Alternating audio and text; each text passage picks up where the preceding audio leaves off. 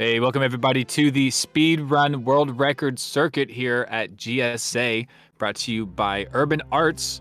I'm very excited to start this day off. We will see cheese today, so that's a really nice change from yesterday. And just getting started here. Callie already doing runs. Blue Bob messing around with the boo. Just some fun stuff. But yeah, just a little slow start this morning. I'm just trying to get all the runners going. My co-com is also missing in action, so if anyone knows where West Dog is, perhaps you could help us out. But for now, the Mario has to move. So that is what Callie is doing for us as Blue Bob takes his reset as well. Gonna start this run. Yeah, Urban Arts is the sponsor for this event, charity. We work with them all the time. I'm sure you've heard the spiel, but they help inner city kids, underprivileged, just don't have as many opportunities as other kids. They help them with that, computer science, technologies, and they have an amazing program. We love working with them. And Callie's got to get to BLJ, very nice. Get this run going. Little shaky getting into the slot, but first run of the day. Yeah, we do have a donation goal for Urban Arts. I believe it is $1,500. We raised about $350 yesterday, so we'll go ahead and roll that over onto today. If we reach that donation goal of $1,500, then we will indeed extend this time by 1 hour. This being a live time attack format, these runners will have a total of 7 hours as of right now to complete the best 120 run possible. Unlimited resets until that clock runs out, and then no more resets. We will finish whatever runs are currently going. So yeah, it's been a great series so far. The World Record Circuit. We've had some really great runs just live. We saw one from Punke yesterday. Was 138 PB possible late into the run, and then ended up with the 139 flat, as you can see there in first place. Callie had a really good run pretty early on yesterday with the 140.45. And then Blue Bob and Callie were kind of running in tandem. 142.03 was his time. D Whatever coming in right below that, 142.45. And then that is all the completed runs that we have. Cheese did not run yesterday. Cheese had some travel issues, I believe. So wasn't able to run yesterday, but Cheese always likes to save the best stuff for last. He's a bit of the clutch goat. So we'll see what Cheese has in store for us today. You can see him getting set up there in the bottom right. I believe just got back to his house or something today, and is setting up for us. So, I mean, Cheese is a busy man. So we're just happy to have him here. We're watching Callie here, cannonless, going for texture. Saw a lot of runners doing Salt Clefs yesterday, not working out too well. Took a lot of resets and then ended up doing Salt Clefs. I think Blue Bob was one of those as well. But first runs of the day, just want to get something going, nice and consistent.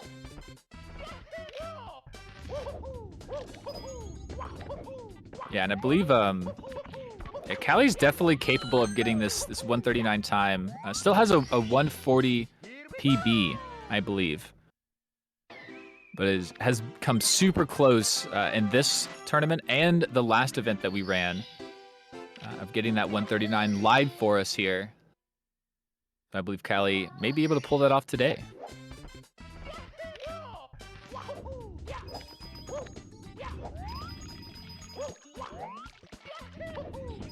Right, speaking of slow starts, I'm also kind of getting everything settled. So forgive me. I'm sure chat is very interesting. I'm getting that pulled up. I've personally been having PC issues, so I'm just laptoping it. But we're all having a great time.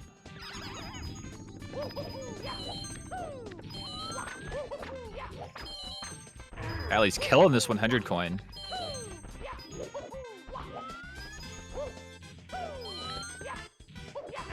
Yeah, very nice.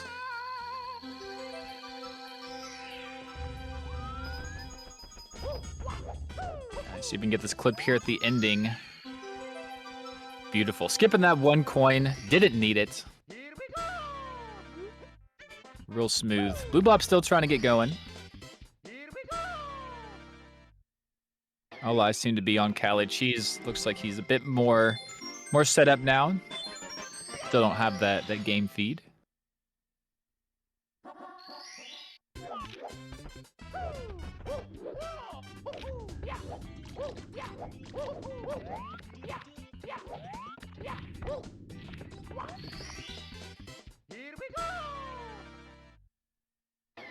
All right, I am pulling up chat right now. I apologize.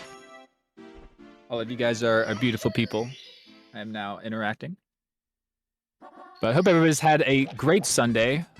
I guess I'll do a little bit of overview from yesterday. Talked about the times a little bit, but we really did see a lot of fantastic runs.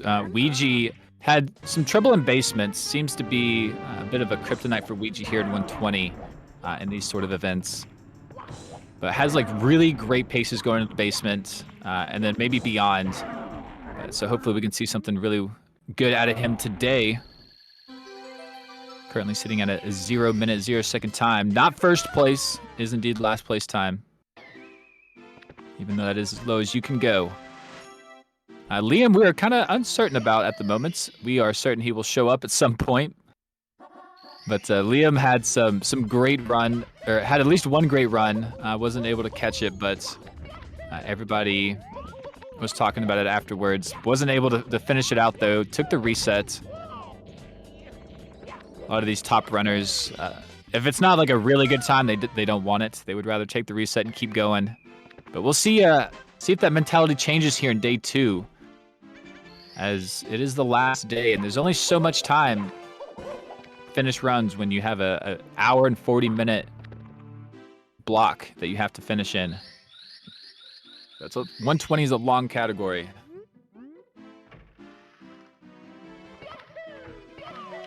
Right. Yeah, Callie likes to go straight into JRB. Doesn't take the aquarium.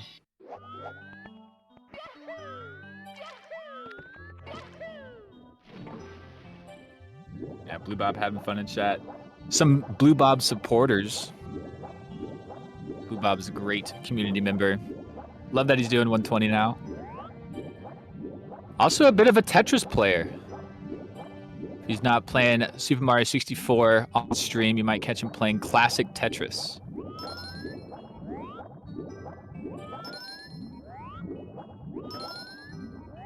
All right, Callie doing these chests.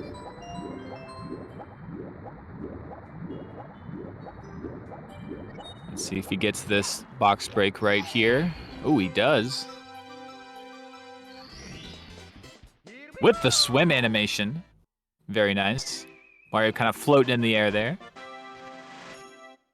All right, Blue Bob in Dark World. Making his way through, dodging the amps.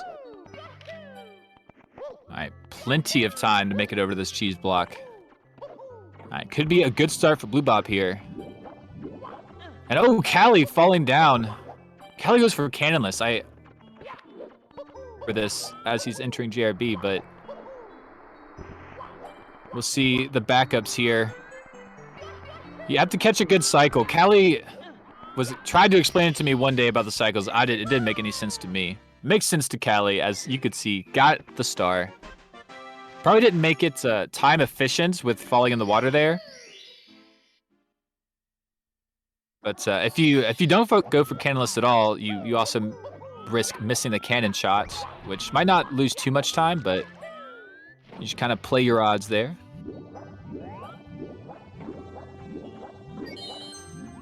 Yeah, West Dog is missing in action. MIA, we don't know. Lost in the castle somewhere. Maybe we'll find him on the way. Callie's searching.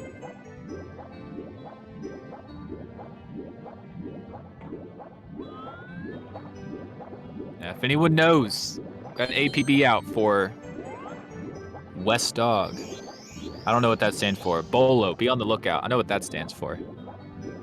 Bolo West Dog.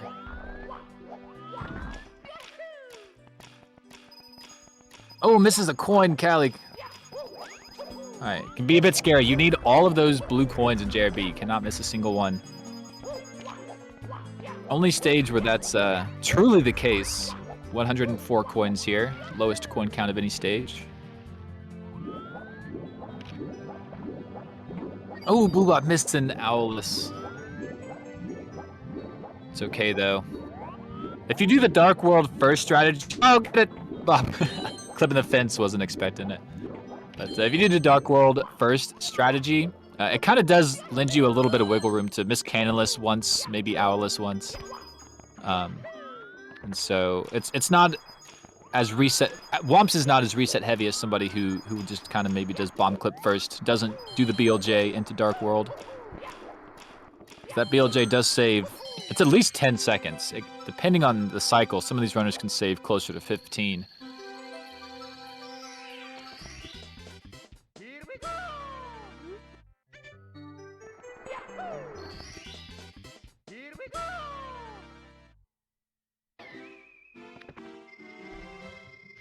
All right, we got one more popping up on screen. D whatever. Yeah, we did get word from him earlier. He would be showing up just a little late. But welcome to the party. Bit of a slow start to the party there on the bottom.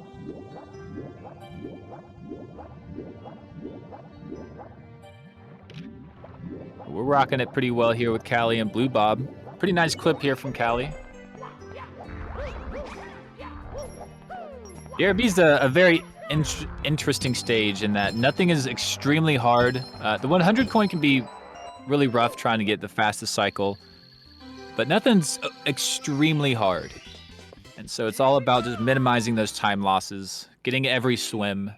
So these runners have to focus the whole time. We kind of just shrug it off though. It's not too exciting. There's no crazy movement going on. Cannonless can be exciting. Frame walk perhaps.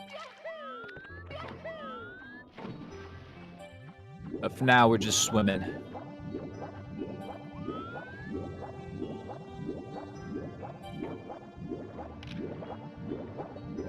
Yeah, I am very excited to see Ouija get some runs. I really want to see a good run from Ouija make it pretty far.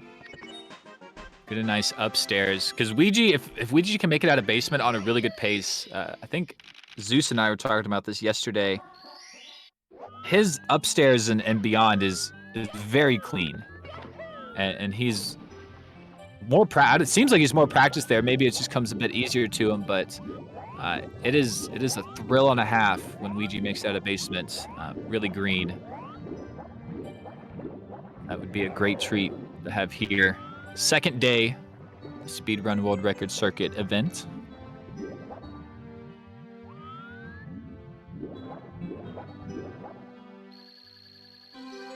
Yeah, just another quick reminder that we do have a donation goal. Exclamation mark donate in the chat. Exclamation mark UA Urban Arts in the chat if you want to know more about the charity it's being donated to. $1,500 is our goal today. $350-ish were donated yesterday with a nice 69 at the very end. So hopefully we can make that 1,500 and we will extend the time by 1 hour. These runners will have 1 more hour to reset. Some nice audio.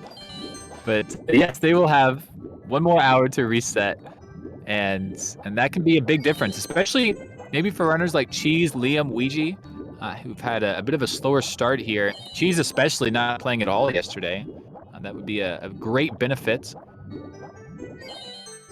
Especially right at the end. People are very practiced. With the last day, we normally, if we get overtime, we've seen like every runner play in overtime. I believe that has been the case. Because they know you donated for it. They know it's their last chance. They want to put on a good show, get a good time. And it can be extremely exciting.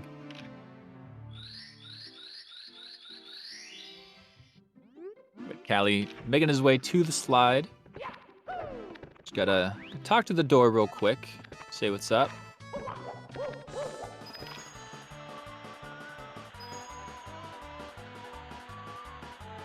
I believe it's going to be a 12-7 That was my guess. Any guesses in chat? I know it's a little late to be asking, but he took a bonk. And I am going to be dead wrong with a 14-1 being the final time.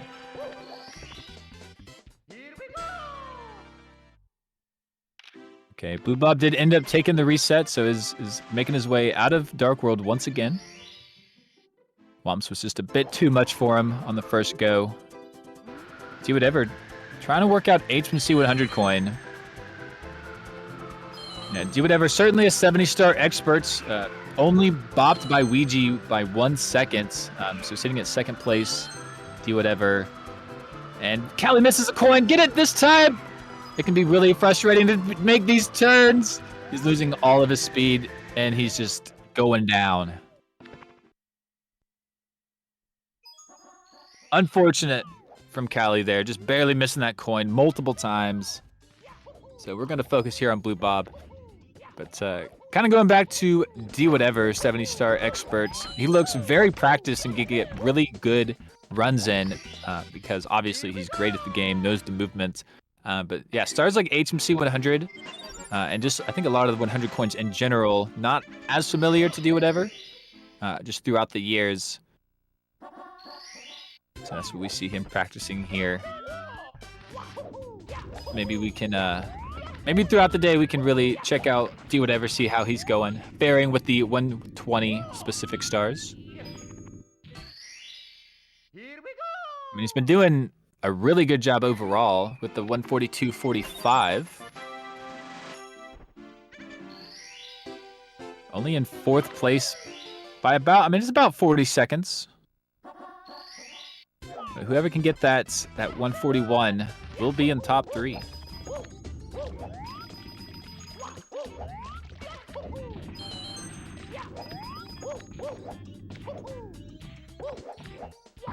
Right, Blue Bob just trying to make this cycle.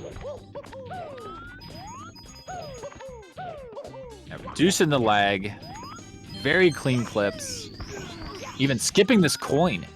Saving a little extra time. Getting off the moving cycle early. Oh, but takes the... Oh, no! That does happen sometimes. I don't know. It's just some weird polygon issue, but you run off that platform. Mario just starts to booty slide. And Blue Bob obviously not prepared for it. That's a little unfortunate. We saw Callie go. We saw Blue Bob go. And we're just kind of in the beginning right now. Runners getting warmed up. So I think it'd be a good time to just take a quick break. Get a quick sponsor ad in here from Urban Arts. So we're going to do that, and I'll see you guys in just a few minutes.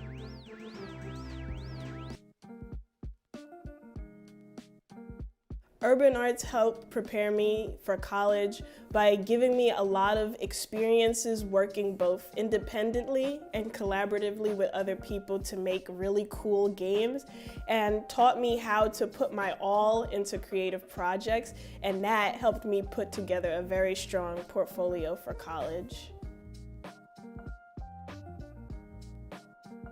The best part about being in the urban arts community is the people that you meet. A lot of the people here have the same interests as me, so in the future, making friends here will benefit me and them and everyone around because we all benefit from each other by gaining skills that other people had that I may need.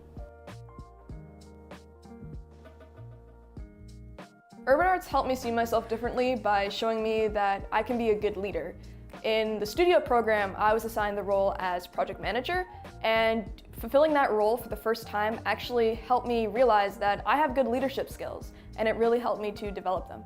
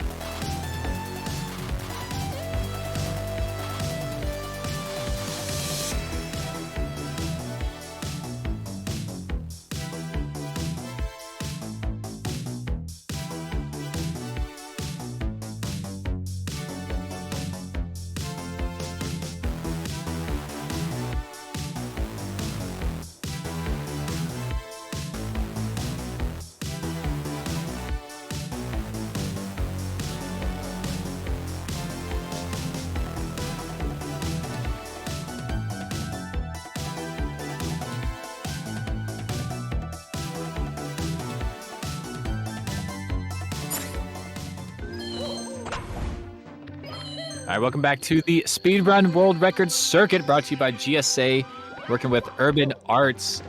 We are back here with 120-star lifetime attack formats.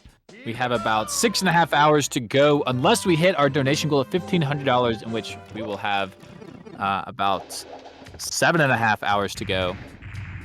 And also joining me in the commentators booth, we found him. The bolo worked. West Dog is here. What's up, man? Good. Doing pretty good. Glad you could make it. Just been checking this out. Callie had a decent run earlier. Ended up dying, but we are getting all the runners up and going. Ouija has started runs. Cheese is going. Got a bit of a double screen going on there, and then Punky as well. Always gotta have a slow start before we really start going fast. I mean, that is the glory of 120 stars, that you're never going to be able to see anything just magically right out of the gate on the first run. You gotta just wait for that anticipation to build into something magical. That's right. And that is the beauty. There's so much sauce. You just gotta wade through it until you find something magical. It is also very nice seeing Cheese back on the screen here. Perhaps he'll be able to break out his main character armor and crank out a big run. Also, love that his chat is abusing the shout-out system right now with Kano and Green Suiji in there. Yep, seeing the clips going on. That is what's happening there.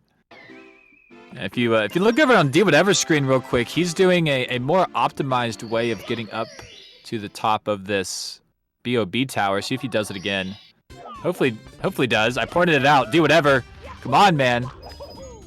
Oh well. There's a bit of an optimized route. You kind of go around. You don't go up that sloped area. Very unique form of a caster's curse there, I must say. Yeah, it really was. All right, see if he does it again. All right, swapping him over.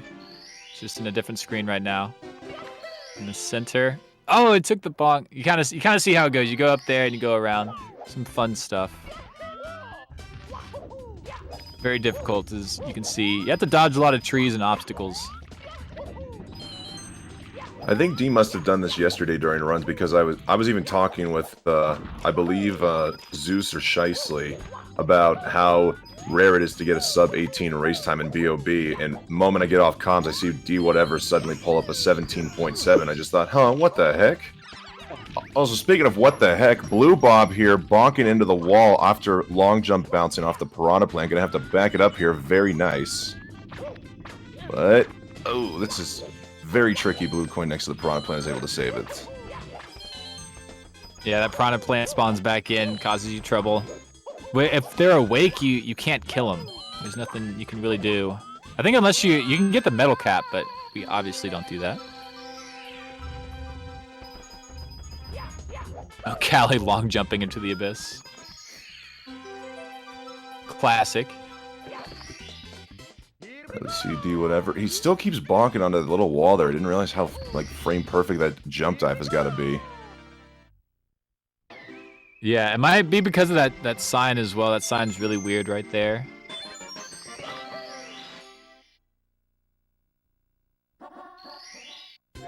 Yeah, he's really looking to optimize this. Even doing like the long jump into the tunnel, saving about 0.1 or so. So if he's exploring these kind of strats, could we perhaps see a spark being reignited for D Whatever, and he retires from 70 to focus on 120? Perhaps that could be something. I mean, he's been doing 70 for a very long time, and I could definitely imagine he could start doing a different category. So that would be nice. Ooh, Boobob, nice save.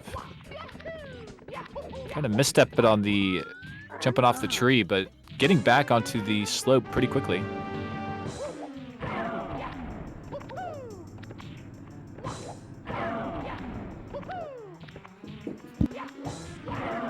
And we also got Ouija completing this 100 coin here in Womps. Pretty good sign.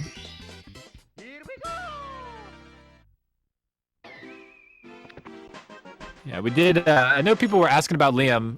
We got West Dog back, and I was so excited about West Dog that forgot to mention it. But people were talking about Liam as the break was going on. and we were getting reports that he wasn't feeling too great yesterday, and so he might not show up today. Wishing him the best of luck. Oh, Good no. health.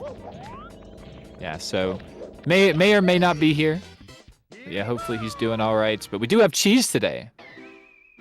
Maybe just trading one for the other. We replaced one goat with the other.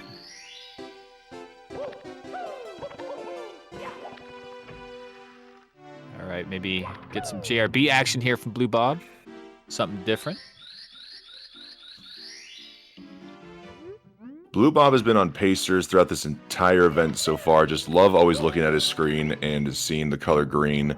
I'm hoping one of these times it's all going to come together, even if it's just a meme PB and it's a 140-44.9. That would be very awesome to see from Blue Bob.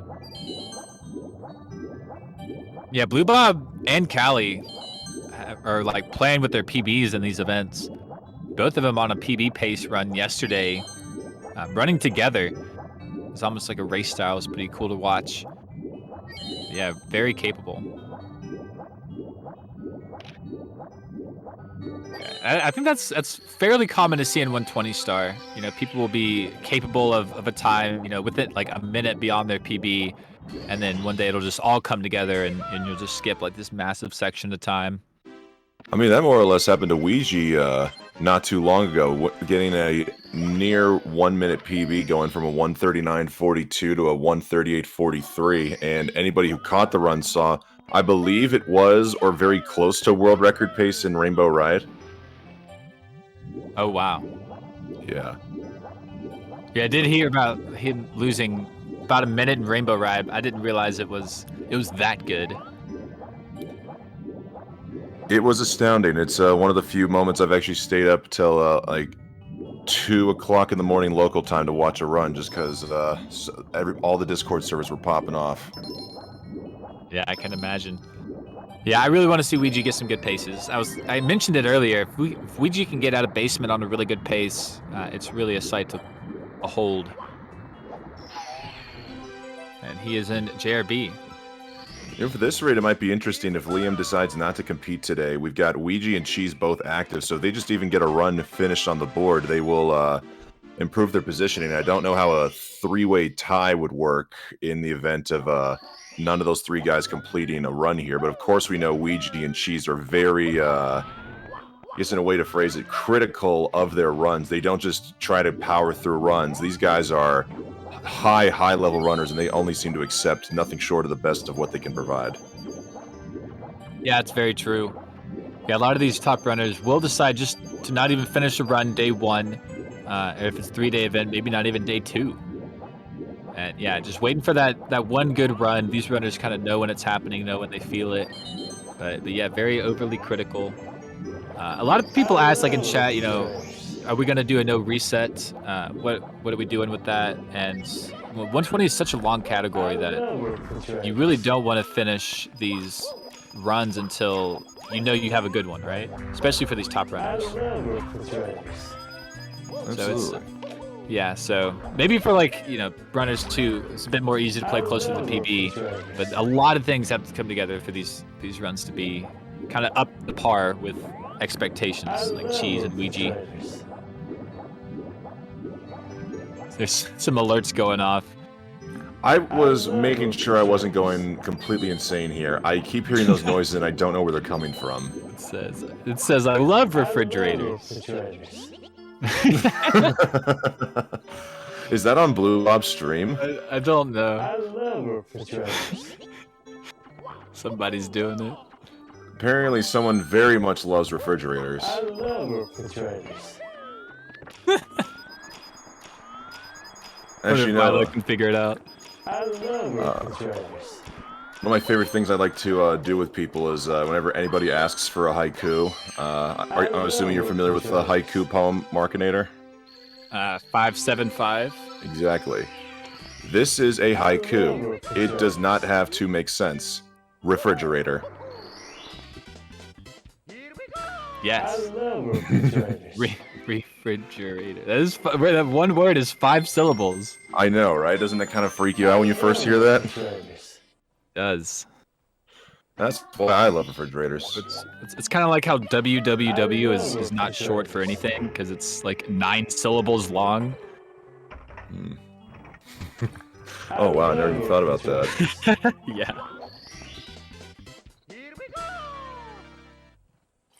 I love refrigerators. I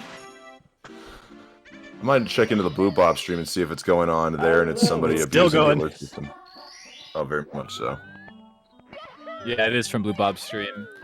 Yeah, it's kind of hard I love refrigerators. to do much about that. Blue Bob's gonna have to turn that off if possible. Of course, how can you turn off such an amazing, you can't turn off the alerts when you're in the middle of such an amazing run. Yeah. A little stream management. I love refrigerators. Also, speaking of nice runs in JRB, we've also got Ouija in JRB in the green comparing to his personal best splits. Yeah, that's a really good start for Ouija. We've been seeing him get a lot of great runs into basement. Like really low 23-minute times, world record times into basement. Maybe we'll see one now. I even said this yesterday, Ouija's kind of ruined basement times for me. Just knowing that a sub 23 is basically a regular for him when going for PB runs. Just anybody going, oh, he got a 23-0x basement. That's nothing. You should see him on a good run. Yeah, I know what you mean. I know what you mean. These minute barriers that we've had in our heads for like ever about, you know, what's a good run, what's not. We're pushing so far down that even towards the beginning, like going into basement, where yeah, that 22-minute entry out of or exit out of BOB, we got to start rethinking. You know what is time to start rethinking, Markinator, is caring for the Urban Arts Foundation. That is right, guys. This event is brought to you in part by the folks at the Urban Arts Foundation. It is a pre-college program that provides education and opportunity to underprivileged students to learn the art and science of video game development and high-level coding. 100% of students who walk through the doors of the Urban Arts Foundation go on to receive a higher level of education in video game design and development, or just computer science overall. Truly an astounding statistic, guys. Urban Arts is the real deal. If you'd like to learn more about the initiative, go to the link at !UA in the chat to learn more. And if you would like to donate to the cause, !donate here. If you guys would like to root on for your favorite speedrunner to potentially go for 1 extra hour and meet their goal of competing very well, then if we reach our donation goal at the bottom here of $1,500, we'll be able to extend the stream by an additional hour. Also, Blue Bob letting us know the refrigerator thing was a tech issue. It's fixed now. Oh, fantastic. Well, at least we know that he does indeed love refrigerators. It'll be a fact that I'll bring up in many a event. She's practicing the HMC BLJ. The hard one. Dang. Yeah, Cheese has a bit of a hate-hate relationship with it. He hates it, it hates him back, but it saves time. We know quite a couple of good quality shirts have been lost to that strat there. That is true. Rip Okay. the nice purple Twitch shirt.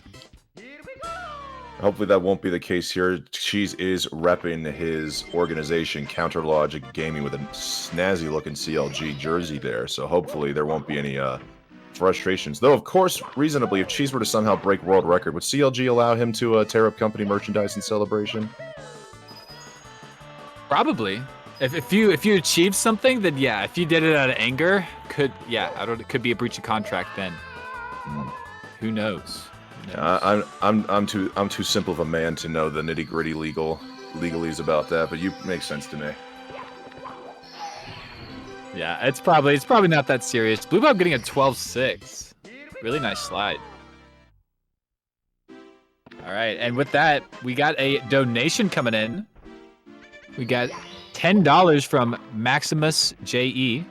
says, I love refrigerators. Me too. Can we get a refrigerator train going? Since we can no longer hear it on the Blue Bob stream, is anybody willing to let us know how much they love refrigerators here in the donations? Oh, Ouija missing both of the coins in the wing cap star. Or at least both the first 2 coins. Yeah, it has to make its way back around. That's a really annoying mistake. It's, you know, it costs a few seconds. It is not that hard to back up, but very obnoxious. Ooh. The unfortunate thing is having to go back around for those 2 reds last. You're not able to put yourself in a prime position for the swaggy button rollouts. Unfortunately, having to lose a little bit of time, but he's still double digits green right now. What the heck? Madman. Is Ouija just cracked? I think he is. He's literally crack. Like, I don't know. He still saved time. He's not comparing against PB. He's comparing against his a 138.59 set of splits. But even with missing those red coins, he found a way to save 0.3 seconds on balance splits. So yeah, Ouija's just actually mad. Or Yeah, perhaps balance, he just... I'll go for it. I was going to say balance splits are nice because, you know, it kind of shows you how much time you really are saving throughout the run versus like, oh, I just have 25 seconds in this one split. So it kind of shows the pace as the run is going on. And speaking of Ouija, we have a $15 donation here from Ouija's mom saying, go Ouija. Always nice to see Ouija's mom showing some support here in the chat. Thank you very much, Ouija's mom, for rooting on, for cheering for Ouija, and of course supporting the kids at Urban Arts. A great cause. And a good time playing Mario.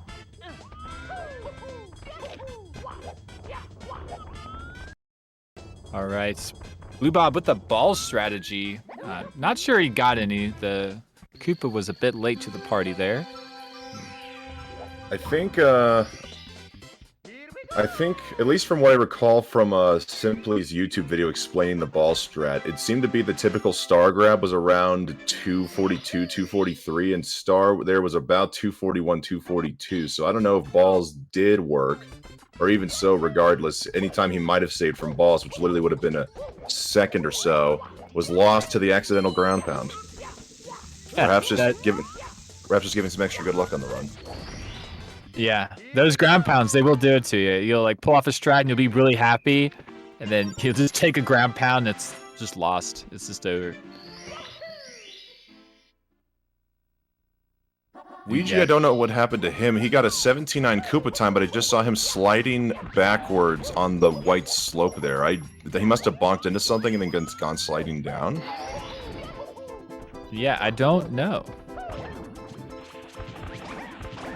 Have to walk back. All right, Blue Bob getting all these coins. No, he's not. It jumped over his head as he needs to go back for that red as well. All right. Yep, Chain Chomp just eyeing him down a little late. All right, Blue Bob making up time though, super fast up that slope. You know, I've just come up with an idea here, Marketer. You know how in the Spanish sport of or in Mentador combat, you know how the bulls are always going after the color red capes that the Matadors throw in front of them? What if the Chain Chomp is basically the equivalent of a bowl in the Super Mario world? Ah. Mario's wearing the color red, the Chain Chomp doesn't like that, and he just is so angry at seeing the color red, he just wants to take him out. Could be. It could be. I know it kind of barks like a dog, but it's also a chain chomp, you know? It's just a rabid animal for sure. Does red work on more than just bulls? You know, I'm honestly not sure. Supposedly for humans, the color red is seen as more attractive, so... I don't know. Kind of a weird relation there. Colors is a very interesting thing. Yeah. Yeah, you know what else is more interesting, yo, is a $25 donation from, let me see if I can get the full name, Crimson Decode. It doesn't show the full name here, but Crimson Decode. Thank you for the 25, saying, ooh, a little bit out of format. And now a haiku. This won't make much sense. I love refrigerators. Going for the 557 approach as opposed to the 575, perhaps trying to reinvigorate the poetry game as we know it. Crimson, very bold. Thank you for the donation. Yeah, mixing it up on us with the 557. I mean, you could just rearrange it and it'd work, right? It'd be fine. I'll allow it. Oh, wait, cheese. Oh, I didn't know you could get to that mushroom from that log. That was cool. Alright, Blue Bob and Ouija making their way out of BOB here. Just a couple more stars left. Ouija's kind of caught up to Blue Bob a bit. Yeah, at this rate, we're almost going to have a race between these two guys, kind of like what we saw yesterday with Blue Bob and Callie. Yeah, that would be great. Blue Bob, every time Blue Bob gets a really good run, there's like somebody trying to take it from him. That's true, because I think even last time we saw Blue Bob on a run together, wasn't Simply also on a good run at the same time? At a different event? Yeah. Probably, yeah. I would imagine so.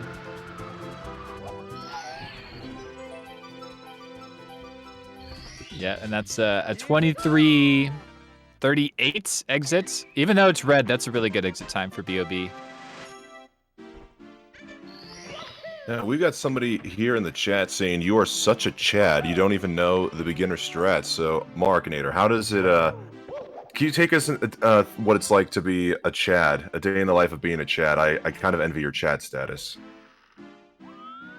My of not knowing beginner strats? Apparently so, yes. You're so Chad, you don't even care for beginner strats. Yeah, they're just so uninteresting to me. I just can't stand it. It's really kind of gross at this point, honestly. I just can't do it. If you're doing beginner strats here, like you just go away. I just don't want to see you. That's how you that's how you become a Chad. You gotta be a little bit of a dick, you know? But you gotta let people know how it is. No, you know what? It's the simple people that call you a dick because they can't comprehend your awesome Chadness. Oh, that's it. It's gotta be it. Oh, if Ouija wanted to grab that yellow coin right there, he might have done a double star spawn, but he had 98 and he wasn't looking to have any fun. He just wanted to get that star as quickly as possible. This is going to be a 22-4x here. Oh my goodness.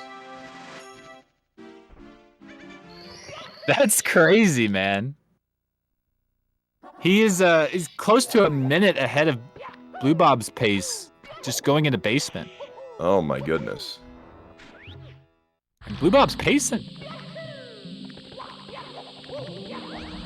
Ouija's just pacing harder. You know, back in the days, Markinator Spike Lee would always say for Michael Jordan, it's got to be the shoes. Well, perhaps for Ouija, it's got to be the sweatshirt here. That Hunter sweatshirt proving very helpful as he misses the MIPS, but fortunately, okay, is able to back it up. Oh my goodness. Yeah, damage to a minimum here for Ouija. Doesn't want to tarnish that time too much. We'll see what SSL's got in store for him. First basement run. Does have a lot of time to spare though, so perhaps maybe not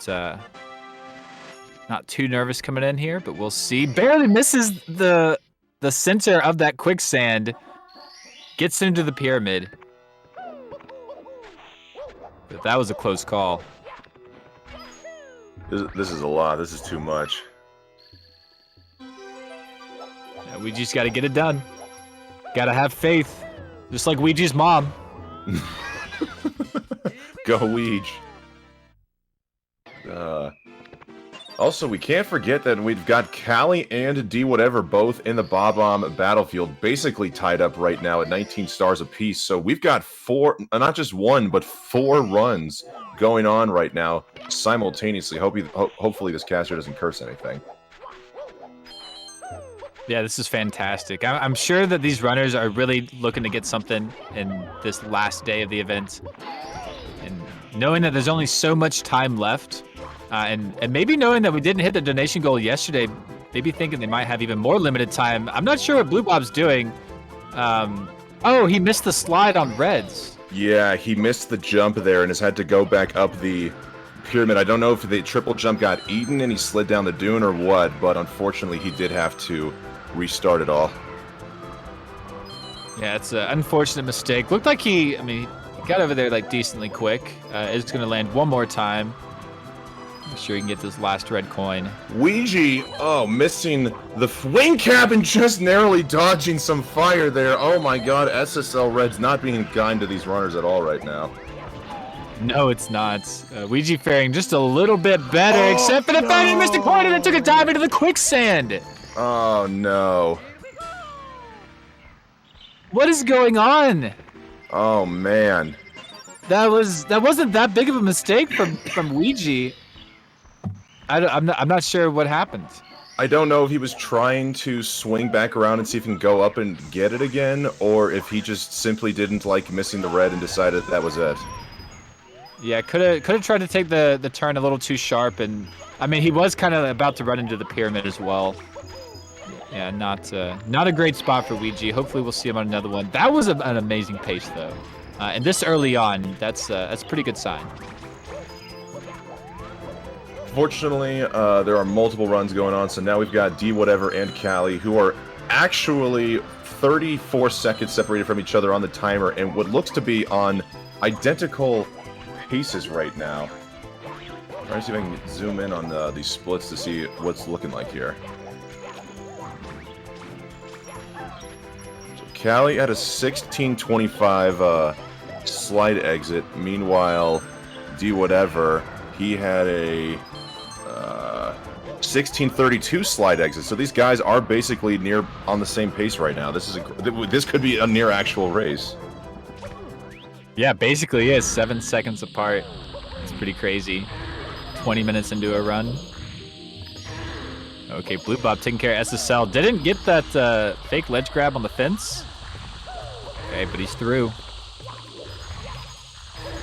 Marketer, you know, if I'm ever going to expect any tightly contested 120 star content, it's going to be with you in the booth, because when you hosted your 120 star tournament, I honestly thought for a category like 120 star, it'd be impossible to have a good race. One person would have a good run, another person would have a bad run, and you blow them out of the water. But you had 2 races, I think, finish within seconds of each other. One of them literally within 3 frames with Rock Chalk and Simply.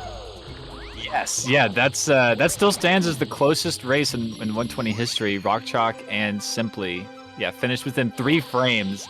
And what ended up happening was Rock Chalk took a couple of rage pauses as well during that run, and that's probably what cost it. So yeah, I mean, you can't take anything for granted in 120, even though it is an hour and 40 minutes. These runners will finish within a minute of each other. Anything can happen. So yeah, I mean, we see it here, Callie, D Whatever. And these runners get very similar paces, like out of the lobby especially, like low 23-minute time, within 20, 30 seconds of each other. So these runs are intense. These mistakes, we point them out, you know, a second here or there. We like to just play it off as if it's not a big deal, but to these runners, it can be a really big deal. Unfortunately, Blue Bob, with the mishap on Reds, losing about 16 and a half seconds or so. And now into plus double digits coming out of SSL, but still has that best possible time of a 1:38. So let's see how HMC plays out for him if things are able to get cleaned up here. Right on cue, there's a caster's curse. Unfortunately, missing a coin and missing another coin, having to go back twice, and it's gone. The run's gone. It's over. Okay. Wow. Blue Bob, yeah, just missing a couple of coins and not wanting to fiddle with it. Your camera can get messed up there at the beginning, and it makes it a bit harder, but that sucks for Blue Bob. Basement is taking its prisoners. That is for sure. I think we've had at least like 5 to Basement. None have made it past HMC. We got D Whatever and Callie up to bat in BOB, just waiting to get down there. So eager. I'm sure they're they're just so excited to go into the basement. Everybody's favorite part of a 120 run, and Ouija, goodness gracious, being a Dark World master, casual 244 Dark World exit, you're not going to see that amongst many 120 runners. That's just insane. That is insane, and that it gives me a lot of hope for Ouija, and today and just like future 120.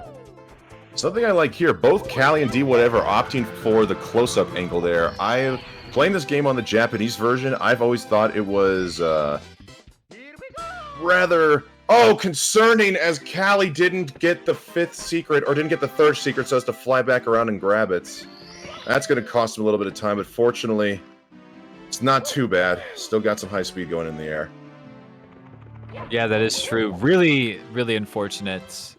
Thought he grabbed it, and then when it started in spawn, realized that he had to turn around. Well, a 23-22 exit from Callie and a 23-37 exit from D whatever. This is still looking like a very close race here. D whatever. Oh my gosh.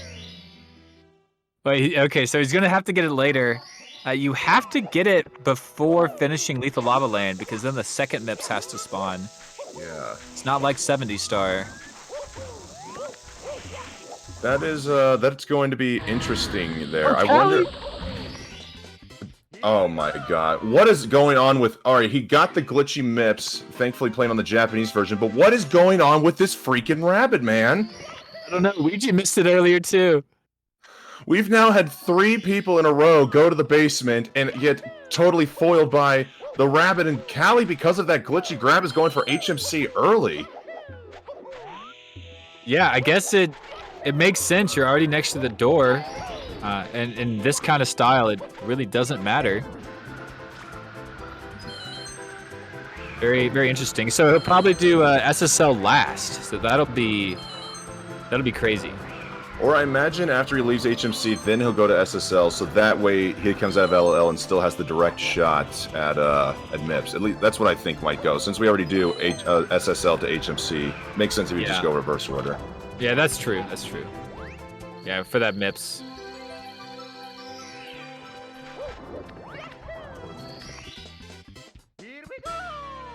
Nice HMC from Callie so far. Even got that early scuttlebug.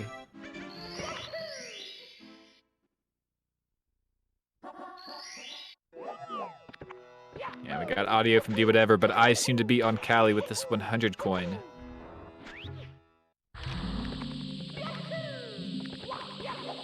Great triple jump. Off the Snuffit. Marketeer, since you're a 120 runner, I've got to ask you this now. The wall kick there to successfully execute topless as we get a very nice Toxic Maze BLJ here from Callie. Do you need what kind of a frame wall kick do you need off of the sand in order to get into the hole there? I was talking with Zeus about this yesterday. I think he said you needed a 2nd or 3rd frame wall kick. I was not 100% sure. You being a 120 star Chad yourself, you can give us some confirmation. Yeah, that's I believe that's true. A 2nd frame sometimes is the only frame you can get, depending on if you have enough speed with a good enough angle. But yeah, 2nd or 3rd, if everything goes right, maybe only 2nd frame. So wow. Yes, pretty precise. Wow, almost near or pretty much frame perfection. Yeah, that has been my experience. I'm sure people could correct me there, but yeah, the sand really takes its toll there, and if you're not going the maximum amount of speed into the wall, then you might not get enough height for that 3rd frame wall kick. That blue coin right there that was on Callie's screen, that I don't think I've ever seen a blue coin get so close to an edge without falling off. You basically saw the shadow creeping over the edge of that platform and it didn't drop. Why couldn't the MIPS wasn't a homie to Callie? Now the blue coin's not being a homie to Callie. Clearly something's going on with the RNG manipulation here. The castle is just actually out to get this man. It does seem to be that way. Do whatever, getting bobbed by the fly guy. Don't go into the quicksand. Good coins.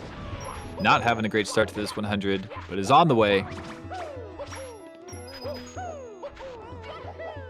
Okay, very nice. Do whatever.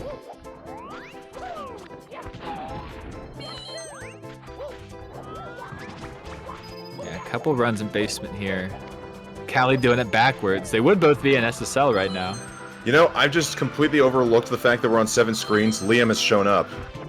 Nice. Yeah, I didn't really realize that either.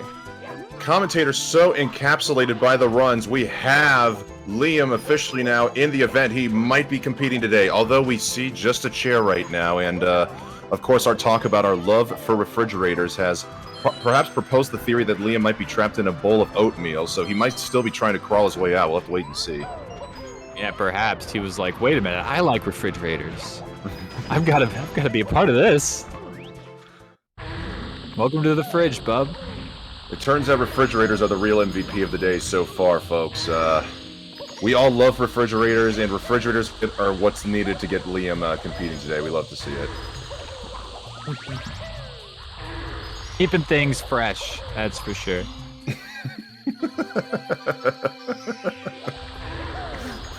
I'm sorry, that was good. That was really good. Thank you. Yeah. You would ever taken the just the 2 small jumps to get those coins. If you don't get all of the coins in the dive, that doesn't really lose time.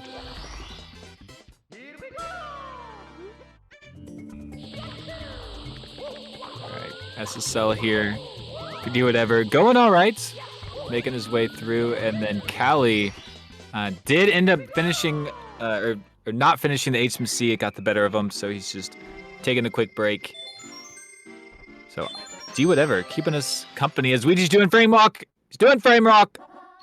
Oh. No! Yeah, that sucks. Still deciding to keep the run going. I believe that's gonna... Is that gonna be...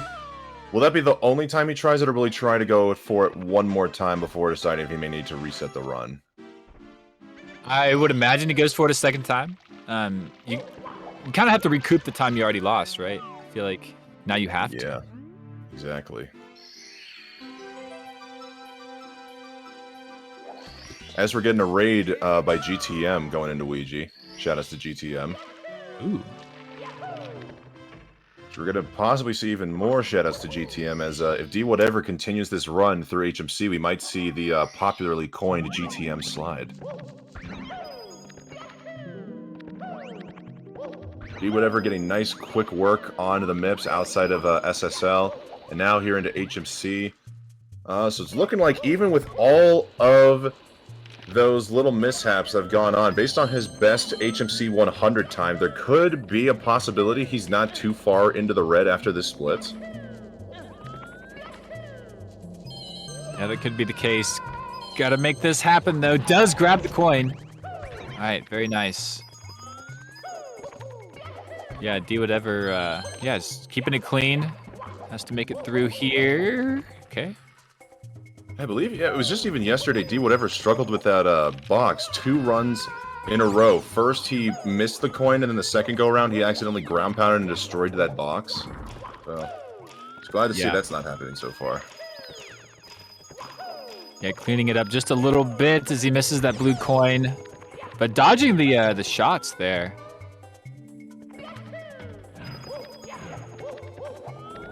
Yeah, very, very nice from David so far. Definitely the underdog coming into this event, but currently sitting in 4th place. It is the last place time we have, but it's a pretty good one, 42-45.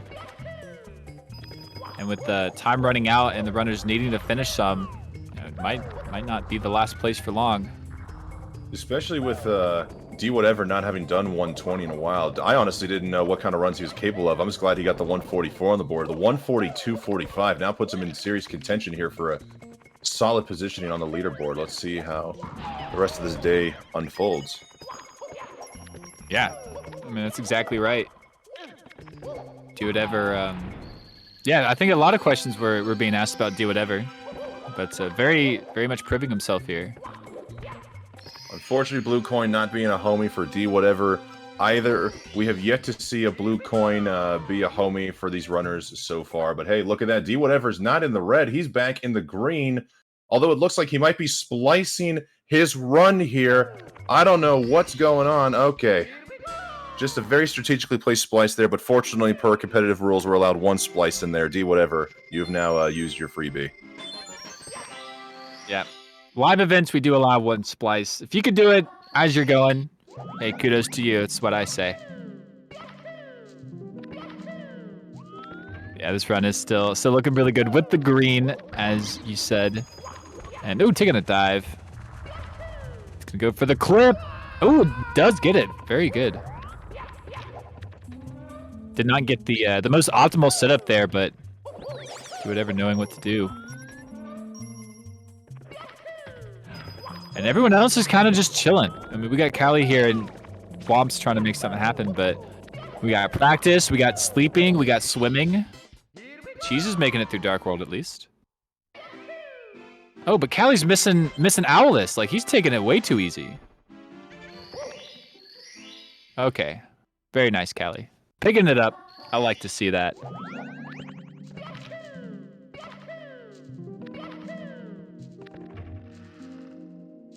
And now we're likely going to be seeing D whatever going for either Metal Cap or just the standard Cavern Star. Looks like, yep, he will be positioning for Metal Cap. So guys, you know what time it is. Time to break out the cat jams or any jam emotes you got. It's time for the most banger soundtrack we've got in the game. Metal Cap, take it away.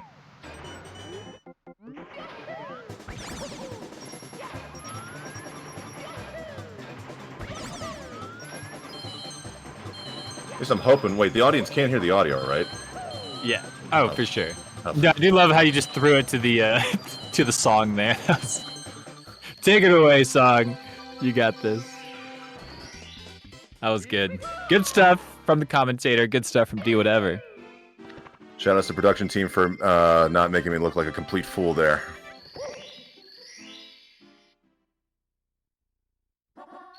Yeah, we'll see where this run goes. Only a couple more stars here in HMC. The hard ones are pretty out of the way. Hopefully the rest of this is minor mistake territory. Oh. Ooh! I thought he was going to grab that star.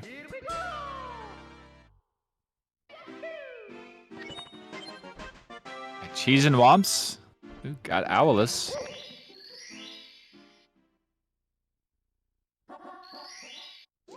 Yeah, we got most people chilling out in the lobby. It looks like, yeah, Ouija, I don't know what happened to Ouija, but he tried the wall kick again, the frame walk wall kick, and unfortunately failed it to the second go around and has now turned the camera off to go take a break. So we'll be seeing Ouija again, hopefully sometime soon. Liam still has yet to make an appearance to the chair. Gotta be wondering now. I'm not too much of a frequenter of the Liam streams, but now I'm just completely obsessed with oatmeal. I'm wondering if he's trying to find the winner's concoction of oatmeal. Could be. Needs those oats. Can't play without them oats. D whatever getting some very good dodging action there on the boulders. He is not going to get rocked today. Not getting rocked today. Yeah, maybe I'm hoping, yeah, Liam actually does make an appearance to the chair. And not just turning stream on for the blank space.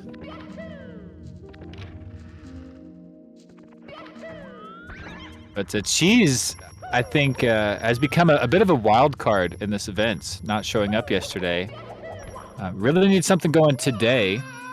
And, I mean, we'll just have to see what he has. Been traveling, you know, maybe hasn't been playing Mario the last couple days a whole lot. Honestly, I gotta say, Cheese has... I'm honestly surprised Cheese still has the tenacity to keep going with this game. The man has literally been traveling around the world for the last few months, playing Mario, going to Vegas, going to Canada, back home to Spain, and just, I mean, goodness gracious, I couldn't imagine that much international travel. I don't know how he keeps going. Cheese really is a goat. Yeah, Cheese really making that that Mario 64 World Tour come to life in his own way. But yeah, we're going to jump into Luke Lavalahan here with Do Whatever, but we do have to run some ads, so we are gonna go ahead and do that. So perhaps we get a couple more runs a bit deeper when we come back. But a quick shout out from Urban Arts, sponsor and charity of this event.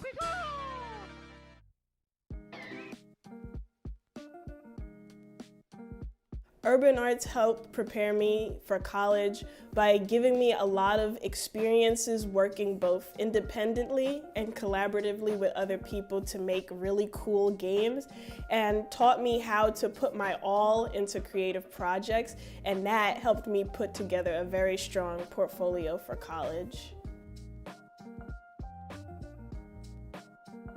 The best part about being in the urban arts community is the people that you meet. A lot of the people here have the same interests as me, so in the future, making friends here will benefit me and them and everyone around, because we all benefit from each other by gaining skills that other people had that I may need. Urban Arts helped me see myself differently by showing me that I can be a good leader. In the studio program, I was assigned the role as project manager, and fulfilling that role for the first time actually helped me realize that I have good leadership skills, and it really helped me to develop them.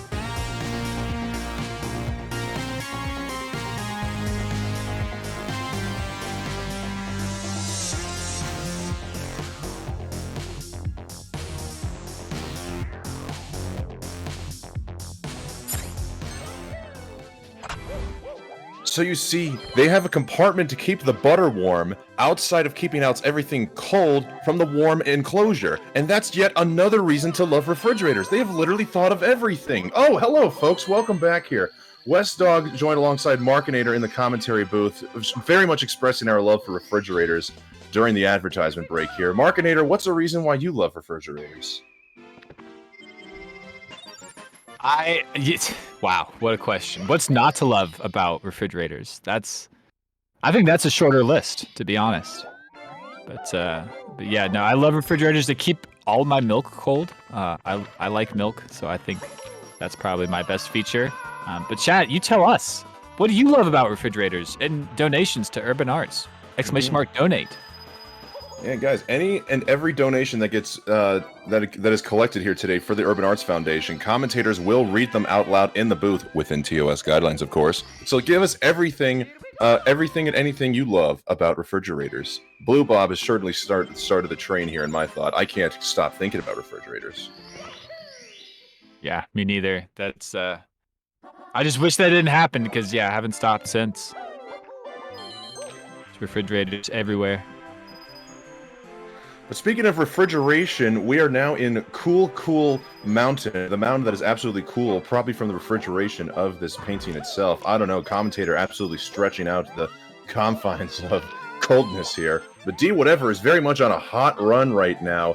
Big fat in the green from his event PB. So despite having quite a few mishaps there in the basement, he is now back and looking really, really good. Best possible time, still a 138 here.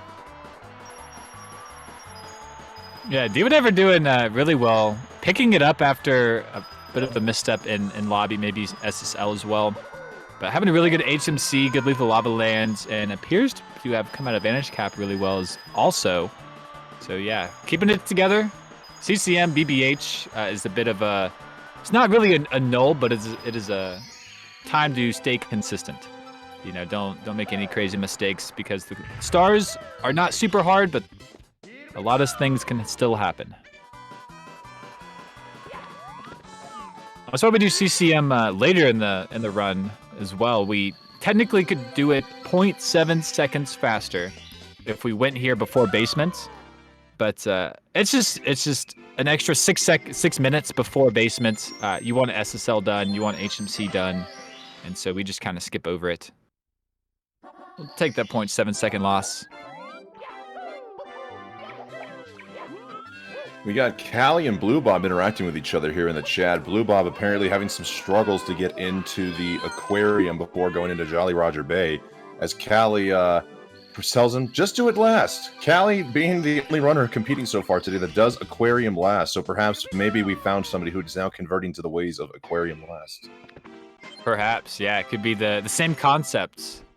Aquarium last doesn't lose any time technically, but it does add a couple extra frames of lag just kind of looking at that lobby area. So that is, I think it's only like 0.1 seconds, like 3 frames at least that you get in lag. So yeah, to get JRB out of the way, that's not a high price to pay. You got to pay a toll, I guess. It's a lag fee. Enjoy your Nintendo 64. Alright, as D Whatever's getting ready for the body to show up here. Doesn't get the Mario head movement going upwards. He did what I see Simply has done in his runs. It's literally what it saves 1 frame if you're able to skip Mario from moving his head up towards the snowman. Something like that, yeah. Maybe a handful of frames, but yeah, not much. A cool little like skip, I guess, like, you know, animation stop. There's not a whole lot of those in this game. Oh my goodness, we're coming to the first run now, going into Big Boo's Haunt. I'm gonna have to conveniently leave the commentary booth and get ready to go play with a rubber band. Yeah, I recently grew up my hair and can put it in a ponytail, so I've got one ready. I came prepared. Lucky. Oh wait, oh no, Markinator, the last time I did this bit, I accidentally broke all of my rubber bands from playing with them too much. I have no rubber bands to play with. Oh, what are you gonna do? I'm just gonna have to read off this donation we got coming in here from Maxwell Murder saying, haikus are easy. It's just counting syllables. Refrigerator. Thank you, Maxwell, for the lovely haiku there. And we've also got another donation from Into the Woods. Rooting for Callie PB today. Thank you, Into the Woods, for the $24 donation. I hope Callie can harness the power of the $24 best of luck donation. Thank you, Into the Woods. Yes, thank you. That's incredible. We are over $400 now. We just have about $1,000 to go. If we want that extra hour, still early in the day. We had a slow start as well, so that's actually a pretty good amount to have already. Bernard SR in D Whatever's chat donating 100 bits saying, here, West Dog, take my rubber band. Bernard, thank you so much for being a true homie. I now have a rubber band to play with here while D Whatever is in Big Boo's haunt. Life feels much more relaxing now that I've got a homie looking out for me. That's very nice. I am literally playing with rubber band right now, as I did actually have one. It's quite nice. I recommend it. Do whatever, making this outside section. This is the scariest part in 100 coin, I think, as there is a time limit. Do whatever, making it pretty good. The last Scuttlebug had nice RNG, and yeah, makes it through. Very well ahead on coins right now. Yeah, I got like every coin out there. You can miss 2 coins. And so the last coin is a blue coin, so you will just end up with extra coins. There's nothing you can do about it. Most all the coins here are like red and blue. Not a whole lot of singles. You know what? I've never even thought about it. But you're right. It's probably the most colorful 100 coin star anybody has to play with in the game. Yeah. You just killing all of these enemies just gives you like blue coins because they're a bit harder. No, do whatever. Going for the speed kick. What if he just dove through the door? We just found something new. That would be astounding. If whether it's personal bests or world records, if there's anything that could be done here to speedrun world record circuit event, I'd love to have something brand new come up. Just like a door skip without having to kill a boo in order to get it started. That'd be cool. And doors are thin enough to kind of be finagled with. So yeah, that text box from killing a boo gives us enough time for Mario to like land, and then it doesn't spawn the door opening animation, and Mario will slip right through. Text box takes over.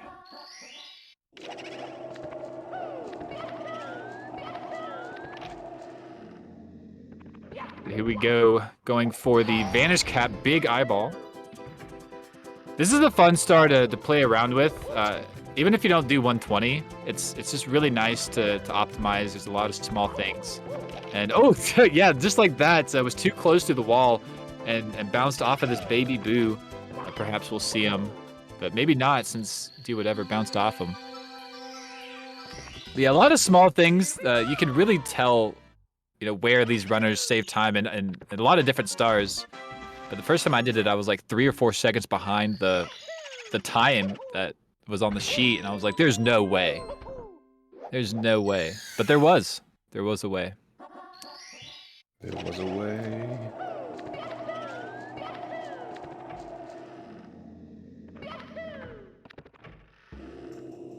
Right, and Blue Bob green all the way right now so far on this run attempt. Coming into Peach's secret slide, looking like he's about to wrap this up with even more green attached.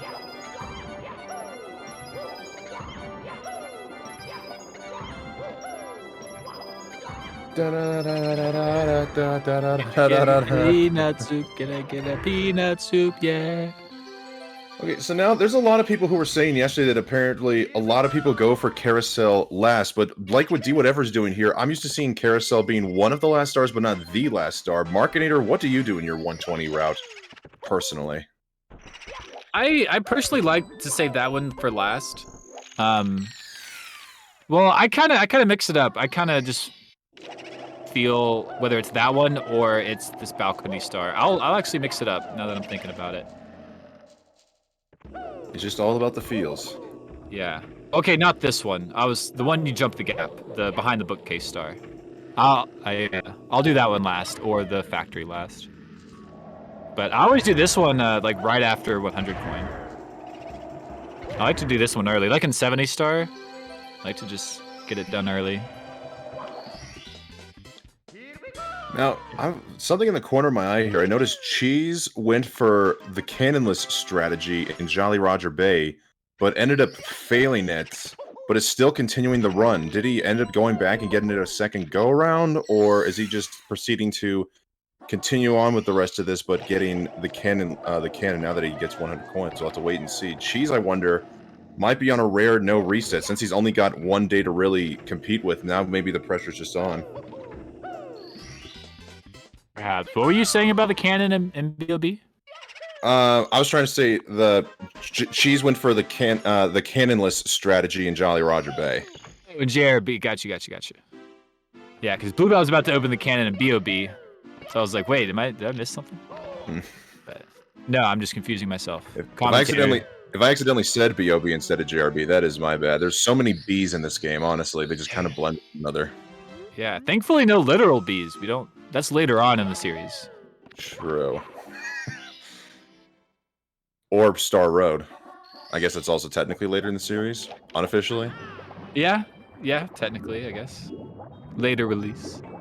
But 100 coin here from Do Whatever here in DDD. Here in Docs. Or if you're in Jesus Stream, it's something else.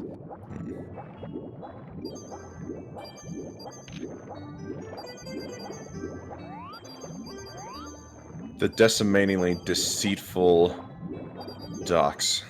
I don't know. I'm just trying to think of everything negative involving these Ds. Yeah. D Whatever could miss that coin. He did get all 10 at the beginning. I guess 15. Yeah, D Whatever's doing a good job maintaining the swimming rhythm through the lag. Dumb Dreadful Docs. Thank you, default over default. I'm going to have to take that now going forward. The Dumb Dreadful Docs. I love that. Yeah. That was pretty good. Balls, I didn't see. Probably. Blue Bob had the fade out at 2 minutes and 45 seconds on the segment timer, so I'm going to guess he didn't have balls, but it's also fun to just say that he got balls. So let's just say he got balls. He do got balls. Saying. We got Do Whatever, 5th red coin. I think he takes it a little safer here. No, he doesn't. Straight into the slide, but misses the coin. Oh, that looked good. I'm a little surprised. Oh, and getting a weird glitchy ledge grab there. All right, does he go for waterless? No, he does not. Yeah, look, I mean, unless I'm missing something, the only person I know who's been consistently going for the waterless strat has been Callie. It honestly looks incredible. I'm surprised more people have decided not to take it up. Nice triple jump dive there from D. Yeah, side flip setup. Yeah, I'll have to play around with that. It does look fun. D Whatever just had to swing the camera around. It looked like he was maybe setting up for it. But yeah, I think Kelly is the only one really doing it. The optimizer that he is.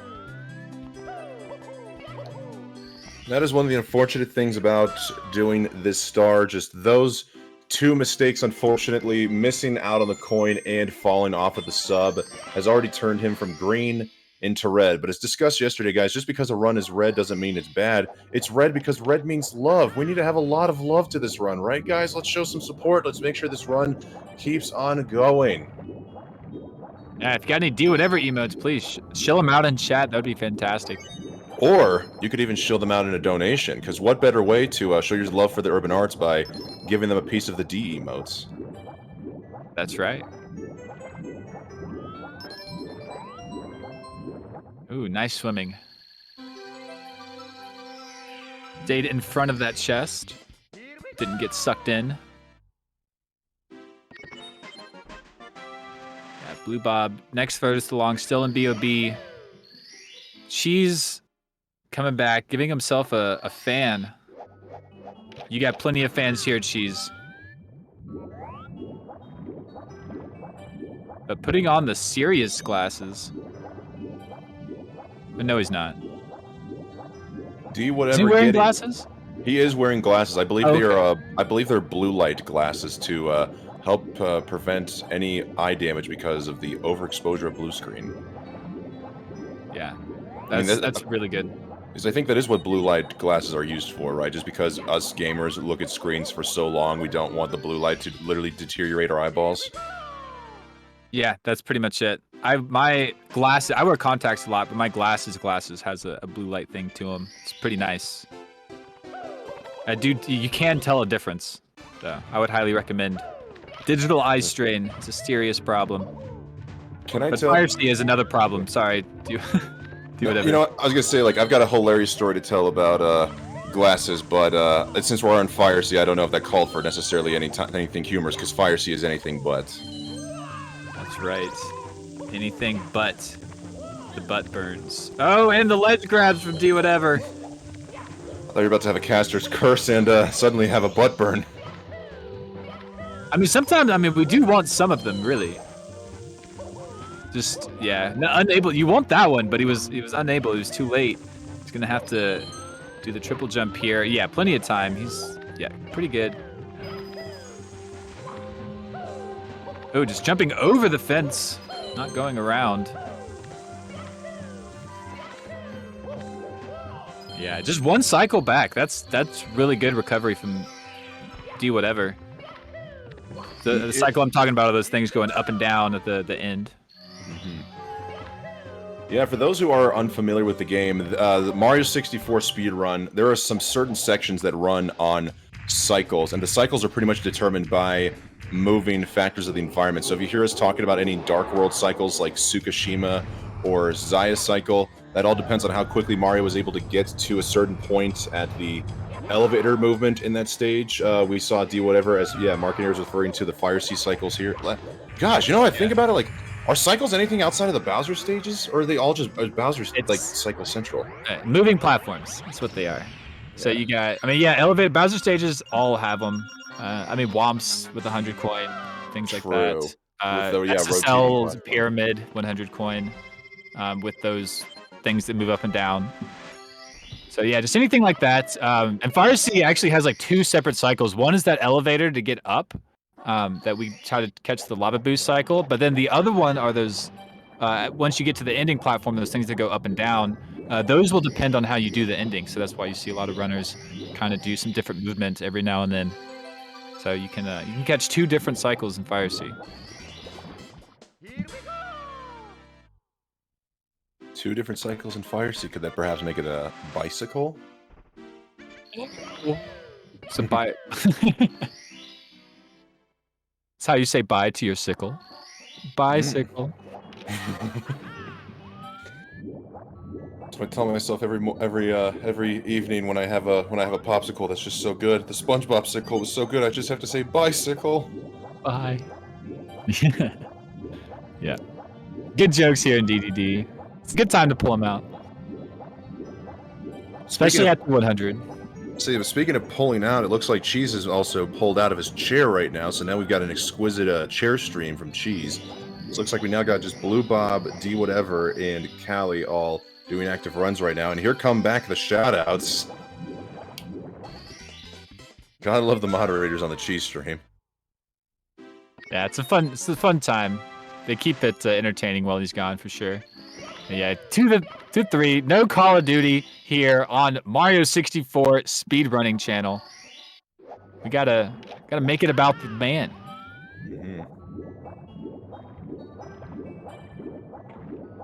I know, I was in Lunar Jump stream not long ago, and he was talking about how Super Mario 64 speedrunners, when talking to other speedrunners, we can go, oh, we play Mario. But any other like Mario game, they're like, oh, I play Sunshine. Oh, I play, Odyssey. Blue Bob. We play Mario here.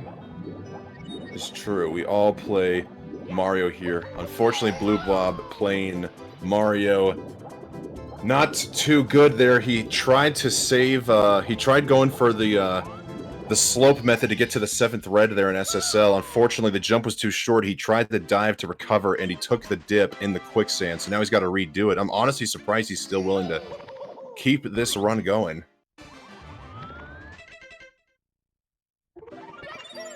Yeah, I'm not sure how the splits look for Do Whatever on this one, but Golding, very nice. Rainbow splits, and is looking green coming into upstairs. God! Maybe that's still positive. Can't quite tell. Yeah, hopefully is feeling himself a little bit here. Boobop, nice ending to the Reds. Does have 22.44 seconds of time save between these splits best and his event PB, so D Whatever could potentially be green out of Wet Dry World. Yeah, mid 104 up. That is 139 capable.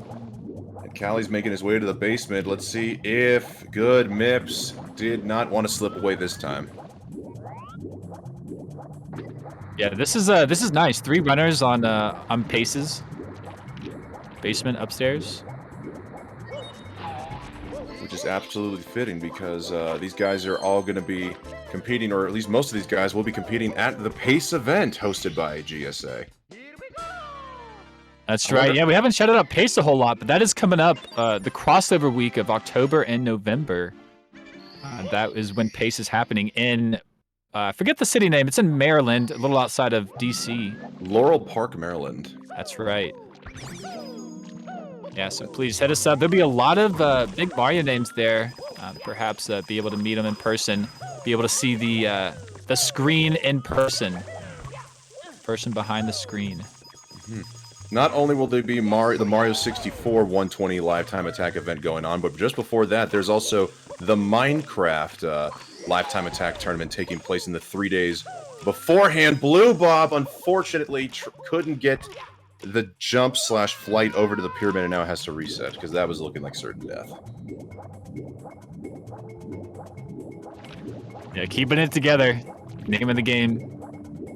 Scary things happen.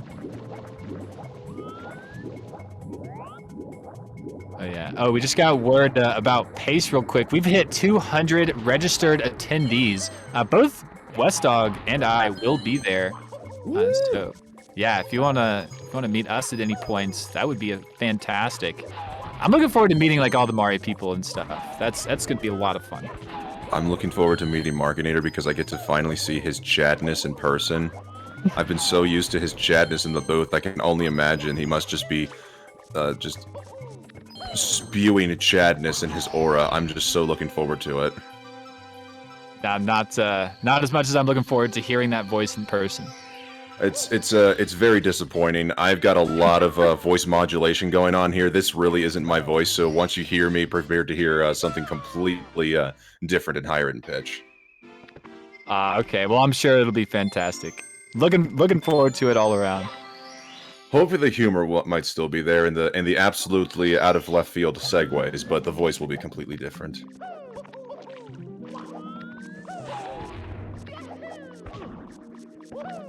Do whatever.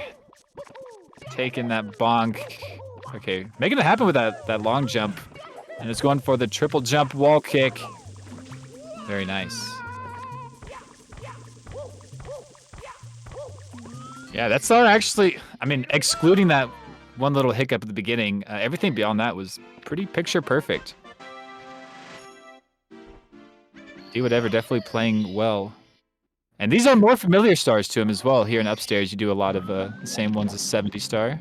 Kali Monka, oh my goodness, he was very close to either falling in the quicksand or getting smushed by... What are those blocks even called there? Do they have a name? The puzzle blocks, that's what I call them. Yeah. Just had to work his way around to prevent getting damaged or dying, so fortunately the run is still alive for Kali in the basement. That's right. I guess it's a maze block. Those are like the puzzle squares in Lethal Lava Land.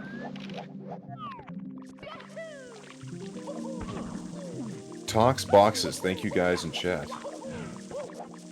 Tox boxes? Is that what they're called? Mm-hmm. Interesting. Learned something new. Sufi officially calling me out here in chat. I do not indeed play this game. Anytime I've ever played this game live on stream, I've actually had my little brother holding the controller the entire time, and I simply provide the voice and exciting commentary. I don't play it at all. I'm too inferior and not much of a Chad to even think about speedrunning this game. My secret has been blown. Thanks a lot, Zufi. I am now prepared to get banned from the commentary booth permanently now. That's right.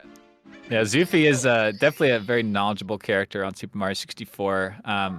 So I believe Zufi's going to be at PACE as well. I'm excited for that. A bunch of Mario masterminds going to be there. And oh, would ever missing the star on the ground pound? Zufi, do you know real quick? Zufi, do you know what the thing is called in HMC maze that shoots you? There's 2 different ones. I know what it is. I want to see if you know it. There is. That was the first time I've ever seen anybody ground pound the box and actually get Mario down to the ground. Because normally when they're ground pounding the box, they are still stuck in the ground pound motion. But Mario was actually in the downward trajectory before being able to open up the box there. It's just something interesting there. Markinator, I think he took the trap. He did. The ones in they're called snuffets. There's sniffets and there's snuffets. Mario 64 has the snuffets. That's right, guys. If you ever play Mario Brothers 2, the US version, you'll see the sniffets on the ground that shoot the projectiles at you. But if they are floating in the air, they are snuffets. Yeah, maybe Zufi doesn't even play this game. I don't know. Zufi, do you have a little brother? You know what? I'll give Zufi the benefit of the doubt here. I don't think he's played this game in ages. He's just kind of forgotten everything. He's back in the stream to get re-educated. That's right. That's right. And you know what else, Markinator? I think it's also time for a brief re-education about the Urban Arts Foundation. That's right, guys. The Urban Arts Foundation is a proud sponsor of the Speedrun World Record Circuit here, a pre-college program that gives opportunity to the underprivileged students to learn the art and science behind video game development here. Jason from Urban Arts is one of the biggest supporters of the speedrun events here. Make sure to shout out to Jason there. And also, guys, just remember, we're talking about the kids here. If we help provide opportunities to the kids now with our donations, they could perhaps be some of the biggest contributors to the next big speedruns or video games of tomorrow. So, if you'd like to learn more about Urban Arts, !UA in the chat. If you'd like to make a donation, go to !donate in the chat, as we got a $10 donation here from my co-commentator yesterday, Shicely, requesting, can Wes please do 10 push-ups? You know what? Just for you, buddy, I'm going to do 10 push-ups. Markinator, you've got the booth now for about 20 seconds. Okay. Wes Dog getting pumped more ways than one about Mario 64. I'm about to pump it up, baby. I love how Wes Dog can do the impressions. But yeah, Do Whatever actually had a little bit of trouble here in the 100 coin. Was not able to get that fly guy over on the beach area. It was making quick work after that. Let's see how much that affects the time. Is green here in the upstairs. 142-41 is the splits he's running against. Okay, Kelly, the BLJ is through. And we are getting Cheese on board once more. D Whatever looked like he almost dove through to the bottom of the mountain with that clip there, but was able to survive at the last second. And Callie, meanwhile, getting Salt triple jump in Hazy Maze Cave. Both incredible strats right there by those guys. Yeah, the mountain clip D Whatever was going for can be perilous for sure, and yeah, he was able to pull it back. Both finishing up about the same time on these stars. Callie having a really nice 100 coin, it seemed. About a 32-30 finish. 32-27. Yeah, Callie has been really killing it on these paces. There have been a lot of tragedies going on his side of the Mario. Yeah, hopefully he can pull it together here. Has been playing very consistently today as well.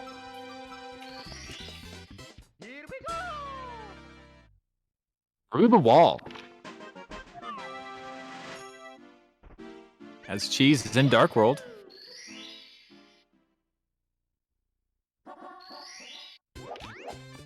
Alright, West Dog taking a breather after those push-ups. Actually, yes, though, for real.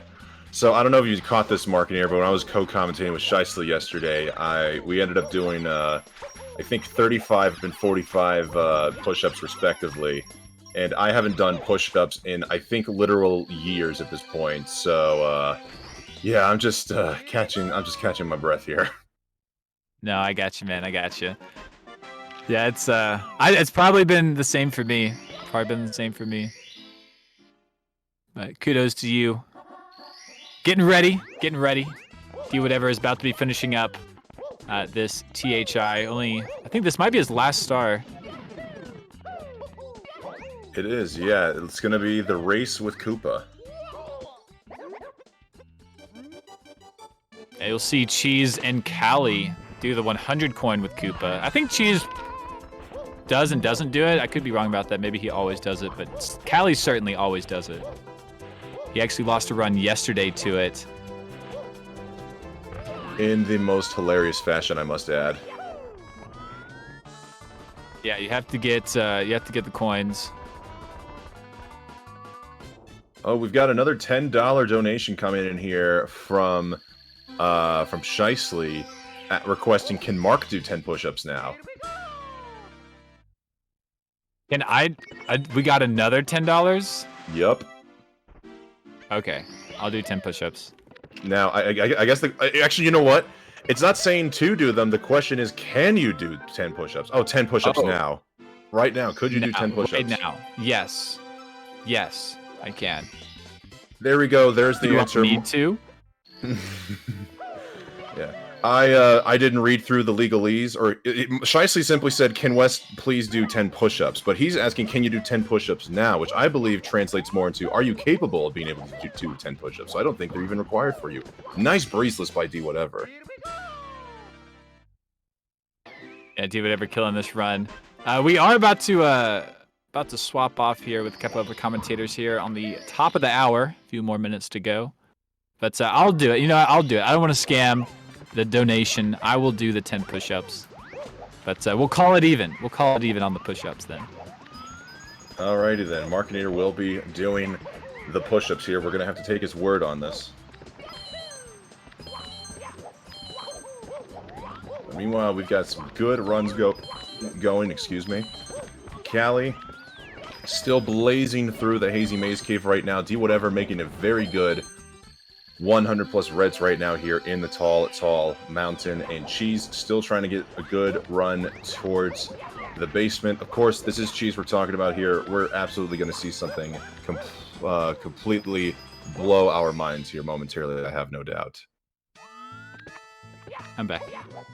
Welcome back. How are you feeling? A little more tired than I thought. Not gonna lie. Oh, you're just trying to be humble and make me feel better. Stop trying to flex your chatness on us. No, it'll be great. It'll be much better at pace when we do it live, right? Oh on the desk. Oh my god, if we actually have to start doing push-ups live, I might as... Oh my gosh, is this my wake-up call? Am I gonna have to start going to the gym and actually building chest muscles for this? Oh, I'm goodness. afraid. I'll be there for you, West Dog. We'll do it together. All right, we're gonna have to up our rate then to maybe like one push-up every $10 that gets donated. True, yeah. We do have a lot of money to go on this donation. For this donation goal, which honestly is a good time to shout it out real quick. You got new commentators coming in. Surprise them with some of our jokes, inside jokes. See if they can catch on. $1,500 is our goal here. 2 hours down, 5 hours to go. So we got to hit that goal. Get that extra hour. Could be 6 hours to go. Make all the difference. In a category like 120 star guys, 1 hour could be the difference maker here. We saw it the last time we did the 120 star lifetime attack event. We had 2 runners begin runs within minutes of the end of overtime, and they were able to get those final runs completed. I think one might have been for an event PB and the other just to finish for the sake of fun. So if you want to see some more speedrunning content, please contribute to the Urban Arts donation goal here today. And on that note, it's looking like it might be time for us to go here. Markinator, any closing words? Not really. I'll see you guys here in just a bit. I will be on later on today. I'm sure West Dog will be too. Good luck to do whatever on this run. TTM, very perilous, but I'm sure you can make it. But see you guys later. Y'all have a great one. Good luck, D. Finish this out strong, buddy. Peace.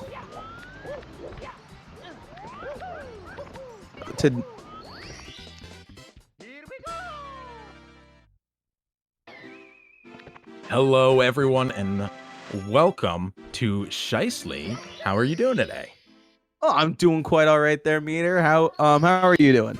I'm doing fantastic. Kind of the first time that I think we've really talked. So I did get the name right, correct? You did, yes. Fantastic. And I am absurdly excited because there's some Mario going on from literally the best players in the world. And that is absurdly exciting to me. Yep. And I do have a question. I hope I am not out of line. If not, I can just reach chat and base it off that. But I was wondering if I could get a mod to start a poll for an incentive I plan on doing. Me and Meter have agreed prior that we have an option between either 2 sit-ups per dollar or 1 squat per dollar. And if we can't get a poll going, that is fine. I am okay with reading chat and just basing it off of what I see the most of. But if we could get a poll started, that would be awesome. And that'd be pretty sweet. And is that poll going to be in chat or in the Tiltify one where people donate to do the vote in the chat? I would say this would be a free poll one. Right on. Do it. I would want to do this in Twitch chat. You know, give everyone the option, right? Even if they don't want to donate, you know, they can still enjoy. Potential suffering depends on how much donations we get. Fair enough. So I want to take a real quick stock while they get all of that set up. Looks like D Whatever's on a pretty decent run here. I'm gonna say that to temper. Callie as well. I see a lot of negatives there, and she's just starting out here. So we have times up on the board. That's fantastic. But Liam, Ouija, and Cheese all without time so far, although Cheese not surprising for multiple reasons. Yeah, one Cheese did miss out yesterday. He is here today, though. Very excited to see him here today and see him running. And yeah, no, with Ouija and Liam, though, they just couldn't get a run going yesterday. I'm excited to see what they can pull out today, though. Obviously, these are 3 insanely good runners, you know, that we expect some phenomenal times from. And I think Cheese, you know, recently getting a world record about 2 months ago, probably looking for another one, honestly. He might be very picky about his runs until close to the end. Yeah, that is historically what we've seen from Cheese, but we also see Cheese turn out. So a lot of time, I know in overtime last event, not even a month ago, he was on a crazy pacer right on that last one, and very well could have been best of the event and maybe even PB, which when Cheese PBs, it's a world record. So and lost it late into the run, but yeah, end of the tournament is when Cheese really turns it up. Yep, and we do have confirmation that they are indeed making the poll. Fantastic. You know, Cheese surely looking for another PB, looking for another world record. He's got 17 world records in 120 star alone. Plus, you know, several others in other categories. 3 times in 70 star. And then some EMU records as well. So, I mean, the guy is just an absolute legend when it comes to holding that top spot. Oh, yeah. Yep. She's very notable in the community. A very, very good runner. And we just nothing to snuff at either. He's held the world record in 16 star a couple times. I think he currently holds a 70 star record. He does indeed. So I expect to see some great things out of these runners here.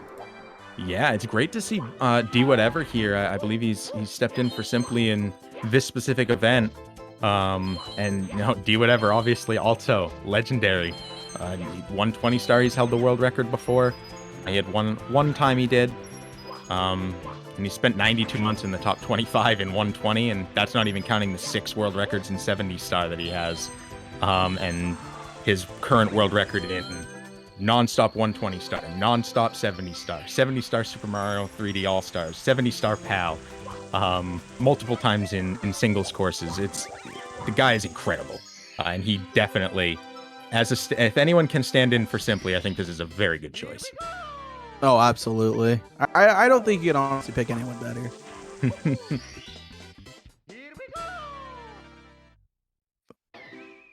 Yeah. So yeah, the poll is live. Vote. Honestly, it's really close right now. We got currently 18 votes for squats and 17, sorry, for sit-ups. Almost 50-50 here. Oh, sit-ups taking the lead. If we get a 50-50, do we flip a coin about who gets what, and we both do different ones? Oh my gosh. So we just got a donation here from Mal117, a $5 donation saying donate or die, claiming to Mal here. He also loves refrigerators, and he requires 50 muscle ups consecutively from both of us. Well, I don't know what that means. Okay, so a muscle up is, your basic chin up where you have your arms spread apart, and then you pull your chin over, but you exceed that and proceed to push your entire body over the bar below your waist. Oh, okay, so it's a ledge grab pull up. Yes. It's got to be Mario based, or I have no idea what it is. All right, gotcha. I'll explain. From now on, I'll explain workout terms and Mario 64 I appreciate it. I very much appreciate it. Yeah, I physically cannot do that. I never tried. I don't think right now I can due to my chest from yesterday. If there's might be some people in the chat who remember, I was co-casting with West Dog yesterday, and we decided to do the push-up incentive. I'm fairly athletic. I like doing workouts and everything like that. So I wanted to continue that today with potential squats or sit-ups. I'm okay with either. IRL triple jump I can do though. Yeah, I mean you're giving your body for the cause, and I think that's noble. Oh, absolutely. And it's a great way for me to start getting into shape as well. So yeah, I fell off a little bit. I might be athletic, but I'm definitely out of shape than what I used to be. The only day better than yesterday is today. That's very true. And it is 1 squat per dollar from here on out. So I will say anything, because squats, in my opinion, I don't know how comfortable you are with squats meter, but I would say anything above like maybe $10, we just do half. Because there is a lot of people watching today, so it could be a potential of doing a crap ton of squats. I am not scared. This is going to be easy. There's no way I'm just doing half of anything. If I say I'm going to do 1 squat per dollar, I'm doing 1 squat per dollar. Bring it on. Right. You cannot break me. All right. And this was my idea, so I'm going to join Meter on that one. You send $50, that's 50 squats. Yeah, absolutely. And you know what? It's not a big deal. It's just 50. Yeah, true. I mean, now if this was push-ups, that's a whole other story. Listen, we want to get to 1,500 because I want an extra hour of Mario, and I'm willing to do 1,500 squats if that's what I have to do. You have a lot more will than I do. It is easy to talk when I've done 0 squats. Ooh, if it's a $1.50, make it 1 full squat and one leg squat. Joke's on you, I can do a 1 leg squat, so let's do it. You guys are incredible. I'll do a 1-legged weighted squat too. Oh, you are, yeah. That is a level of skill and tenacity that I hope to have as this continues. At least I used to be able to do one. I don't know about anymore. I'll try one though. Ooh, this is D whatever's routing here is one I don't think I've seen before. Yeah, hold up. I just kind of caught that there. That was really cool on the 100 coin. And that's not really uncommon for D whatever to do alternate strats like that. No, that's the first time I've ever seen someone hit that blue coin switch from that kind of angle. Yeah, it was very cool, very smooth looking. Question is, will it be faster? I don't know. I honestly truly don't. I'm not very familiar with 120 star. I know enough about it to be able to like comfortably do this, but it's like at the same time, when it comes to time saving 120, I'm completely oblivious to it. Well, let's definitely find out because this is going to be really interesting. I've been watching some really old world records and seeing what strats used to exist and what's changed and why and who was like putting in these new strats to work. It's been very, very fascinating, especially to watch two world records right next to each other on dual screens. Highly suggest doing that. That does sound fun. I'm actually going to do that now. I'm going to do that after my commentary today. That actually sounds pretty exciting to do. My suggestion, check out the very, very early on Marshmallow and then Le Courrier's back-to-back in 70 star. Watch them next to each other, and it is night and day. And seeing the progression of moving the Mario strats, everything is amazing. All right. Definitely going to have to check that out after commentating. Man, D Whatever seems to be making good work at TikTok here. Still a ways to go, but moving right along. I think my proudest moment is, you know, using $30 and making Wes and Mark both do 10 push-ups. I was pretty happy about that before hopping in here. I mean, that was a great use of the money. Oh, absolutely. Donating to something awesome, as well as making people do physical effort. And reaching that incentive of more Mario. All Also together. True. You know, we are currently almost halfway there. You know what? I kind of want to be ambitious about this. I want to see that goal hit 1,000. I kind of want to see that goal hit 1,000 before we are done here. I do and I don't know how to feel about doing over 500 squats, but at the same time, I do want to hit that 1,000 mark. Where there was only one set of footprints in the weight room, that's where I squatted for you. If it gets too heavy, we got this. Oh, yeah. We'll carry each other. Blue dot back up. Punkay back up. Exciting. My apologies. Did not mean to cut you off. Oh, no, that's all right there. You were talking about Mario. That's more important. All right. Very interesting moving reds. Not fast, but not slow from D Whatever there. That was actually kind of interesting the way he did that back up. He almost missed a coin. Yeah, I mean, best possible right now is still just a tiny bit ahead of Callie. But Punkay with the 139. Fantastic, but honestly, not surprising to me from who I might argue is the most consistent Mario player I've ever seen. Yeah, I'm going to be honest. I don't watch a whole lot of Punkay, so I'm going to take your word for that. But what I do know about Punkay is that he's an insane runner. I mean, not to do what I normally do and spit out a whole bunch of stats, but I mean, the guy has never dropped out of top 10, never even dropped out of top 7 in all of the time he's been in 70 star. He came in third, then took second a couple months later, and then a few months after that, he was in first and never dropped below 7 cents, and that was back in 2014. Wow. Yeah, no, that's consistent. And 120, he's never been out of the top 10 ever, and it's getting close to 9 years now. He's been running, never out of the top 10, including today. Unreal. I don't know anyone else with that consistency. I don't know either. You know what? What I do want to see today, though, whether it's with me commentating with you or if it's someone else, I want to see a world record during this. Yo, It is the world record circuit, so I think that would be quite exciting to see. You know, that's what this is whole meant for. A bunch of group of people who are capable and definitely have high potential of hitting that world record. And, you know, that's what we're here for. We want to see a world record. We want to see some good runs. Most importantly, we want to see that donation goal hit with maybe a world record. I 100% agree. Everybody up here has had world records of some sort or been absurdly close and have been doing this for a very long time. I know a lot of people say, like, you know, oh, well, Callie's kind of newer. And I mean, when you're comparing to like a Puncation or a Simply or a Cheese, yeah, even Ouija's been since 2014. And I feel like a lot of people tend to forget that.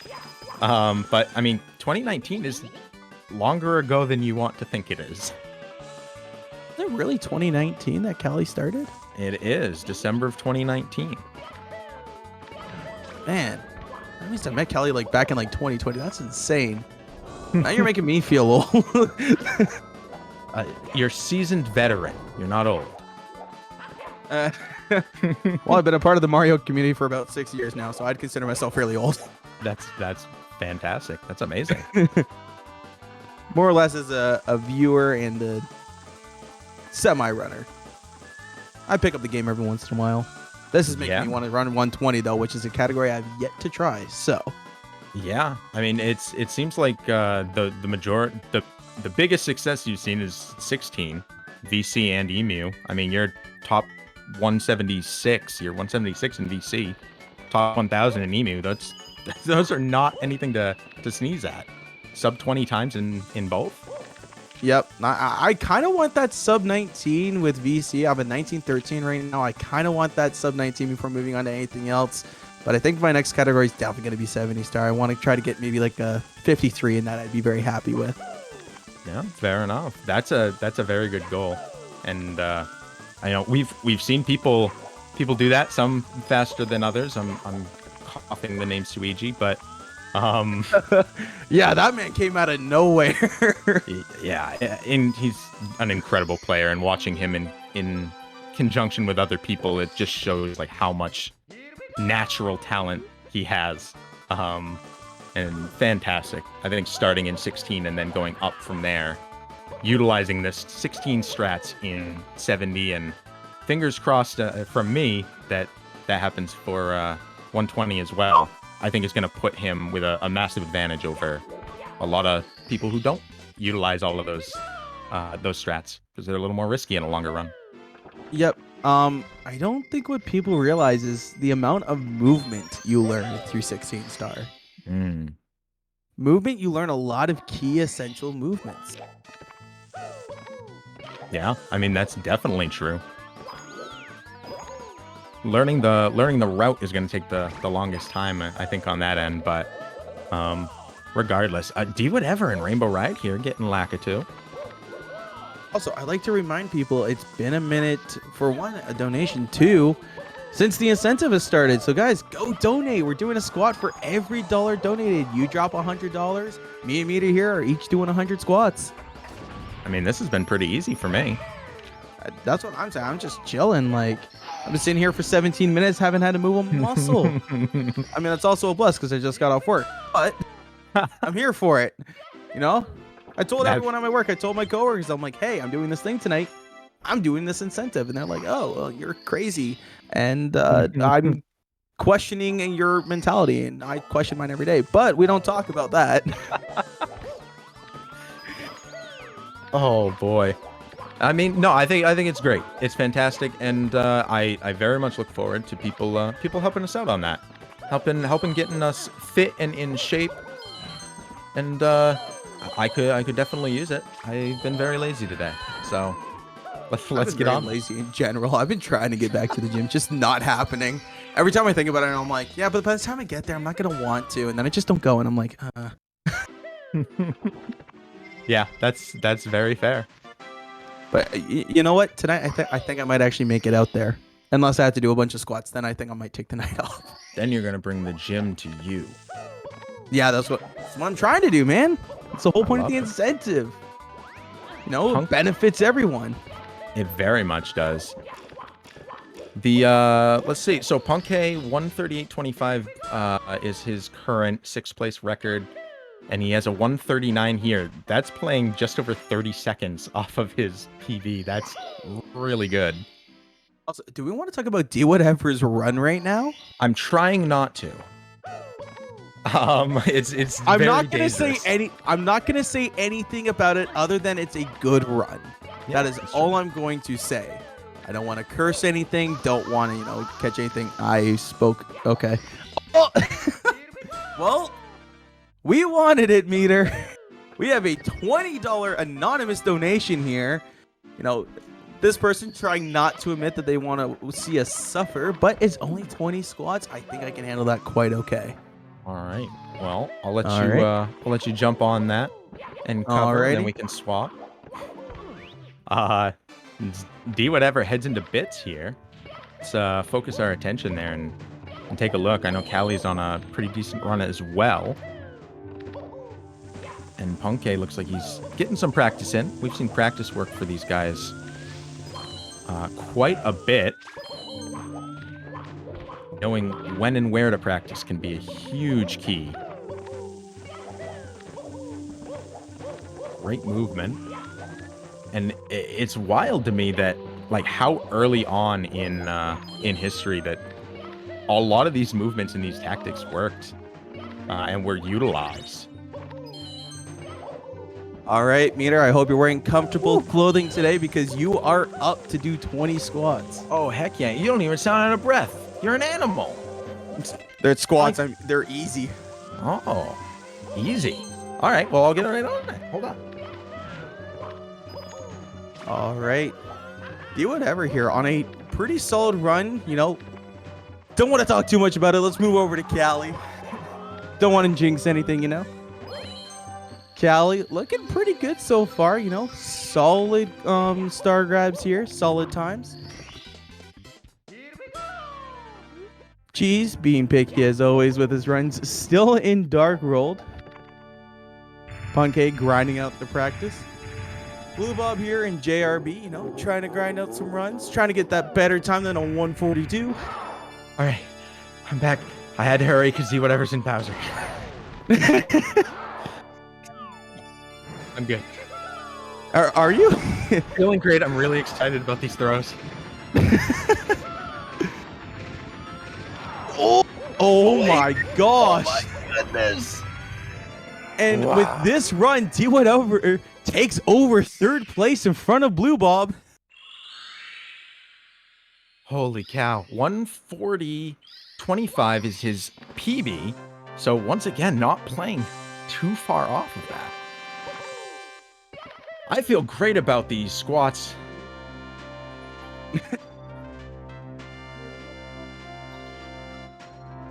All right, guys. Go ahead. All right. Well, I think it's time we give Meter a bit of a break here, you know, catch his breath a little bit. We are going to head into a small commercial break. I hope to see everyone still here when we exit Phenomenal Run from D whatever.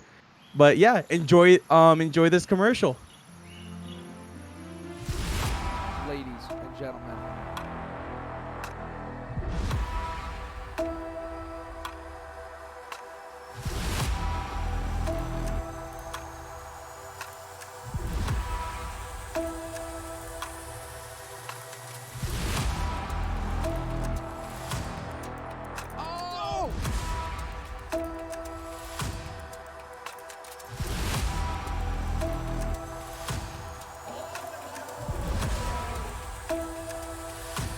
Who's ready for some action? There we go.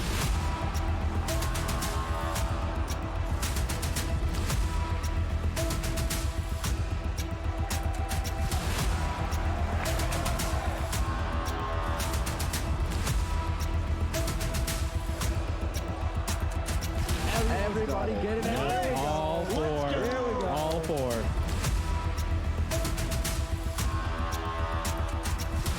IBK, whole bunch of enemies, just like that, picking up another one.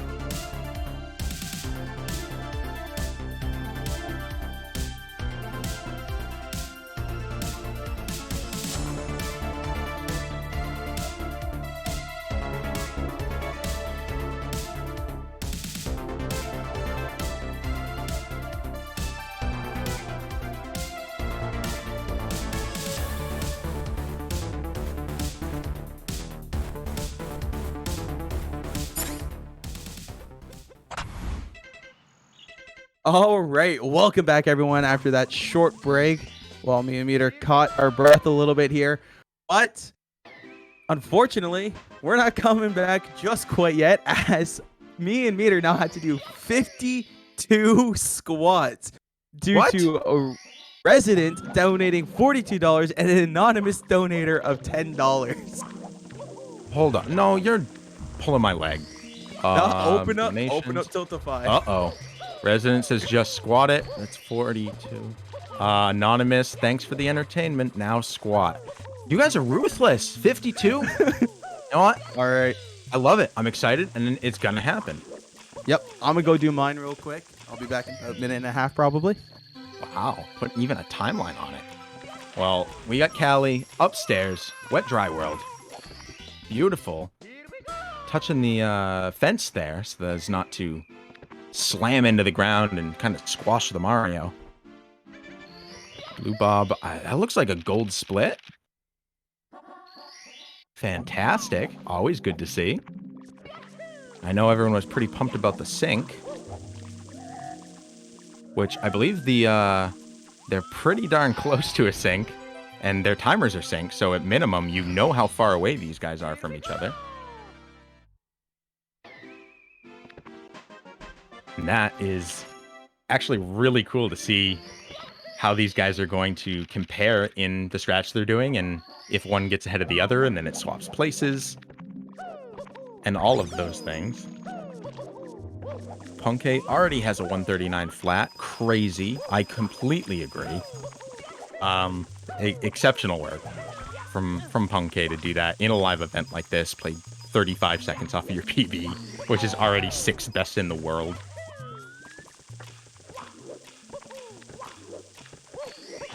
A 139 flat and 120 star. Let's head to SRC. That would put you in tie with Paracusia. Another fantastic runner. I would love to be tied with Paracusia in anything. He is 12th in the world right now. Man, 52? Is that the best you guys got? Jeez. It's like you want me to take a break. It's like you want me to take a break. You guys are hanging out here like, oh man, we got him good, 52. Whatever. Listen to the power. Just think about Mario. Oh Ow. my gosh. How are you? Well, that one took me out a bit there. Yeah. Oh my going- gosh. I'm going to add my extender real quick to my headset so that I can do this and still be on mic and listen. Let me set up all of my peripherals here, and then I will do so. And if anything else comes in the meantime, I'll just tack it on. Just get it all done in one. It'll be easy. You're crazy. This is 52.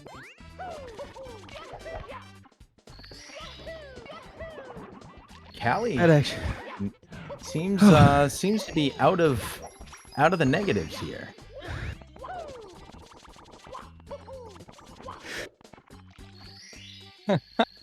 And how are you? Are you out of the negatives? Oh man. I can already feel it. Oh. What are we up to now? 72 squats total? Yeah, that sounds about right. Oh my gosh. Oh, I don't need that. Let me swap these. Okay. Just a second. I'll be here. All right. That in. So I'm gonna commentate in between breaths here. As that one did wear me out. You guys barely knocked me with that 20, but that 52, that took me out a little bit. And Liam taking a mess up in JRB. Unfortunately, we lost the sync between him and Cheese. Looks like that race is over. You know, Liam taking the forfeit there. Cheese is gonna keep going though.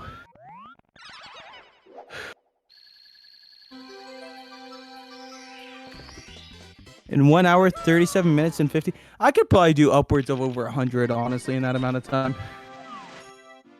All right. I am ready to go. All right. Meter, now starting. Obviously still needing a break from that 20 squats from earlier. I didn't need a break. I needed headphones so I could still talk. Yeah. This man's a trooper. He's going to talk and do it. I was yelling away from my microphone. Oh, well, fair enough. Yeah, I'm a good distance away. Okay.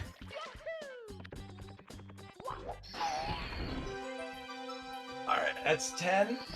I have how many? 6? What? I gotta do what? 6? You got to do 52. What? Come on. 42 more to go, Meter. Let's go. It burns. Although I will say, if you were here yesterday, I was doing push-ups in sweatpants. I threw the shorts on before stream today. I was smart about this time. I did. I heard that. You guys were animals. That was you and West Dog. It sure was.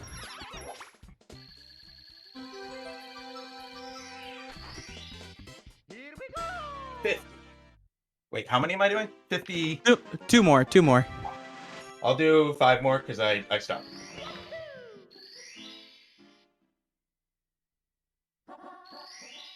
So what is this? This is building my quads? Yep. You should build your quads and a little bit in the hamstrings. You should feel a little tense in the back. What about all the other places? Is that supposed to hurt? I don't think it should affect your calves too much. Maybe work your core slightly. That was so easy. 42, 52. Go out to build your booty. Oh yeah, it works your glutes as well. Whoa.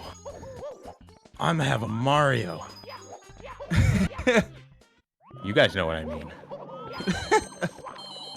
Oh my gosh. Oh, I wish I brought a sweat towel.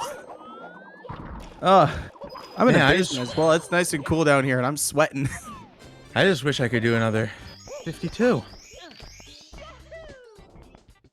Ugh. And there was a picture. It didn't happen. I can definitely post to Twitter. You guys, next set I do, it's got to be, let's say 25 or more. I will video it and post it on Twitter, so you can see. I will do the same, Meter. 25 or more, and I'll also post it to Twitter. Oh wow! And I mean, check this out. We're less than 1,000 away now from an extra hour of Mario. Yep. So let's reach that. You know what? Let's reach it this time around. I will stream the entire set if we reach it. That's a really good point. We can just stream if we have to do 1,000. Yeah. No. I wouldn't do that in the moment, but I will do that across the stream. Maybe you have to break that up into sets. Yeah, I'm thinking maybe like 200 a set, probably. Oh, that sounds fair. Sounds easy. A quick Maybe 200? progressively go down, so that way, maybe extend the sets a little bit, taking smaller amounts. Yeah, fair enough. Don't want to strain the muscles too much. That's how you pull and tear muscles and end up injured. Is that some HIIT training? Sorry? High intensity interval training? Yep, you can do that. Less reps, right? Yep. So basically, you just keep doing your max set. It's called reps to failure, is what I like to call it. So you do as many reps as possible comfortably, and then you wait like 2 minutes or whatever how long your break you want to be, and then do it again. And then keep doing it until you're like at like 1 apiece. Oh, that sounds pretty cool. Is that what they do for practicing Mario? Maybe. You run till failure. I'm excited because there's been no more donations, and I think everyone's out of generosity. So smooth sailing. We're kind of like on an 8-minute break here. What's going on, people? Yeah, I'm only here for 20 more minutes, so you know what to do. Just click that donation link. Head on over there. Donate some more. Make me and Meter suffer. I mean, that wouldn't be how I'd pitch it, but Oh, it means more. It seems more enticing to be. Let's be honest. Super Mario 64 viewers a little bit sadist, kind of. what? No. They're good-natured, good-hearted, and they love seeing us succeed. They want us strong and healthy. That's why they want us to do squats. Ah. It's for the good of our health. Definitely. It's for the good of our health. Definitely not thinking about torture or anything like that. No. There's not torture. I think it's fun. It's easy. You know what? I want to do at least 100 squats before leaving. A minimum of 100 squats total. Oh, that's not even that much more. No, we only got 28 72. more. Yeah. I think that's possible. I think we can make that happen. Someone drop a $28 donation right now.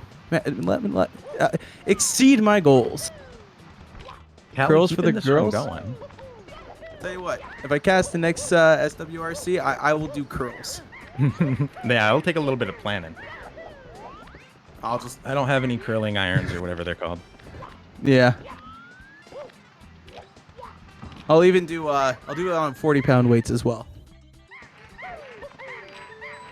That's incredible. Wait, you're gonna curl 40 pounds? Isn't that I mean, my max is 65. What? What kind of animal are you? The kind that used to be very athletic. It seems that way. And My has goodness. maintained some of that muscle. You know, you don't have to be a runner to be a speedrunner, right? Oh, I didn't do much cardio. My stamina has always been shot, but I've had always pretty good muscle to me. So what as someone who runs themselves, I am garbage. So I do not consider myself in that class. Okay. What's the thought process behind Callie finishing the run in a plus here? Well, it's kind of basic knowledge here. Can't really see Kelly's screen too well. Yeah, it's looks like it's a plus 13 or so. Plus 13. Yeah. Pretty much has to save a little bit of time. I'd say about 5 seconds each split here, which is more than likely, except for apparently here on TTM where he only has 0.5 seconds of time save. Unless that's 9.5. So I know different people run against different splits. Sometimes their averages. It looks like based off of the bottom number there that this is based off of his PB of 140.04. It would appear that way. He is running against his PB, so right now maybe not necessarily running in the negative here, but he is currently running better than his current second place time. So he improves that second place time, means he might potentially stay there a little bit longer. Frostbite saying he's running against balanced PB splits. Interesting. I don't... Oh, okay. So it takes a balance based off of the PB versus an average of each individual split time. Opposite, actually. Balanced PB is like the average, best times he gets on those. Oh. Yeah. Because if you take live split and you put it up to Splits.io, or I think there's another website, don't remember what it's called, maybe chat and someone can explain, but it fully details your runs. Live split saves in a complete history of all your runs. That's amazing. The tools that we have now to do this type of configuration and monitoring of yourself to continue to get better is incredible. Yeah. The amount of work that people have put in behind the scenes who I think a lot of people don't even end up getting the credit that they deserve in that. To make these things happen is unreal. Okay, so I guess the best way to actually describe balanced PB is if you remember math at all, which you say you're a big numbers guy, so I expect you mean, median, and mode, right? Yep. The median is average. Right. So basically with the balanced PB, it's the mean of all your runs. Oh, okay. Yeah, so that's the best way I can explain it. Okay, that makes sense. I appreciate that. That's once again another thing I really love about the community. People are just willing to help other people learn, even if they're in the commentary booth and should know this type of thing. Yep. Well, like you said, you're not a runner yourself, really, right? Right. I did 16, just enough to understand like A, the route, and B, how hard it is. Because I didn't think it was fair to talk about a thing that I've never even tried. And it's hard. It's very hard. I will say this now. I have a very short attention span. Sometimes I struggle to do 16-star runs. So immediately off the bat, I commend anyone who can do a 120-star run. Naturally, right? It's just like, I don't have the attention span for that. I don't have the willpower for that. These guys are definitely more strong-willed in their mind than I could ever imagine. Yeah, it's definitely a longer run, and it must be much more deflating when you lose a run. I know losing one in bits in any category is going to stink, but the difference between a 16 lost in bits and a 120 lost in bits is over an hour. Yep. I also like to remind people, me and Meter here are only on the booth for 15 more minutes. Get those donations rolling. I'm 28 away from doing 100 squats, and so is Meter. Let's get 100 squats in. That actually sounds great, and I think it would be the easiest. I'm not sweating still. I'm not sweating. I still have sweat on me. I am. It's definitely a shower after this. Fair enough. I have to shower every time I watch a Mario speedrun. I have to shower after every Mario speedrun. Because the amount of sweat that you accumulate on your hands is ridiculous. You're like holding the controller, you're gripping it for dear life, hoping that you don't mess something up. A lot of runners use the speed towel. Yes, I do have one of those. I have a hand towel that I used to dry my hands, specifically more or less for tournaments or like races. I take those kind of seriously. I'm a very competitive person. So. Did I apologize, I missed it. Did we hear when Ouija was coming back? Not quite yet. I haven't heard anything about that, but fair enough. He's only got a few short hours left to get a run in, at least to, at least give us a show. And I expect Ouija could probably get 3rd or 4th on his first run. Yeah, that's fair. Amazing runner. A lot of people I've been asking around the community, and I'd love to know what people in chat think, as well as yourself. What criteria would you use to decide the GOAT, the greatest of all time for SM64 speedrunning? And who do you think it is? And I have heard a lot of people, especially top runners, say they believe Ouija is. I would honestly go for, obviously, notability, right? How notable are you in the community? I'd say that's one thing. Your personality in the community. Who are you in the community? Why do people watch you? What makes your runs good? And what makes you a good player? I believe those are key factors. I'd also say longevity of world records. How long can you hold a world record? How good is your world record at the current moment in time where the current stretch just don't cut it and they need to improve something else if they want to try to beat your world record? And so putting all those factors in, I would probably give it to, honestly, Cheese. I think Cheese is considered the GOAT at the current moment in time. The longevity of his world records, like you said, what was it, 20 months? For which category? Any of them. What was his longest world record again? Let's take a quick look. I have that pulled up. I know he held for an insane amount of time, like 4 years from 2016 to 2020. Okay, I was a little shy of 20 months then. Wow. Yeah, that longevity to the fact that obviously that's like activity as well. That's where I'd almost consider Akir Zaya, because 16-star gets the most activity. It's the most ran category. And that's where I'd almost put Akir Zaya up there, because they have some of the longest lasting world records, and it's such a high activity category and such a highly ran category. Yeah. But the fact is of how many world records Cheese has even gotten. How many times has this man come back, grinded the game for a few months, gets world record, and then just keeps going and prepares himself for the next world record holder just to take it over again? 20 times.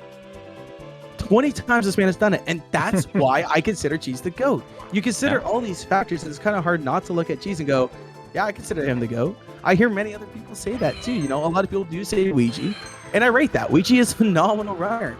He's close to a GOAT status, but not quite there yet. He's up there, and he is darn close to taking over that title from Cheese. But I'd put it to Cheese at this current moment. Callie heading. What? I apologize. What is this one? What is this stage called? Flying for Ippin Tippy. That's what I call it. I call it Clouds, because that's what it's called. Well, that's a better reason. I do want to make a quick caveat to that. For that 4 years, 4:30:16 was when Cheese first took a record from Punkay and started a massive run. Ran until 6:3:17, so just over a year before Punkay took it back. And a day later, Cheese took it and held it until mid-2020. So that is 4 years, but technically there was one day where he didn't hold it in that time. So there is that asterisk, but I but still the fact think that 4 it years took is fair. the fact that it took him one day to just go, yeah, no, that's still mine. It took him one day, right? And he then beat Punkay's time by 21 seconds a day later. Like, that's unreal. Yeah, that's gotta hurt as Punkay. You just kind of look and just nod and go, fair enough. I mean, I gotta be honest. I wasn't expecting. I don't think I've heard anybody else mention Zaya. And you mentioned Akira. Aki.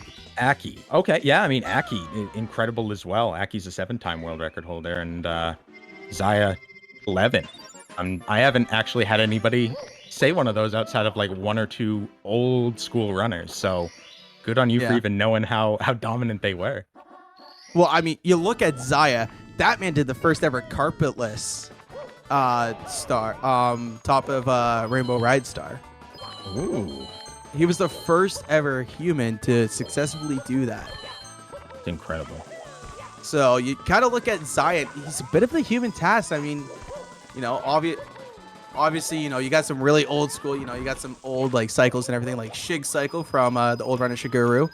And, you know, obviously a little less notable SM64 player, which is bizarre because he has a cycle, Tsukishima. Yeah. You know, he's got a cycle named after him, but yet not many people actually know about that runner. They don't know about Tsuki. I mean, 3-time world record holder. So Exactly. 62 total days in reign. That's pretty incredible. But I believe each of the reigns was fairly short, less than a month. Yes, I believe taken by Zaya each time. That sounds right. That definitely sounds right. Yeah, no. But When it comes to the history of SM64, I would like to say that I have pretty good knowledge on that. Yeah, it definitely sounds like it. Callie working through TikTok. We got quite a bit of swimming going and quite a bit of the man with the M on his hat popping out of the tunnel there, the pipe. I always wondered, what did the M stand for? I never figure it out.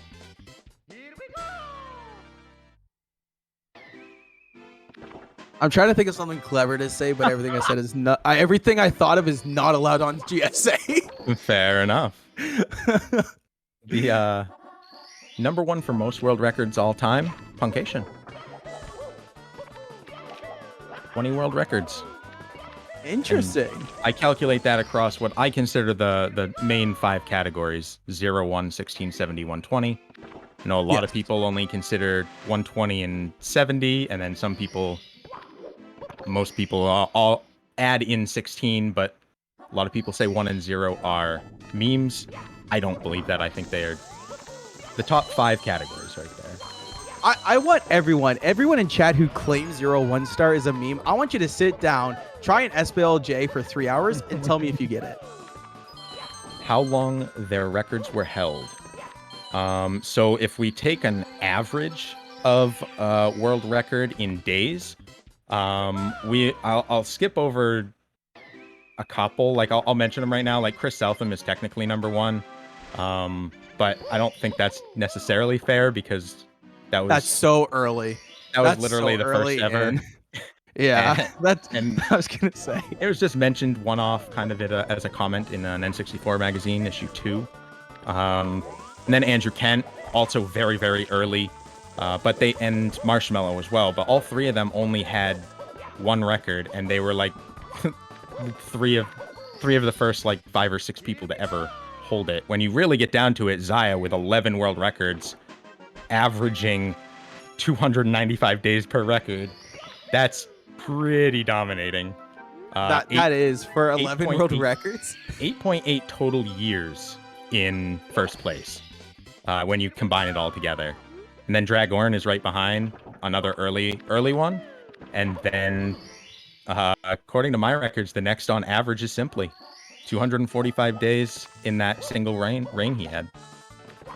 Yep, and I would like to say, someone in chat said SBLJ is the reason why they're considered a meme. I think that should be the opposite. Interesting. I think if you look at it, SBLJ is an insanely hard trick. As someone who has sat down and done it for 5 hours straight and still didn't get it, and I was watching the video over and over and over again. Like, I know how to do it, I just can't. It is so ridiculously hard that it's impossible to say, like, yeah, this really hard trick is the reason why it's a meme. It's like, that doesn't make sense. Yeah, and I mean, regardless, like, speedrunning started trying to, like, the reason 70 Star was the first speedrun that we credit, because people were trying to beat the game as fast as possible, which meant it was an any percent run, and 0 is the epitome of an any percent run. It doesn't matter how many stars you're getting. The point is to beat the game as fast as possible. What other game do you say, oh, any percent's a meme? I mean, usually that's the core category for most people. I mean, actually, I would like to say, as someone part of this community, Luigi's Mansion. You have great times in Luigi Mansion. I'm pretty okay. I am top 100. I'm top 100. Oh, I thought you had something a little bit better in in at least one of them. We're talking any percent. Okay, I see. Yeah, but any percent, there's the no out of bounds category, but the true any percent is the smallest category ran for Luigi's Mansion. Oh, fair enough. Then any opinion is valid on that. It's just not how I feel. Yeah, no, but when it comes to 16 star, you know, seeing what kind of goes into it and what you need to do in order to be a top runner in those categories, I can't look at them as a meme. Even as someone who loves 16 star and 70 star, I will hold those true. Those are true main categories. I will hold that to the day I die. But if I ever see 0 and 1 star on the category extensions, I'm going to question things. Well, that is your right to do so. Before I know we'll probably be switching out here very shortly.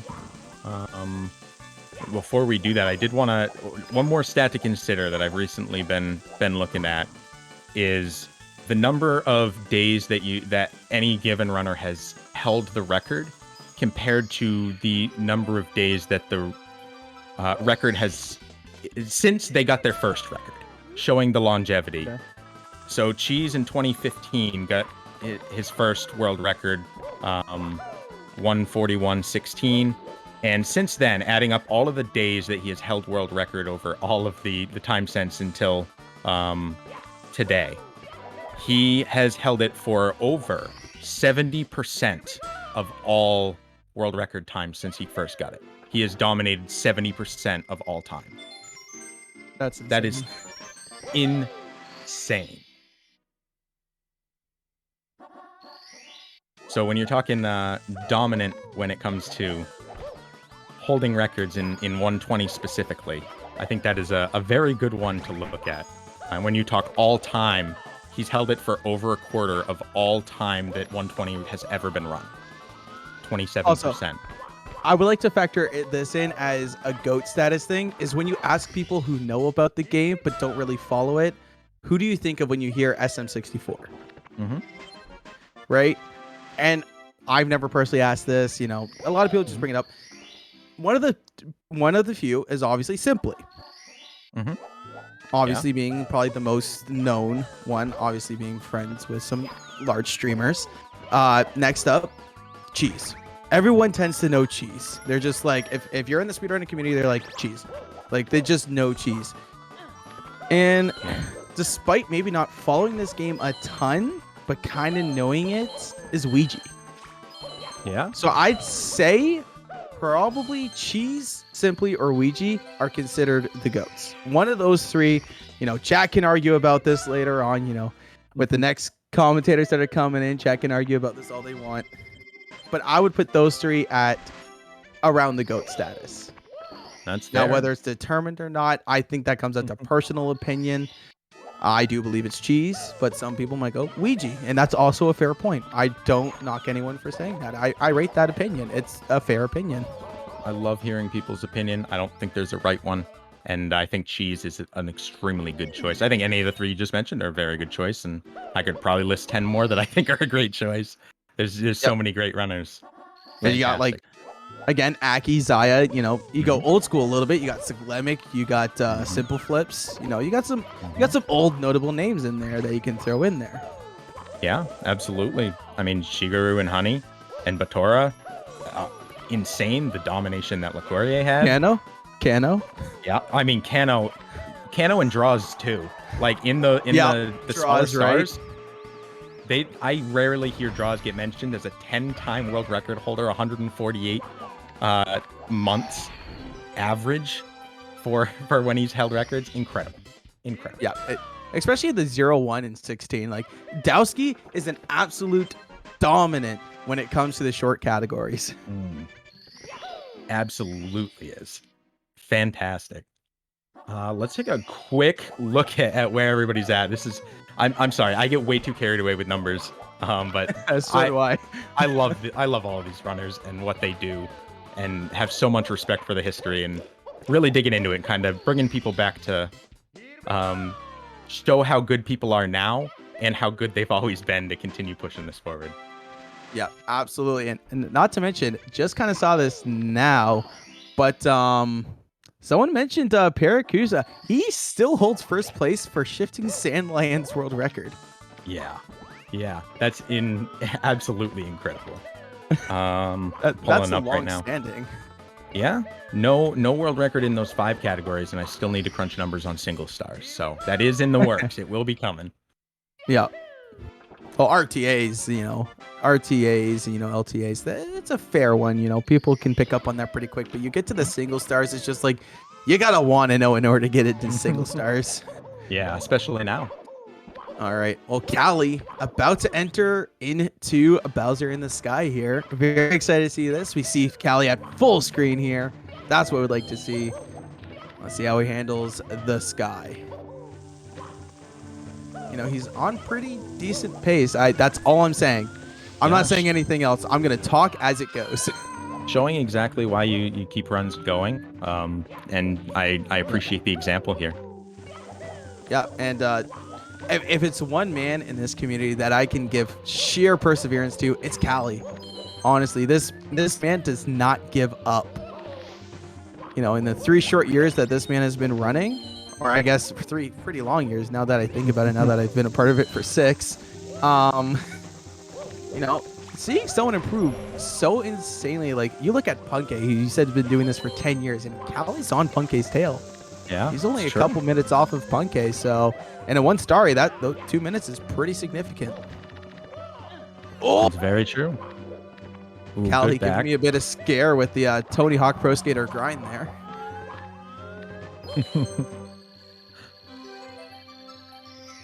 This is very exciting run here. Callie has such a huge fan base, and it's always so clear every time I watch them run exactly why that is.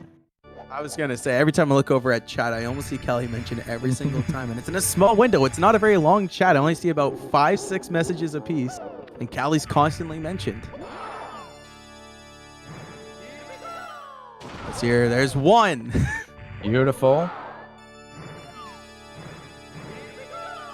Oh, just a little wide there, but still ahead of event PB here,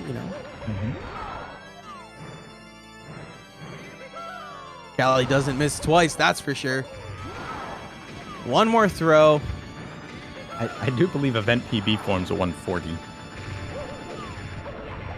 Oh, wait. Oh, I just saw that. Oops. That's all right. Good this job is why finishing up the run. No shot. All right, you know what? I'm doing that later. I'll record it and post it on Twitter. Oh, we got a $40 donation at the very end of our commentary. Well, fair enough. I'm gonna get on that right now. I'll post it to Twitter. and let's go to break so we can swap out and I can get doing some squats. Yep, same with me. Ladies and gentlemen.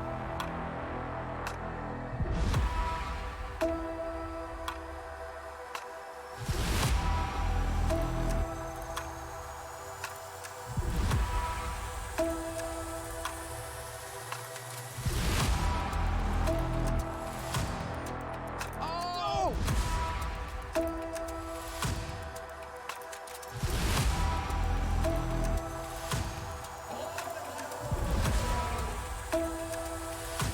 Who's ready for some action? There we go.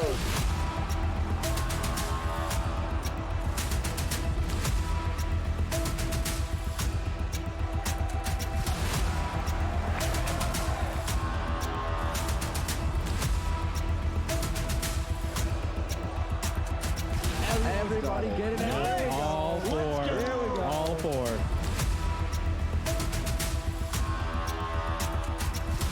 IBK, whole bunch of enemies, just like that, picking up another one.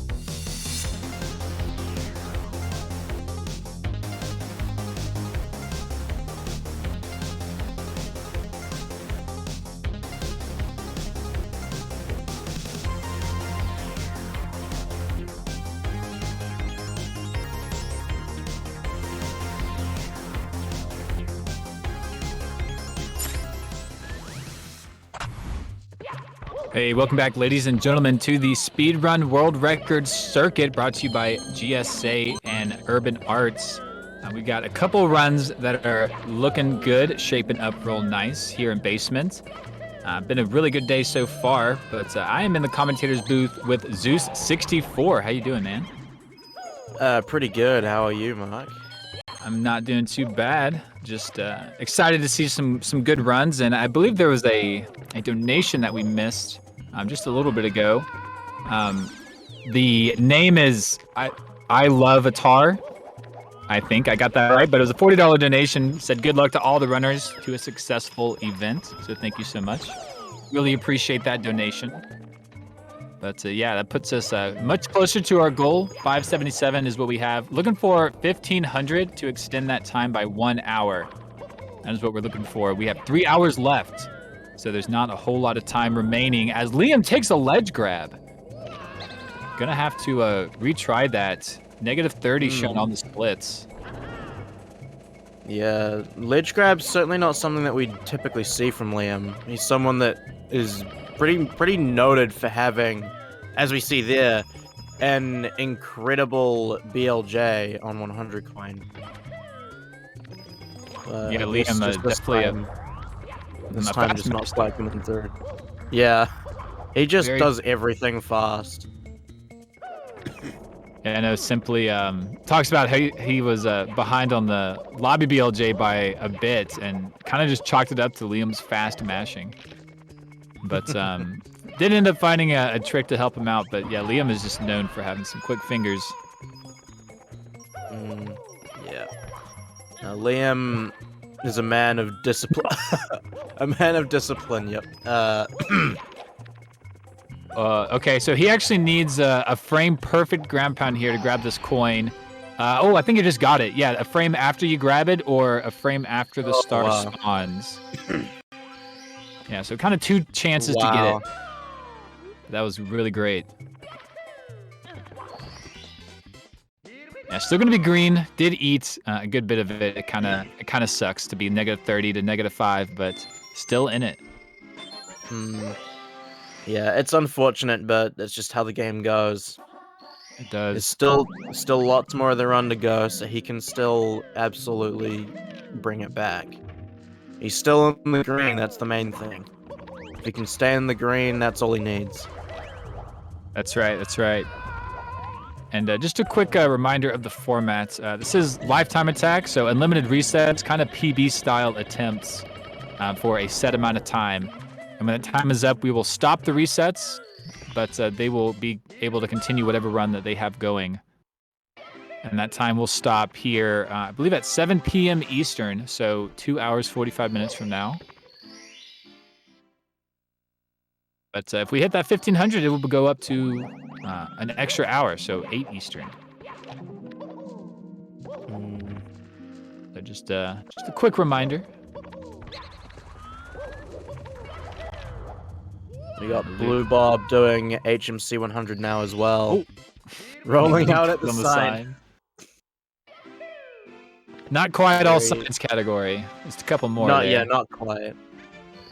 Yeah, we'll do a new category extension, roll out into every sign. A category extension of a category extension. There we go. Starting to get real meta here at Mario 64. Would you consider that extension squared? Ooh, perhaps. An extension squared category section. Yeah. The extension of the extension. Yeah. Oh, Liam went through the right door. Not optimal. Losing frames. Might as well reset. Kappa. Yeah. Yeah, we do point out every frame that you drop. Right door, left door. Every single one. See, there was frames. There were some frames. Okay, this is actually kind of bad. Liam will have to metal cap up, I think.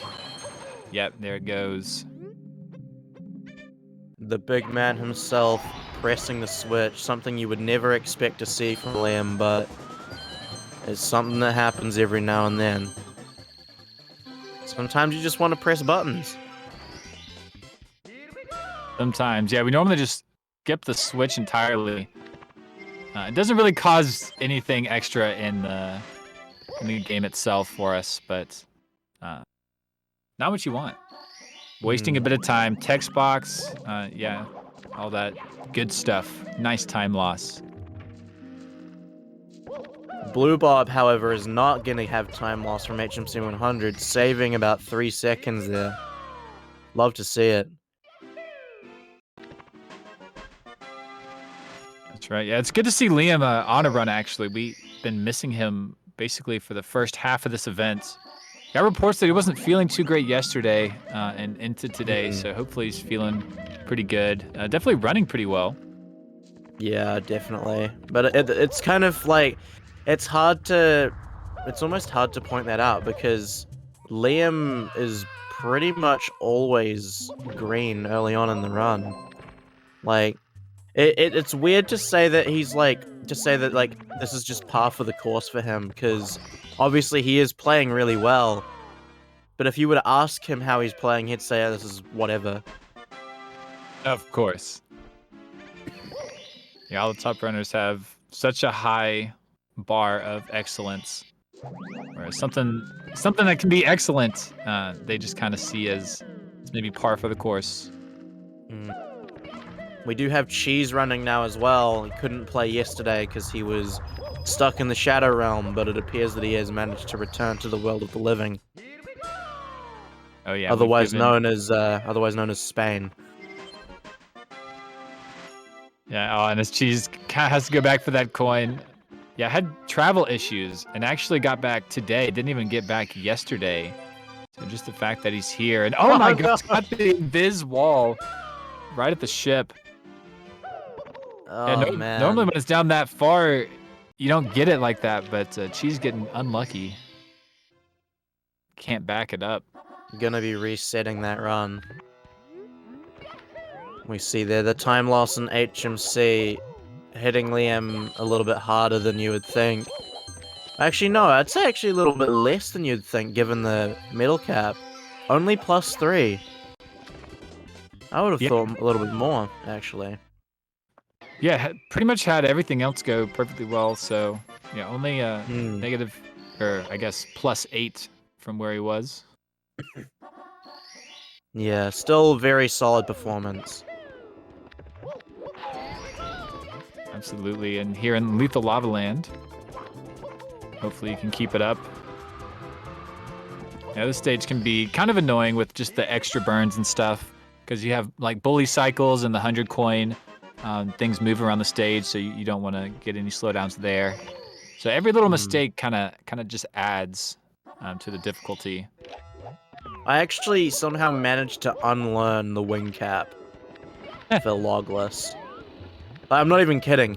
Oh wait, Liam. Oh wow. Yeah, no, he did this yesterday. He's been doing this the whole time. I don't understand how he's able to pull this off so consistently. Just getting the long jump without burning on the little moving platforms there alone is ridiculous. Yeah, it's so hard. It's crazy movement. I've watched D Whatever like really try to grind that out for like 70 star.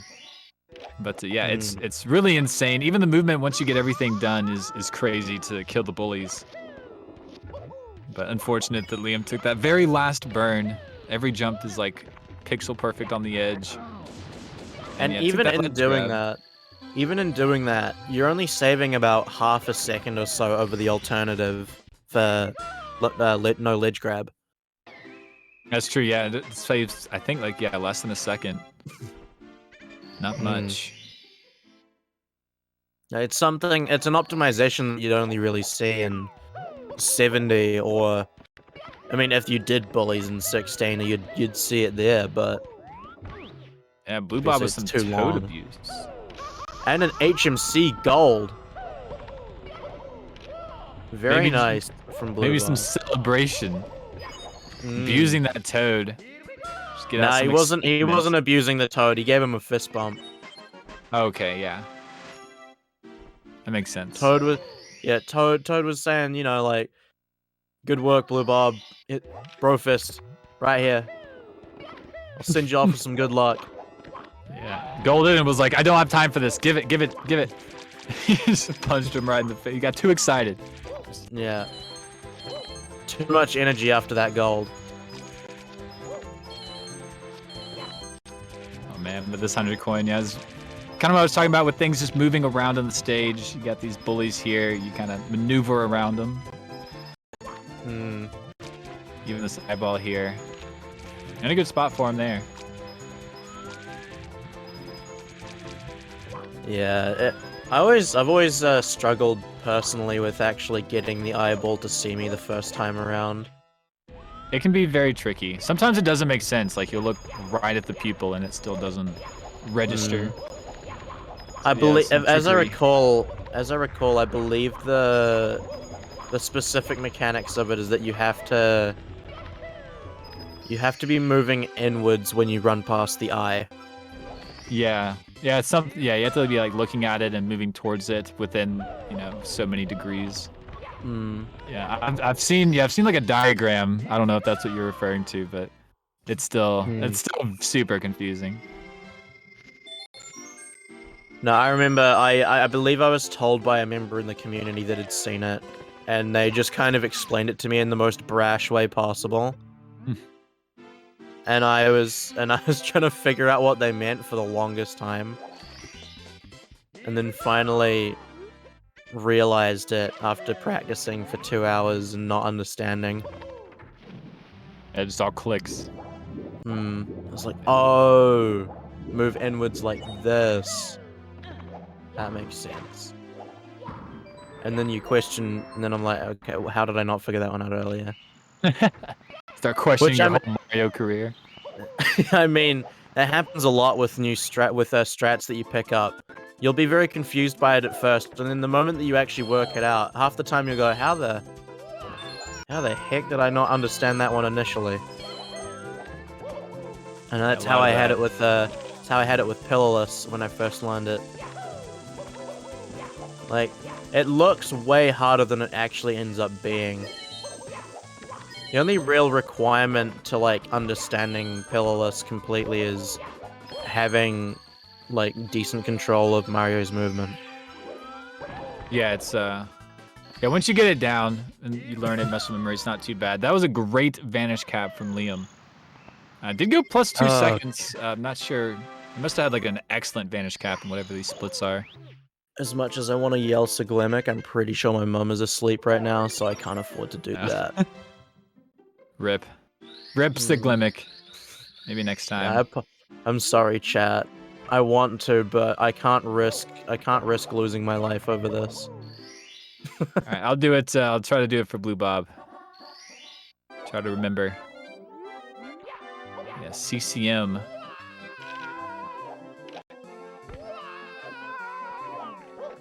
Very nice. Yeah, no, one Siglemic is not worth throwing my life away. No, it's not. But I see a lot of runners really nail that wall kick and CCM for wall kicks will work. I know. I mean, just a few years ago, I remember commentating at 70 star and stuff, and it was a fairly regular occurrence for a lot of runners just to kind of take a tumble there. Yeah, even so far as 2 years ago. It's just become it just everyone's movement is just improving. And a lot of that is due to the fact that the community itself is very cooperative. Like, everyone will share movement, practice with each other. A lot of the people that do practice with each other end up progressing faster as well, I've noticed. Like, you see those people that are always in calls with each other doing practice.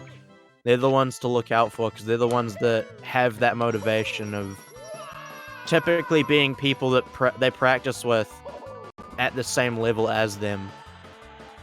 So there's that little bit of, minor competition of like who's gonna hit this next goal time first. Yeah, drive each other. Those little rivalries that you see are what can make or break a runner. I always think fondly of the one that I had on my way to sub hour when I started the game. I haven't really had anything like it since, but that period was always enjoyable for me. Having having a friendly rivalry with someone is probably one of the most enjoyable things that you can really have in speedrunning, I'd say. Oh, absolutely, yeah. I mean, that's what makes it so fun. Like, you know, you could sit in your room alone all day and practice and do whatever, but yeah, having the friends to challenge it with you certainly makes it better. But Blue Bob on the Siglimic bonked. Oh, it was so close. I was watching. I was It's ready. probably my fault for not being gonna willing interrupt to you. stream it. Yeah, I was gonna interrupt you, man. I mean, I can't blame you. It's a Siglimic. Like, it's in the contract. It is. You have to acknowledge Contract it. signed with GSA. You're legally required to yell Siglimic at the top of your lungs. And if you don't, you're banned from ever casting again. We'll sue you. Yeah, with that Disclaimer, ever. GSA did not actually say that. This is hearsay from me. This is hearsay, I say. In a court of law, a judge would not rule in my favor. Now Liam on the 100 coin. Having a really nice CCM. I haven't seen anything crazy. We just kind of been talking over it. Kind of standard CCM, doesn't change a whole lot, you know. Yeah, he's playing quite in line with this 138.59 here.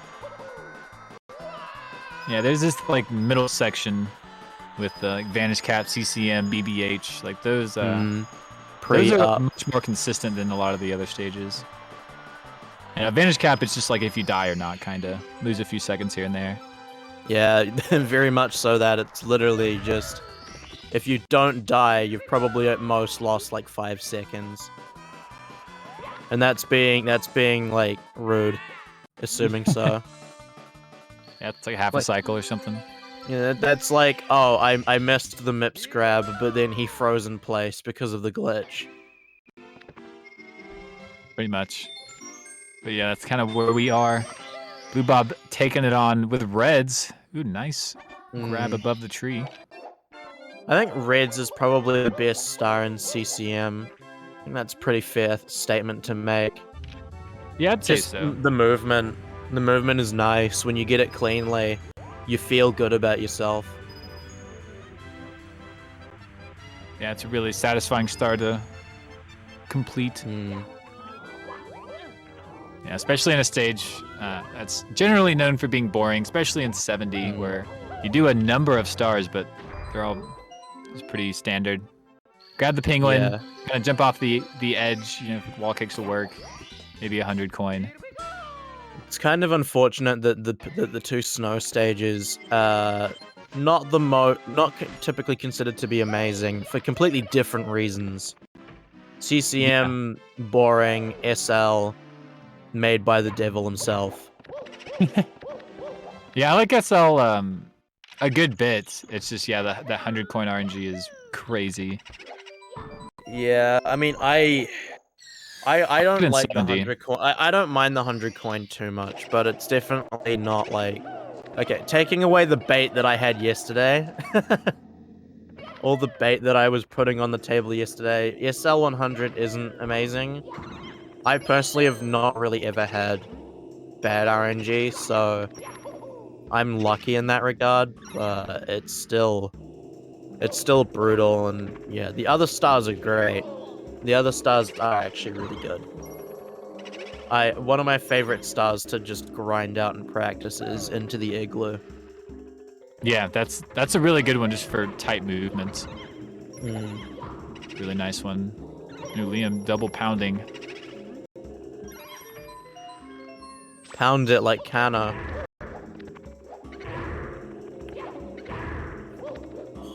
All right, nice. Oh my gosh, Blue Bob and the penguin. Getting a little hairy. Yeah, wrestling a little bit. This isn't the WWE, Blue Bob.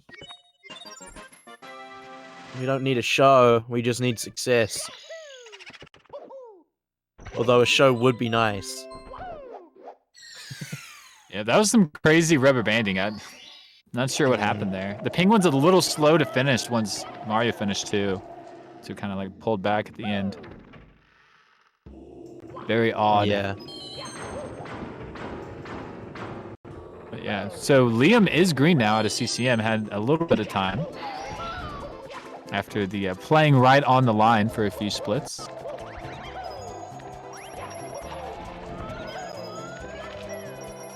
All right, only missed 2 coins here, very nice. Missing any extra coins other than those 2 and having to turn around is really scary with the timer on that vanish cap. Yeah, looking good from both of these guys. And we see Punk, if you see Punkhead down there in the bottom left, just about to exit BOB and go into basement himself.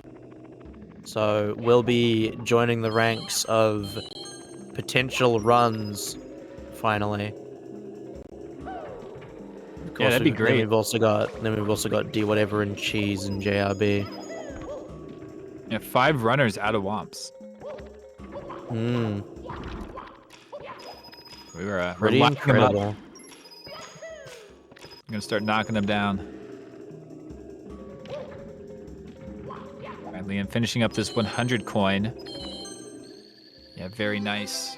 But quick shout out to Urban Arts. We will go to a commercial break here in just a moment. But yeah, I'm sure you'll hear all about it. But fantastic organization. We love working for them. But just want to shout out that donation goal. We're at 577. 1,500 is the goal. And we will extend the stream 1 hour. It's for an amazing cause. And, you know, a really good time here today and all weekend, really. So please show your supports. We'll be back right after this commercial break.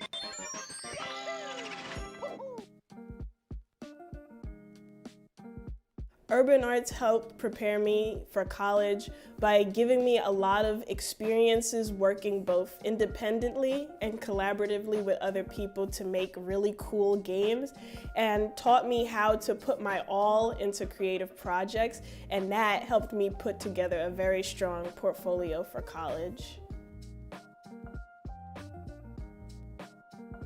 The best part about being in the urban arts community is the people that you meet. A lot of the people here have the same interests as me, so in the future, making friends here will benefit me and them and everyone around, because we all benefit from each other by gaining skills that other people had that I may need. Urban Arts helped me see myself differently by showing me that I can be a good leader. In the studio program, I was assigned the role as project manager, and fulfilling that role for the first time actually helped me realize that I have good leadership skills, and it really helped me to develop them.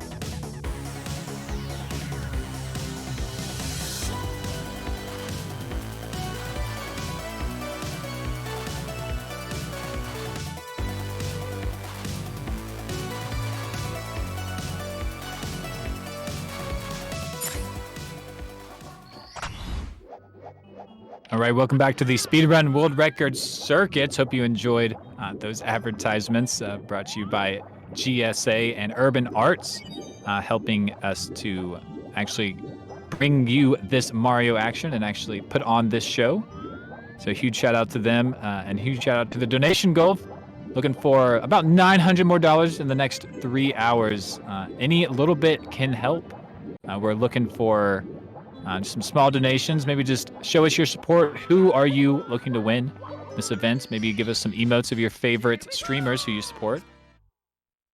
For a good cause, so we can put on this good show for you. Yeah, absolutely. Urban Arts, just excellent organization. Art students all around should be taking inspiration from them, especially art schools. Art schools should be looking at Urban Arts and taking notes with the success that they have. Yeah, it's actually very incredible, helping every single student make it to higher education and learning. But we'll see. Liam is too late for this fire seat thing. Is he going for it? Yeah, No, he's good. Yeah, did He's make a good. slight misstep, but it was fast enough. It's not too hard to save it. If he did the double wall kicks, then you can afford to have some small mistakes. Whoa. Okay. Yep, that's always fun. Yeah, long jumping right under the box, killing your momentum. Yeah, looking very good from both Liam and Blue Bob right now. Both very close to getting upstairs. We got Punkay and HMC as well, just finishing up HMC 100. Yeah, Blue Bob doing great. She's also in the process of closing out Lobby with Bob on Battlefield 100. Got 67 coins coming out of the flying. Very nice. Yeah, we mentioned it before the break. We had 5 runners out of WOMs. We still have 5 runners out of WOMs. Nobody has dropped. Now we've got 5 runners in basement. Oh, just about to have 5 runners in basement. Yeah.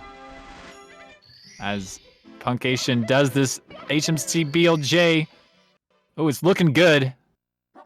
Oh, very nice. Even got the early stop on the wall. Love to see it from Punkay. Yeah, 2 guys in DDD right now.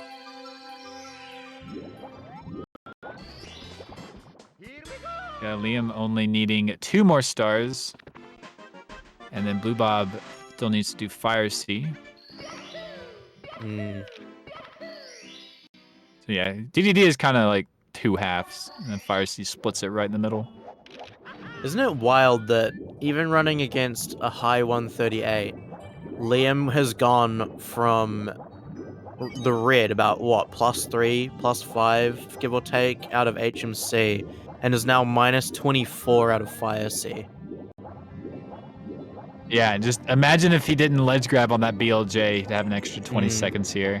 -45 probably. He'd probably be comparing against his personal best at that point. Yeah, Liam really showing out on this run. Even though there was that mistake, it has been excellent since then. Liam really the only person that would immediately come to mind as a threat to Punkay's King of Consistency title. Definitely approaching it. Liam is a crazy runner. We got a donation from Anonymous, $25, saying, "Rooting for Punkation, bro. Let's go." Love to see the support for Punkay and all of the runners that we have here. Yeah, absolutely. These guys all work very hard. Very, very hard. Yeah, Punkay, been around for such a long time. Great to see some support. New guys are amazing, but yeah, definitely appreciate the ones who kind of created the space for us. Yeah, the ones who built this. Who built this thing. Built this town. Yeah. We built this city. That's it. There you go. There we go. I won't say any more of the lyrics to that song because we need to keep the audio. Let's see what this upstairs time is. It's a low 103. This is a 103.11. Wow. And with that HMC too. Wow. Yeah, could have been 102. So this is, I mean, potentially world record capable. It would have to be a super clean rest of the run. 137.03 is the best possible time. So we'd need to lose 45 seconds or less. I guarantee you, if you asked Liam, what are you thinking about this run, he'd say something along the lines of, it's not that good. Wish it was better. Wish it was a 102. It's pretty bad. HMC kind of ruined the run. Yeah, I mean, these runners, such a high level, that one, 20-second mistake can cause, I made an error that lost more than 2 seconds. Yeah. I made a mistake that lost more than 2 seconds. This run is like a 2 out of 10. Oh, I'll take that ledge grab. Very close. Pretty sure Liam and maybe even Cheese, a few other runners will, if you land right at the edge there, you can just single jump and skip the ledge grab at top. Yeah, you that's can. What he was going for. It's pretty tight. I just opt for the first ledge grab and then go for a double jump wall kick. Yeah, I normally chain the long jumps and yeah, ledge grab at the top. Liam not gonna get that long jump, but it's fine. Still got the triple jump wall kick. I've noticed a lot more people have been going for that recently, over the last couple months. What's becoming a bit more powerful. The triple jump wall kick in with Dry World. Oh yeah, I mean that's been a pretty big staple among the elites, but yeah, making its way around the community. It's kind of starting to become the same thing with Tama Place of more people are doing it now because it's just a matter of control, and a lot of people are getting better control as a result of all of the practice tools and all of the support that they're getting from people in the community.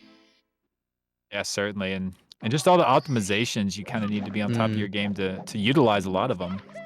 So yeah, people really picking it up. And of course, there's also the fact that people are actually using Wikipedia. There's a lot of slower runners than these guys, so basically the entire community. A lot of people don't actually use it, even though they know that it's there. I've talked to a few people and they'll say, "Oh, I'm waiting until I get this time before I start using it." I mean, Yeah. all I have to say is, why wait? There's no harm in using Wikipedia. At worst, it screws you over in the short term, but realistically, if you start using it sooner, you're just going to end up improving faster in the long run. Yeah, that is true, and it's got strats on every level: beginner, medium, advanced, expert, plus, whatever it is. But yeah, Exactly. Wikipedia. For those who don't know, Ukiki is the name of the monkey in TTM, so that's why it's called that. And I think the logo is a Ukiki with the hat. Yeah, it is. So not as random as you thought. And of course, the pedia being taken from encyclopedia. For those that didn't know. Because I'm convinced that there'll probably be a few people that think it's taken from Wikipedia. But no, Wikipedia comes from encyclopedia.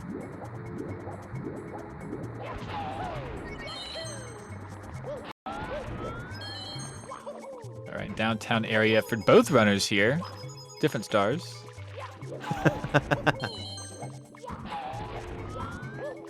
Project Next wanting to know my opinion on my favorite stages, huh?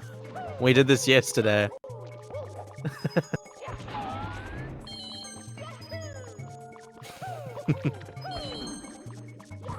All right, Liam, good ending. Very nice. Was able to grab all three of those in that line. Yeah, absolutely. Very, very well done. Very, very well done from Liam.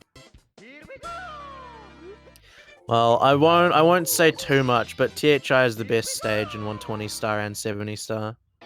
Mostly 120. Oh, what a troll. I'm not trolling, that's actually a legitimate take. Okay, okay. You need to play Mario more often. I just like THI, what can I say? I mean, it is a fun stage, but it just sucks in speedrunning. It just sucks. I can't agree with that. Unfortunate from Blue Bob. Failing the triple jump wall kick. That should be used as a deterrent for those that want to pick it up before they need it. Ooh, quick turnaround. Mm. Didn't almost got hit by the fire. And Liam is DDD spending 100s more plus time. Reds is actually good though. Like, Kevin, there's no need for the Papega. DDD 100s is actually really good. That is a good star. Yeah. It's not the very- best, but it is a very good star. I mean, it's kind of like pivotal, so it's very intriguing. Like you're on the edge of your seat. I like the swimming aspect of it entirely on the fact that swimming directly correlates to how fast you're actually going to be going. It's not like you just spam A to swim faster. You've got to time it. Yeah. I mean, it's very hard because the reason, and perfectly timed or mistimed swims is very helpful. Wait, what is this backup from Liam? Holy crap! I've never Wow. seen that before. How did he turn around like that and get the dive? That was that was insane. There's such a small window to be able to turn around like that. Like, he has to have practiced that back up. That was insane. That was some... No! Oh, that was Yeah, like a the Tabby ball. moment. That was a Tabby Storm moment, what he had there. Yeah, it's all good though. Just a quick run around the pole. Only lost a few seconds. I'm a bit weird of a runner myself. I actually opt for getting 15 coins instead of 16 in the first, in the small island, and then I'll grab the pole. Yeah, a lot of people will do that. There's different strategies you can do, kind of with the coin count at the beginning. Oh, Punk's run dead. I guess okay, yeah, Wes is saying he died in Vanish Cap. Very unfortunate. Yeah, do mistakes whatever. in Vanish Cap are pretty much a death sentence for a run. Definitely can be. If you're not ahead, yeah, if you're just trying to hold on. But Liam having some mistakes here in 100, but, you know, he's making it through. Yeah, well, especially for Punk as well. I mean, he's running against a 139 flat, so taking a death in Vanish Cap isn't really something he can afford. Very true. Yeah, we saw Callie take one earlier, but he was like plus 30. Was able to afford it. Yeah. Callie's very lenient with his runs. It's not like Ouija and Liam. Oh, that was a quick entry for Liam. Hmm. Straight there. It's to be expected. I mean, this guy's been Liam. doing it. Yeah, well, not only is it Liam, but it's also just that, you know, this man has been doing runs for quite a while and knows exactly where he is at all times when he's doing these kinds of clips. So being able to immediately swim in there makes sense.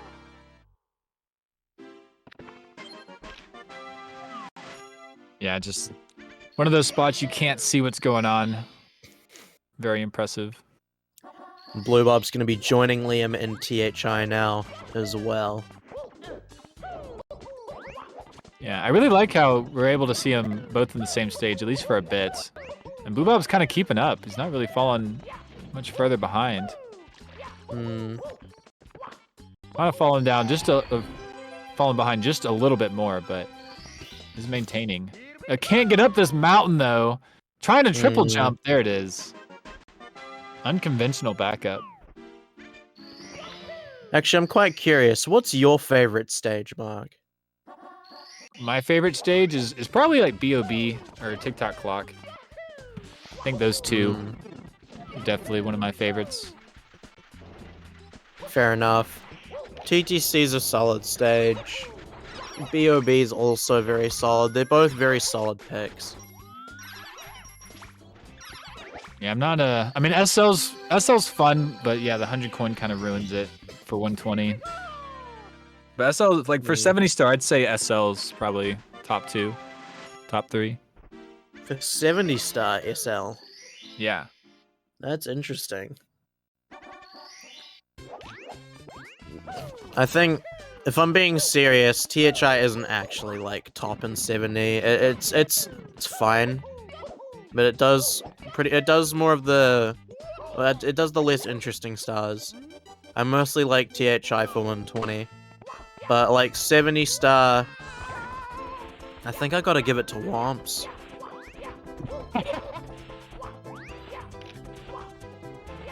Like Womps, TTM, Rainbow Ride. Yeah. I think those would be my top 3 for 70 star.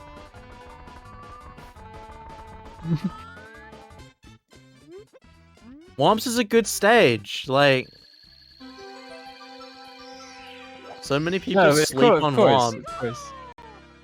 Like, I like getting stuck in Womps because it means I can do cannonless more. I don't like it when I get caught on 100 coin, but doing cannonless over and over again is fine.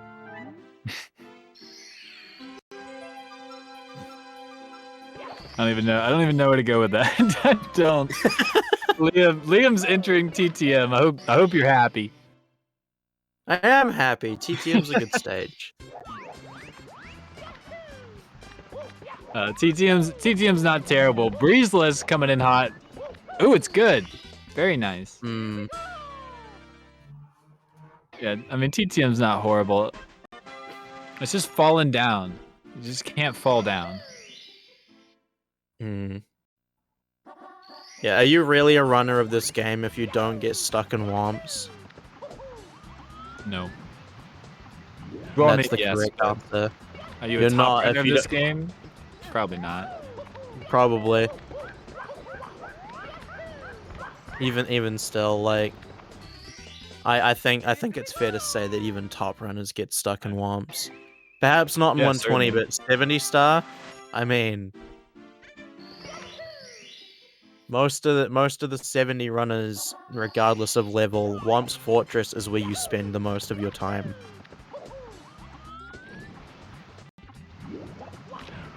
Alright, Liam. Oh, I thought he got the insta clip. Ended up swimming. But it's doing pretty good. Looking pretty solid. See about the star. Alright, one more time up the mountain. Gonna go see Ukiki. One of the best stars in the entirety of Upstairs. The monkey.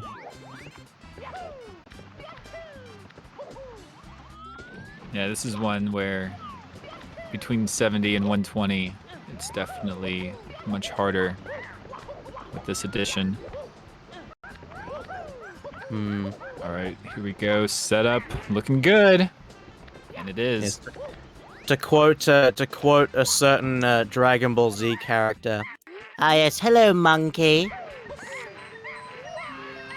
It is I, Lord Frieza. That was pretty good. Very I wish nice, I was better at nice questions. Monkey. Very nice monkey from Liam. So we got Blue Bob about to join him. I think is probably doing the Koopa race now. Yeah, Blue Bob was -42 after Wet Dry World was -32. So we'll see what he is after this. But yeah, great run.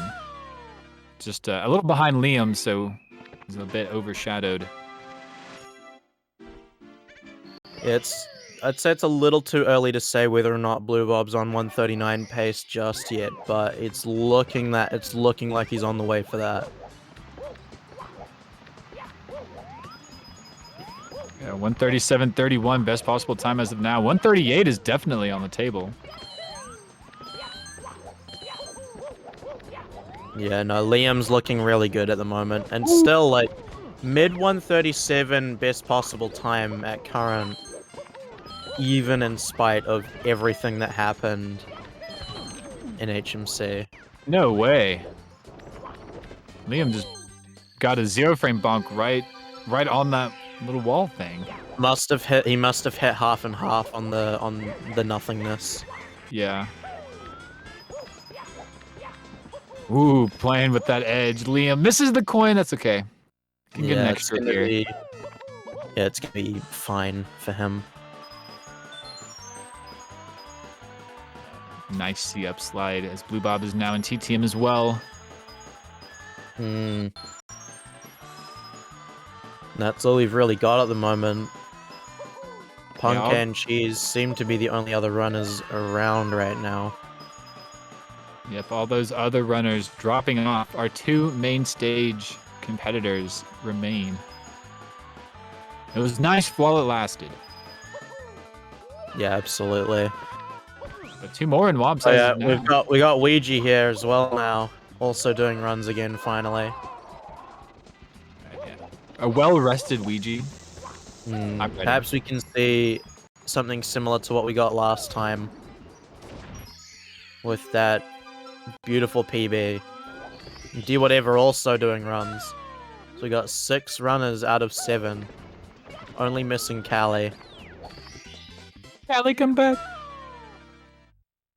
I mean, Callie can somewhat afford to relax at the moment. He's sitting in second, and we all know that he can dramatically improve that 140-45 if he so chooses.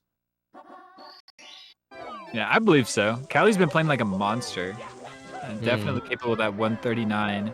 And even with mistakes, you know, is willing to push on these runs. Just makes him such a fierce competitor. Yeah, Callie, I mean, you can almost argue that he could pull out the 138 if he really tried. I think so. I mean, I think he will eventually. Oh, yeah. It's not a matter of if. All right. Yeah, as Liam makes it through SL, we're going to invite Electric here. I'm going to swap off as Electric will be taken over for me. But great commentating with you, Zeus. It's been a fantastic time. It's been a pleasure. All right. Welcome in, Electric. Have a good one, man.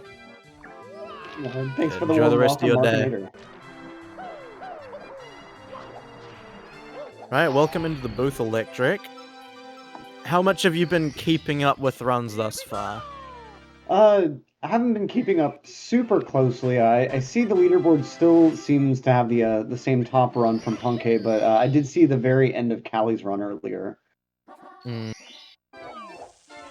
Yeah, so we've got a pretty good run going on here from Liam right now, and Blue Bob. We did have Punke on a run earlier, but unfortunately got claimed by Vanish Cap. Oh, you hate to see it. So now we've got Cheese, Punke, Ouija, D whatever all in the start of the game now. All of our entertainment is being drawn specifically from Liam and Blue Bob. Unfortunately, Liam losing a bit of time in SLs. We've been seeing in the background, but seems to be recovering pretty well. Having to take a bit of extra time on Snowman's Head too, but at least Igloo worked out. And now for what many people will consider to be the worst 100 coin, if not the worst star in this game. Snowman's Land 100. And the RNG kind of speaks for itself on the intro here. Oh, and then sliding off, trying to hit A a little too early. Yeah, it's not a fun time for a lot of people. I mean, we saw it in the world record. She's got legendary RNG on this star. And if we're being real, that is the reason that he got the world record. That made it. Yeah, it's kind of rare to see not at least a little bit of time loss on the star. Just especially with some of the money bag RNG, like it really feels like that coin spawn RNG is so. Gonna take a dip for that coin. I thought Wario was the one that loves his money. But as it turns out, it's Liam.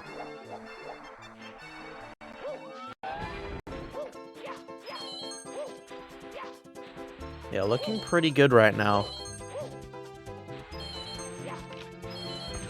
Probably not gonna be a 137 from Liam. Very sad. But still well on 138 pace.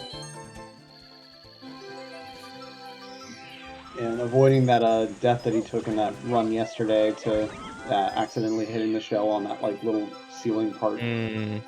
Yeah, I remember that. That was quite the shocking moment. Sometimes the camera just gets a little away from you, and then all of a sudden you find yourself in a position you don't quite realize how bad it is until it's too late. And especially like falling off right underneath the ceiling like that is the worst case scenario, since you can't do anything about the burn. Yeah, you really can't.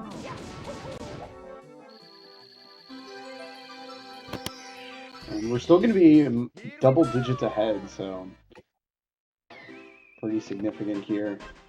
And keeping pace with a 138.59 set of splits here. So not comparing against that 137 PB, but still comparing against a really solid run that will get him first place on the leaderboard if he finishes ahead. Having to set up Wilco Flip just a little... Oh, nice second try catch. Yeah, not the cleanest. I don't even know if that's going to save time over just grabbing the door, but... I think the door does lose 8 seconds compared to a perfect Wilco Clip, and that didn't look like 8 seconds of time lost, but... It was probably more along the lines of 5. Yeah. You love to see it, though, especially with the early catch.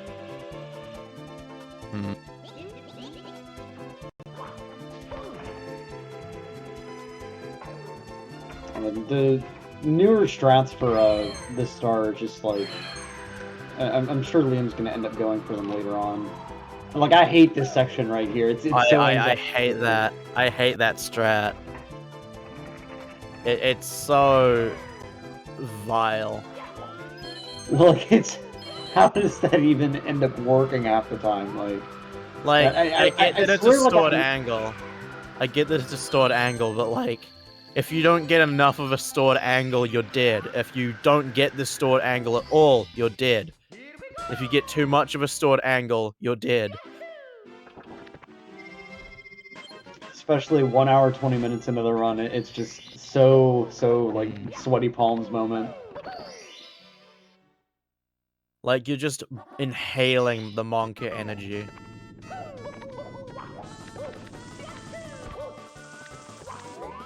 It's still going to be 10 ahead moving on into TTC here. We'll see how the rest of Tippy goes. Starting off with time jumps on moving bars. We'll see. Goes for the firstie, and oh, but it doesn't quite get the A and Z press right for the ground pound.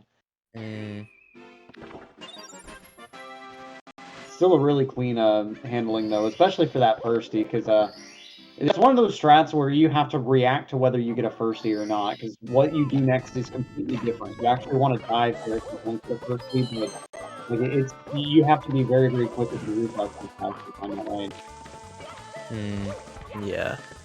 We got to see some very nice RNG from the last money bag from Blue Bob. There's the fly guy giving him a little bit of bully. Nice. No, missed the money bag on his first attempt at hitting it, actually, but then all of the coins landed where he needed them to land, so... Despite being very close to the snowman, managed to avoid an encounter with it.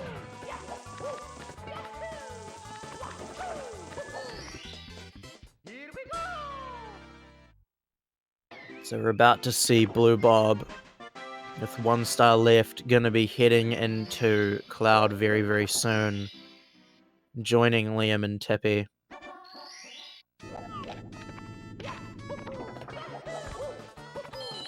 Liam, best possible time right now, 138.17. That was very close to a death. Yeah. Blue Bob losing quite a lot of time in Snowman's Land there. Looking at a 1:39:45 best possible time. So 1:39 probably not happening.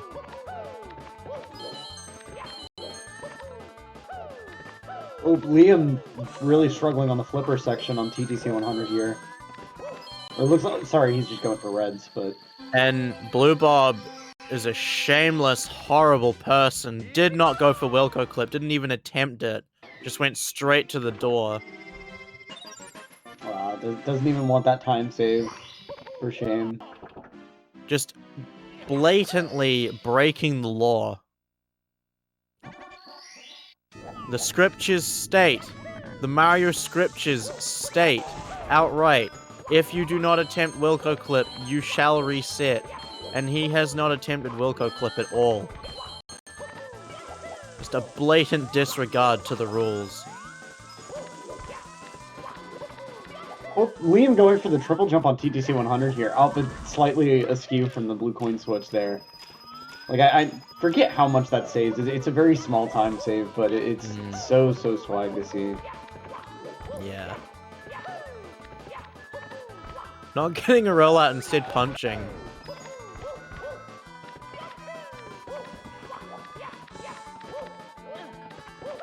Oh, and narrowly getting the ledge grab there. Cosmic raised for TTC up clip. That'd be hilarious.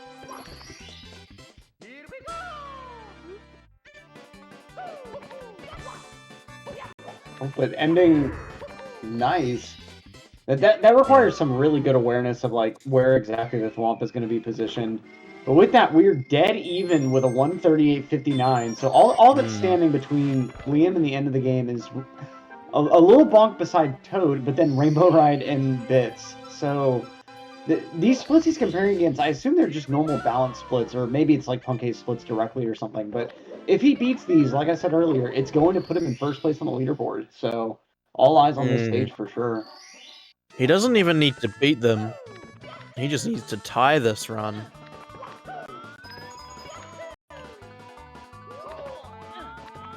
Oh.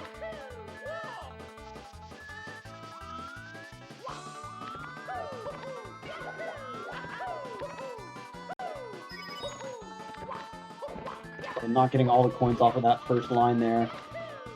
Really a rough start to this 100 coin here.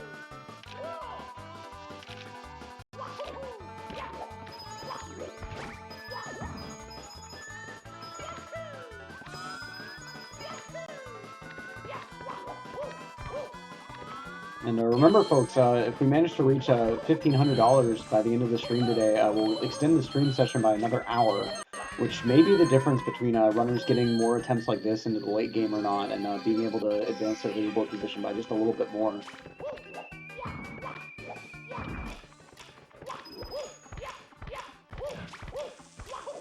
Yeah, absolutely. I mean, we do have Cheese here, and we all know how Cheese is. He'll wait until the very last moment to pull out a run that has the potential to win the whole thing.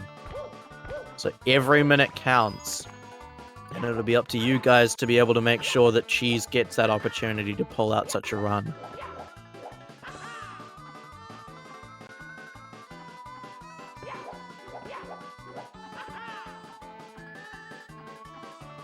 Down there in the bottom left, we got Ouija as well, who seems to be very green going into Bob on Battlefield. So, looking at a good start from him. Potentially something else to look forward to once we're done with Blue Bob and Liam's runs. Yeah, Ouija's paces are always really, really exciting when you see him green into especially the later lobby and into upstairs. I think the thing with Ouija though is I can never really take his lobbies as set in stone, because his biggest weakness is basement from everything I've seen. Like, he'll get 100%. tons and tons of like 22 lobbies, and then either lose it to SSL or HMC. It certainly seems to be like one of the biggest growing pains adjusting from like shorter categories like 16 and 70 and going on into 120. Because I've seen a lot of people struggle a lot with, like you said, that basement sort of like mid-game part with SSL and HMC.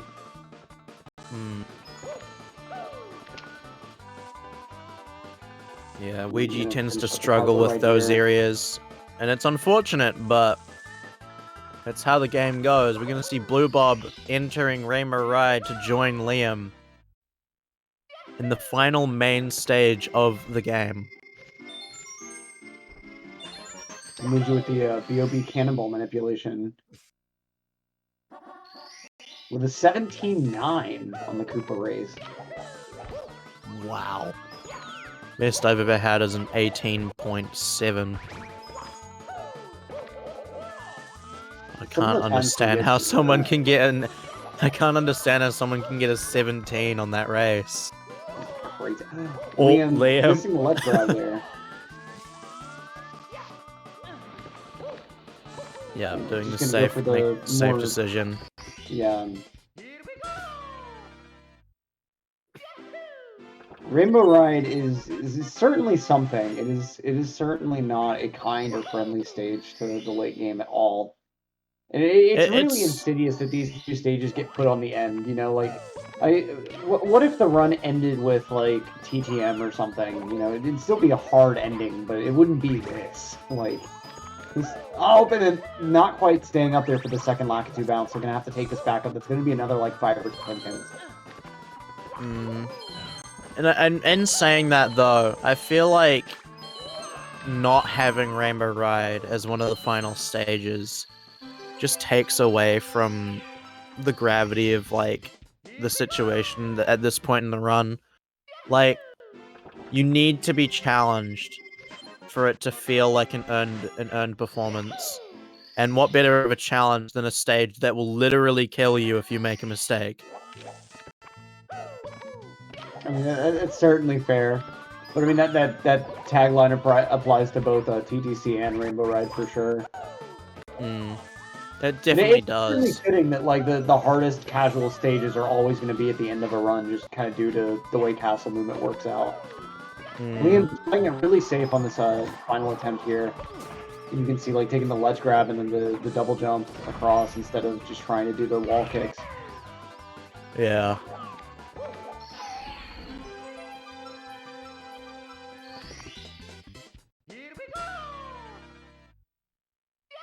Let's not forget that these guys are going to be competing at pace later on this year. Well, like, these guys, excellent runners. Why not go see them live? Seeing these runners perform live has to be one of the most interesting things. Like, performing yourself is one thing. Seeing someone else just playing like a masterclass in front of a bunch of people has to be one of the most invigorating things. Like, imagine being able to break the record in person, seeing like all of the top guys performing. The pace is the same thing. It's very, very similar. Of course, the difference being that it's not necessarily to break the record, it's just to see who does the best performance. Exactly right, and it really is like nothing else seeing like one of these runs actually live. Like you kind of think like you're seeing the same thing just over the stream, but it really like being there in person while someone's performing at this high of a level, like there's like a quiet that falls over the room of people that's like you can tell you're watching something like someone performing something talented, like the same as like watching a musician perform or something. Like it really is like nothing else. It's a good comparison as well, actually, because I think in a way it is fair to say that speedrunning is a work of art. It is an art form to play to play as well as you can like this. Game, like the level you're expected to perform at and how precise some of these inputs are, you really have to understand the game thoroughly enough. Like it really is like an instrument that you have to like play the Mario almost. And we do have Liam here in Bowser in the Sky. Final star and stage of the game. Yeah, best Plus possible of 18. 139.12. So going to be barely missing that first place spot, but still a lot of wiggle room to go ahead and snag second here. From Callie, who currently isn't doing runs. So it might end up being the motivation for Callie to come back and do more. Try and take second place from Liam. Alongside potentially finally getting that 139 we've all been wanting to see from him. You know, the best possible time, really narrow there, but still definitely does have the potential. And if Liam doesn't get a perfect fight here, he could actually leave some wiggle room for Blue Bob to potentially catch back up. But let's see. We got the first throw coming out. That's perfect. Liam and missed throws are pretty synonymous, so... That perfect second throw. Like, just absolute pristine angles here. A little early. Yeah. It's I don't want to sound rude, but I kind of see it coming sometimes, just because Liam at this point is kind of known for missing one throw. It happens though, and only going to be a few seconds off. So it's still going to be a 139 2x. GG's Yeah, still to Liam very here. solid. Yeah, really raising the bar for second place here. And 139 two 139s 26. on the leaderboard.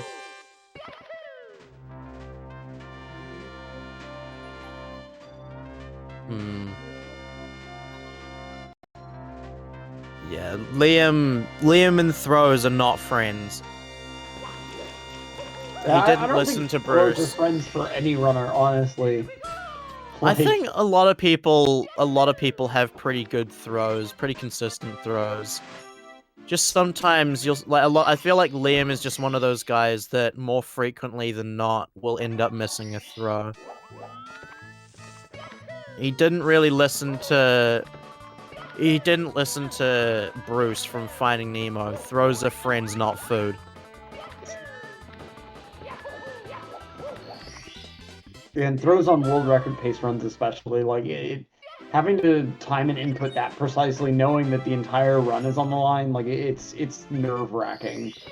And like with all the adrenaline you've got on the end of the game right there, like you don't have the room to even think about like what you're doing anymore. It has to be like muscle memory, and it's just it's so difficult to do consistently. We got Blue Bob here. Low 140 pace. Looking at potential. Very nice catch there. Would have died. Looking at a possible third place here to push Callie down from what was just recently a second place down to potentially fourth.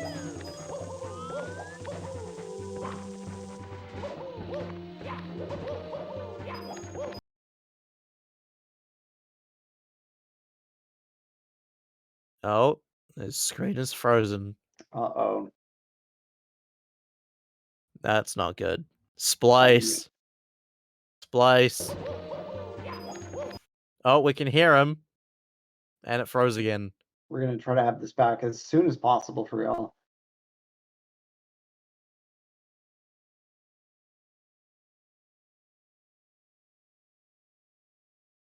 It would appear that Blue Bob has been sent to the Shadow Realm.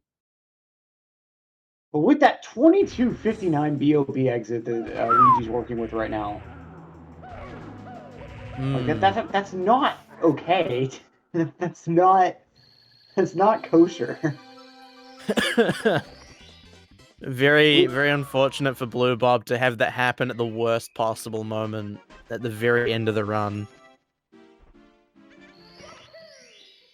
And of course, we have the accusations of splicing coming out in chat.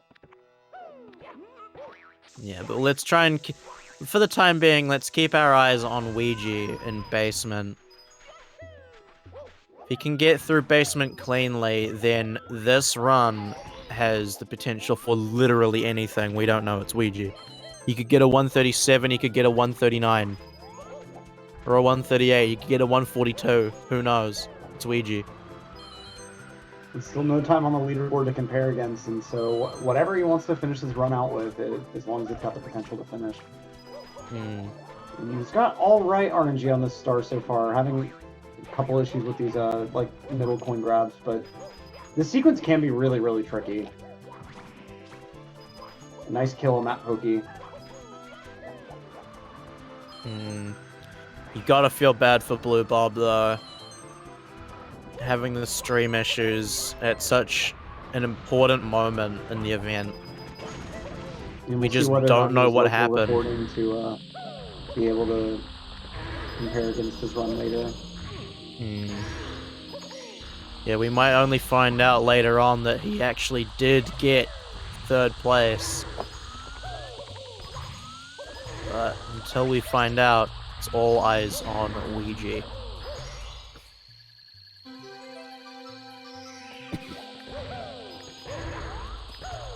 Who is unquestionably the next person in line to take the title of GOAT of Mario 64.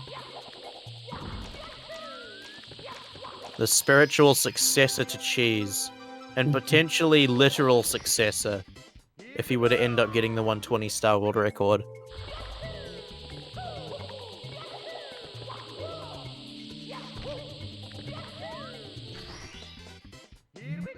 Pretty nice finish to the 100 coin overall.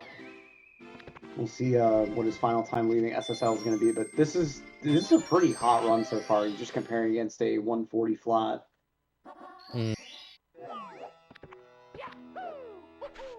It is kind of terrifying to think that Ouija could legitimately get every single main category world record. Like, we've seen his 1-star. He could get that if he sat down and did it. 16-star would take more effort, but he could do it. Yeah, that he already has 70. A couple months back when he was labbing out SBLJ stuff alongside a few other people in the community, that was really incredible to see. And like, especially some of the setups they were coming up with, like ultimate Fire Sea entry for ultimate. Yeah, the ultimate DDD skip, yeah. Doing right side, which just is ridiculous to me. And there were a couple of people that actually started figuring that out. Like, big one was Ground Pound Gary, who actually managed to get it in a run. And then, as I recall, lost the run, but still, like, being able to pull something like that off in a run is ridiculous. Yeah, like, I could not imagine the nerds after that trying to play. Like the game would run in slow motion with all that adrenaline. But getting good RNG here on this HMC 100 coin, pretty much all you can ask for. A little bit of a bobble on the blue coin switch, but no worries there. It's always after you trigger the blue coin switch, you don't want to make any mistakes. Kind of bad RNG on that snippet, but can't really Oh, that triple jump dive.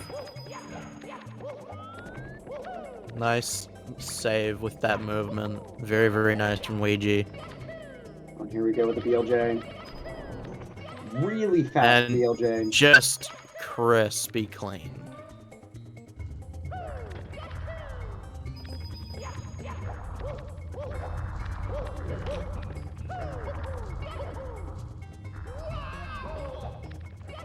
That movement Very into nice. the hallway, like I will never get over that. Very nice salt bog.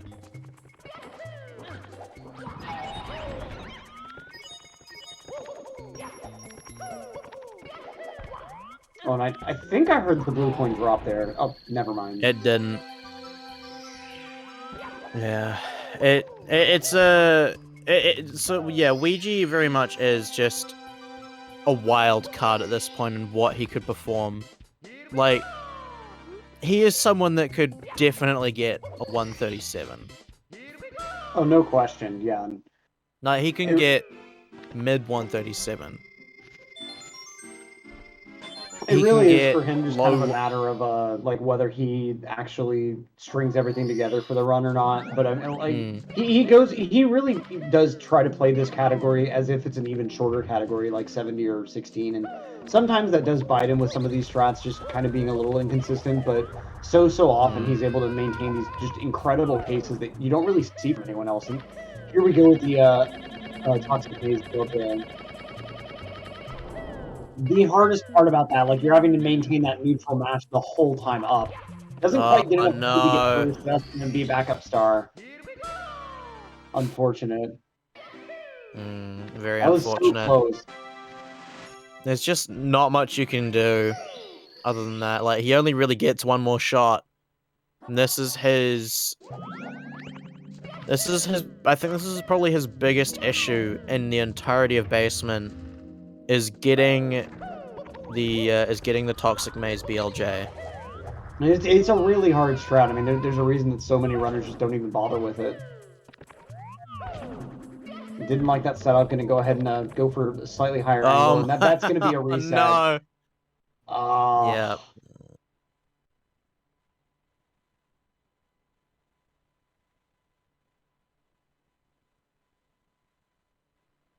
Blue Bob, we're hearing Blue Bob got a personal best time of 1:40.21, which will put him in third, which is incredible performance. Unfortunate that we weren't able to see it on stream, but like despite those stream issues, still congratulations on the personal best. That's huge. With that, we'll be taking a quick little break, but stick around. We'll be right back. Ladies and gentlemen.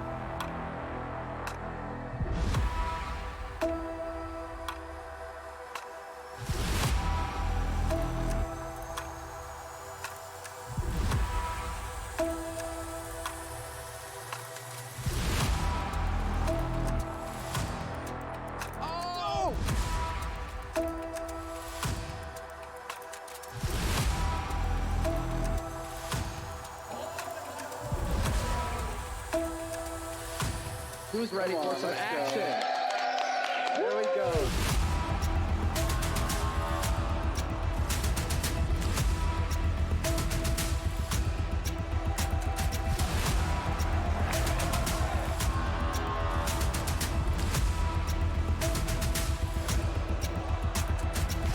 Everybody get it out. All four. All four.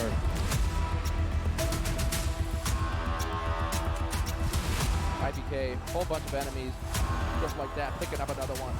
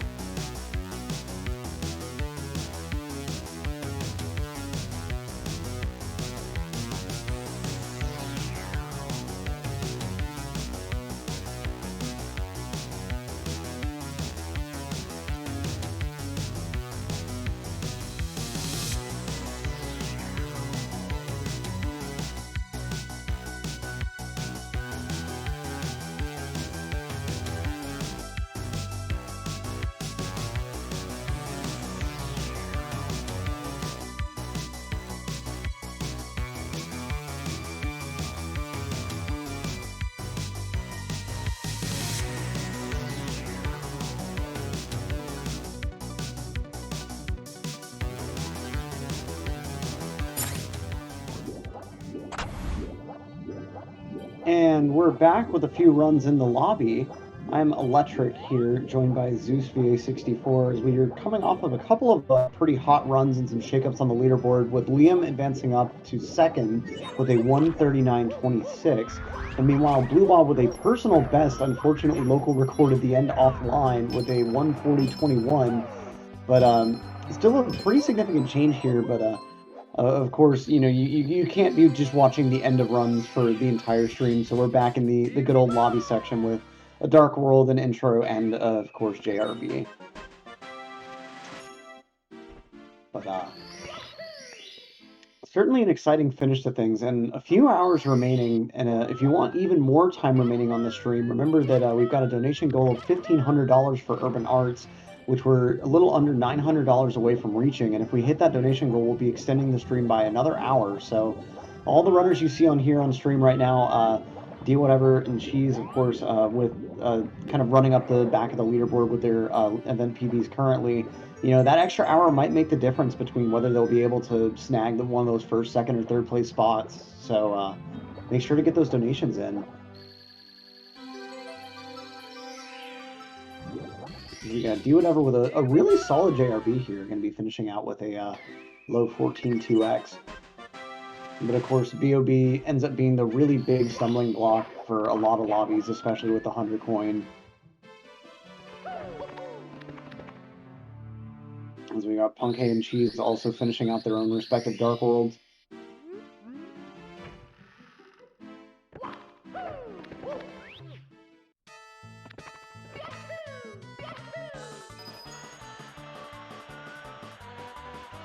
And go ahead and get those guesses on the slide time in chat. I'm going to go on a limb and say D Whatever's going to go and get a 12.6 here.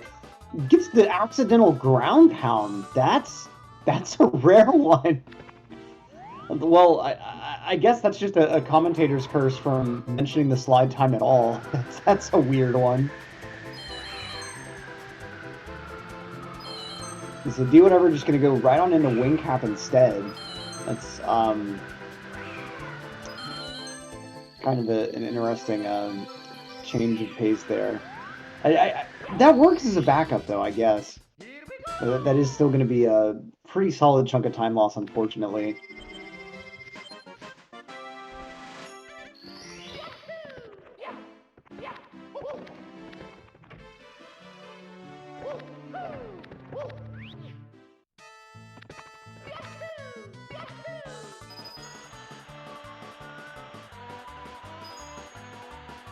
As Ponke gets through Owlus, and Cheese moves on to his own Launch Fortress here. We'll see D Whatever with a 12-7 on the second attempt on the secret slide. No errant ground pound on this one. That's always the worst, though, when you end up with like just an accidental Z press, because then you're just hyper aware of your finger on the Z button all the time. It really gets into your head. Gonna take a little rub against the banister before the final slide. Let's go predictions in chat a little early, so maybe we don't get past the first here. I'm gonna say a 12-6 on this last one. Having done the slide 3 times in this one, he's gotten the practice. It's gonna be a low slide time. Really hugging the wall there. Oh, it's 12-9.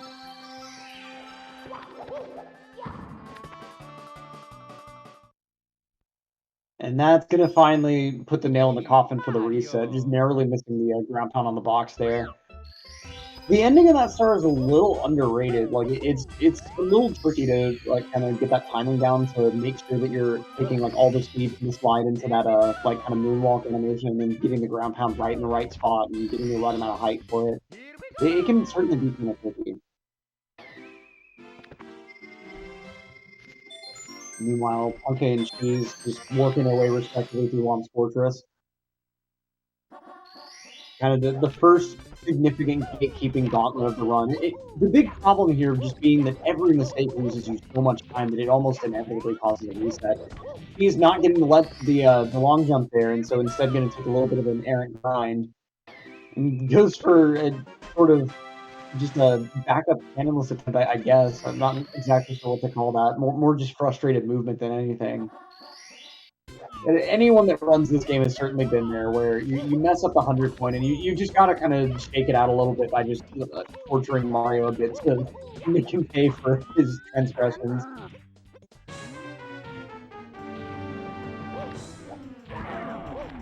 And especially that sequence, like right on the end of that wooden bar, is really tricky to time that long jump correctly on, since like you stand there for a moment to collect all the coins, so you're doing a long jump from a standstill.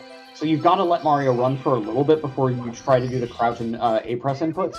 But if you let him run too far, you'll get what happened to Cheese there, where like you just kind of walk off the edge, but the platform's moving, so it keeps catching up with you and puts you in this awkward grinding state.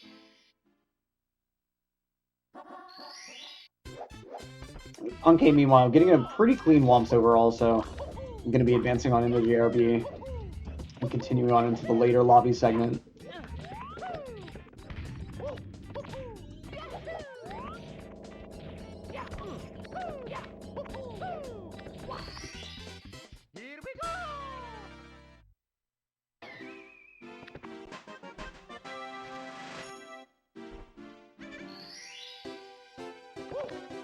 We got Cheese and Do Whatever, not quite synced, but coming out of the pipe a few seconds apart, starting their new runs. Right, I'm back. What have I missed? Nothing much, just these three runners just kind of sticking around in the lobby. Do Whatever had an unfortunate ground pound during Secret Slide earlier that pretty much killed his attempt. He kept it going for a little bit, but after just a couple more small mistakes, he ended up going ahead and resetting. Unfortunate.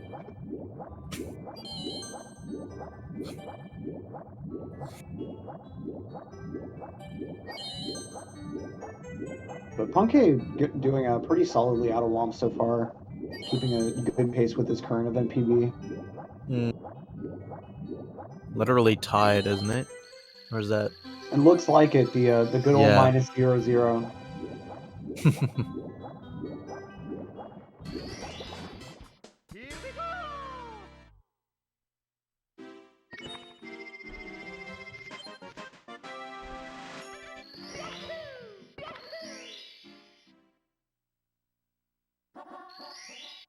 Not too much action at the moment.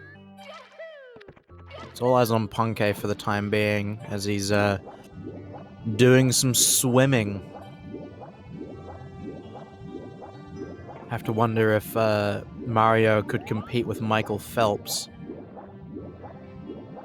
I think he could. I do feel like Michael Phelps must be like faster traversing water. Just like if you kind of compare Mario's size to the body of water that he's in, I feel like he's not really going all that fast. Like he really kind of takes the time swimming to just kind of chill and leave the player to focus so much on angles and like trying to make sure the swimming is actually optimal. But I mean, I feel like when you compare Michael Phelps' size to a body of water that he's trying to traverse, like it's no question that like, you know, a professional swimmer is going to be swimming a lot faster per second or per unit of measured length or something.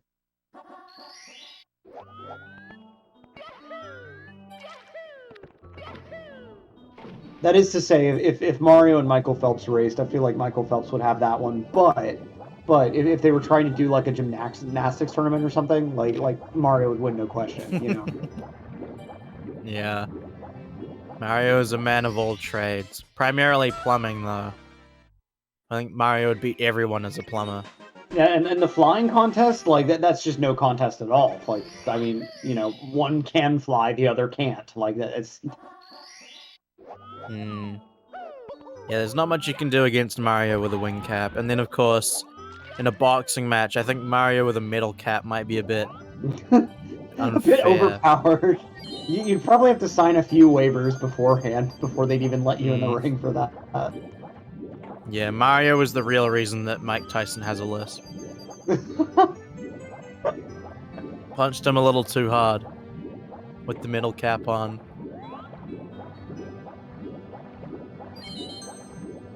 Nice swimming so far. The clamshell red coins are certainly like some of the most tricky parts of swimming throughout any of the two swimming stages here. Like it's so tough to like navigate Mario to make sure that you grab the coin, but you're not so close that the clam ends up hitting you. And all that while like losing as little speed as possible. Like it's such a impossible like kind of triple optimization thing where you're trying to do 3 things all at once. Yeah. Optimizing this game is hard. Like getting your movement clean in the right way and keeping it consistent is difficult. Like a lot of people will say it's not that bad, and like once you're used to it, you kind of question how it was ever hard in the first place, but when you're learning it's really things, hard getting to that point and like building that stuff Yeah. in as muscle memory. Like it takes a lot of effort, especially like it takes a surprising amount of analysis. Like you've got to really like pore over gameplay footage and kind of analyze like, okay, how exactly is this runner like taking this turn and why are they taking it at that kind of angle? And like especially input displays are your biggest friend when you're trying to learn stuff in this game. Like and then watching like, okay, why does this runner in this position and why do they time it like they do, you know? And just figuring all that little stuff out, because any decision that these top level runners are making, there's a reason behind it, but like finding that reason can sometimes be a little bit difficult, you know. Like you try to shake things up with like a slightly different angle for like the intro on a 100 coin star, and then it only occurs to you after like 5 or 10 minutes of messing with it, like, wait a minute, I'm not getting good RNG on like any of my attempts now. That must be why top level runners will like sacrifice a few frames on like a sloppier intro to put themselves in a better position for most RNG here. You know, and so like part of learning this game is just kind of figuring out like the best way to do everything, not only just the fastest way, but also like the way that'll be the most consistent across attempts. And sometimes it's not the most obvious.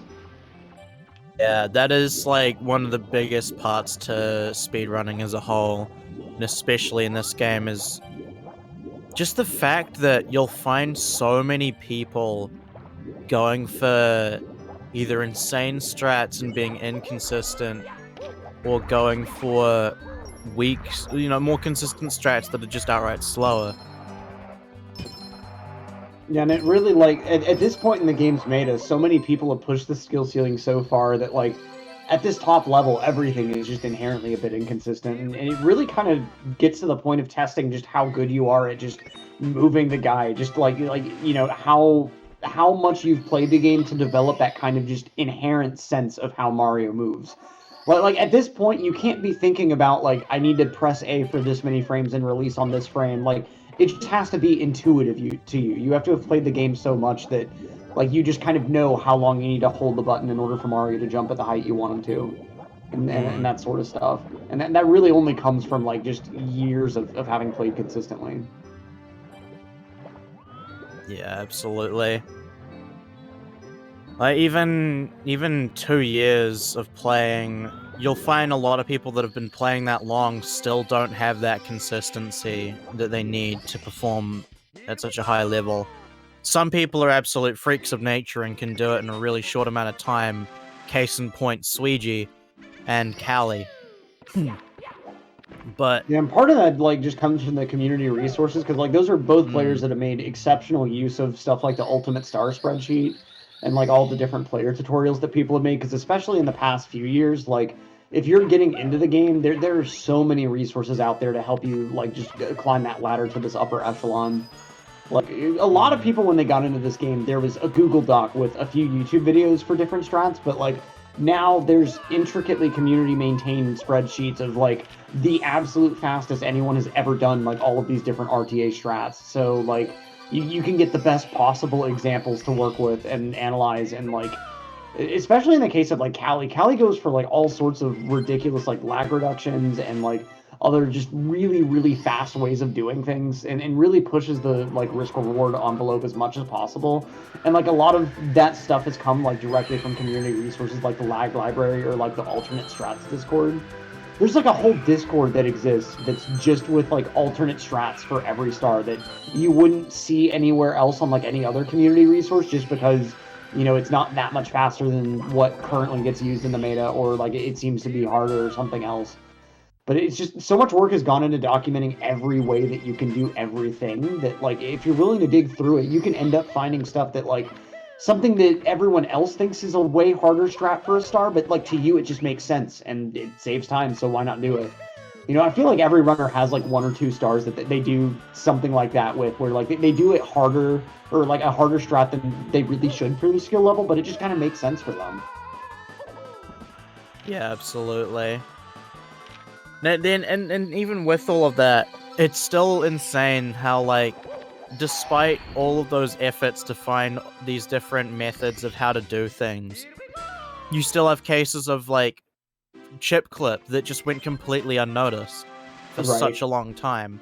Or like even that down warp for like the chest movement in DDD, like that's like if you kind of think about the walls down warping you, that's such an obvious strat, and yet like, you know, no one ever thought to try it. Like I've been down warped in that stage so many times, and like as soon as I saw someone do that strat in practice, I was like, well, how did I never even think to try that before? Like it seems so obvious, but you know, sometimes like the way you've seen other people play the game for so long, you kind of think that everything has been found already, but that certainly is not the case. I think part of that comes down to the fact that down warping typically would have a more negative connotation in runs, just because of absolutely. the fact that so many down warps that you can get will either kill you or push you away from the star that you're trying to get. Yeah, and that's like the only situation where it's useful, just because the chest is on the bottom and so close to the edge anyway. Like any other star where you're wanting to go through the tunnel, the down warp won't help you at all.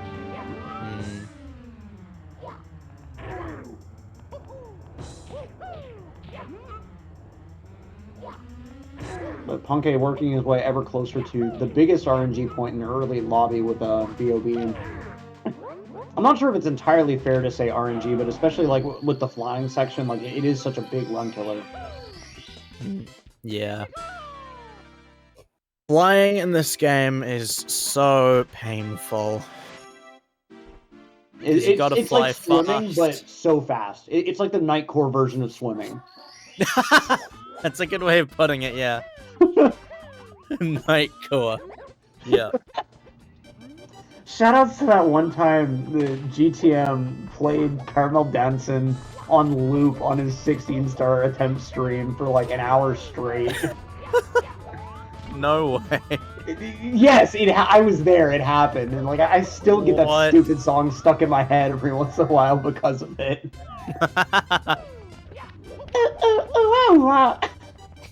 Oh no. No. Why?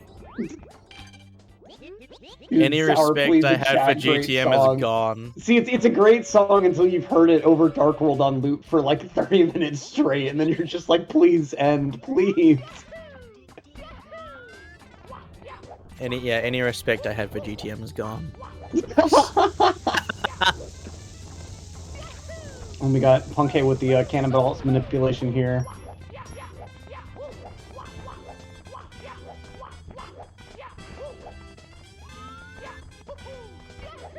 Never heard that song. It's peak Nightcore. Like someone took like a Swedish pop song and just sped it up, like, and that's it.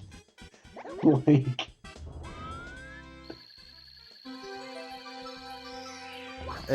Nightcore is an interesting thing that exists. Right? It's like pre-vaporwave, and it's interesting how it's like the opposite of vaporwave. You know, like before it became cool to just slow down 80s music, it was cool to speed up 90s music.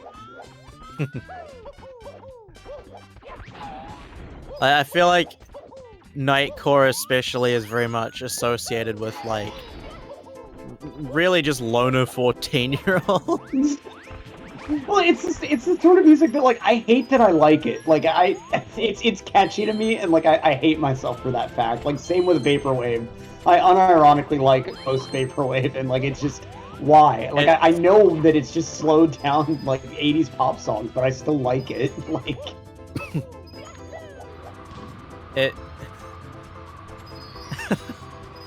It's just up pitched. It's pitched up, sped up song. That's what it is.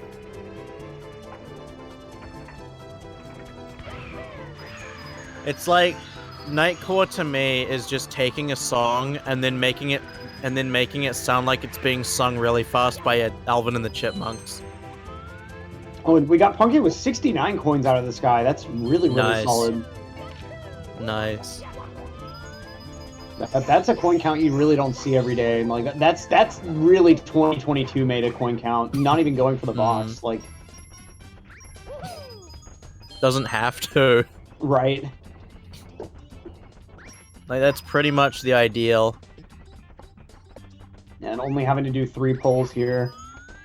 And such good RNG off the pulls. Jeez. That was immaculate. Like what an ending. Like the BOB 100 ending is really the big point of time loss and contention, but like that was so solid. Yeah, that BOB ending got me feeling a certain type of way. And like I kind of wished that he had positioned that star last just so we'd get to see like the final split time right away. Imagine if he got the double star spawn as well. Oh man, that would have been insane. That would have literally been flawless, perfect, like just TAS. Is it like is it the yellow or the red coin that you have to collect first? I think it's the yellow. It might be the red. I think it's the yellow though. Yeah, I always forget. I know one of them spawns instantly. I've never done it. Spawns, like, it might be the red. After. It's probably the red. Yeah. Is the red for that? That makes sense. Okay, yeah, 'cause I think it's the red that like there's a few frames between collecting it and then the animation starting. That's such like a weird part of the like it's weird that's even been done in runs at all. Like it's gonna be so strange whenever we finally get like a world record involving that. It's gonna be a long time, I feel like, but one day we'll hit 136 and Ouija's gonna start resetting because he didn't get the double star spawn. Didn't get the RNG for it.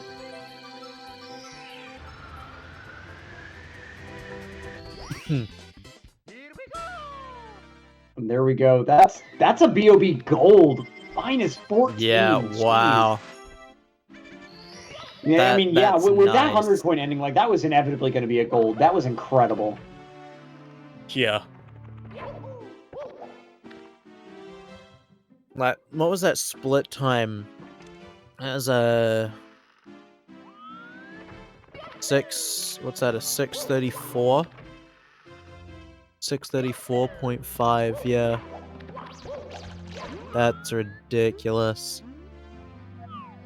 And we'll see how long he can maintain this pace, because there's nothing more detrimental to a speedrun than being on good pace.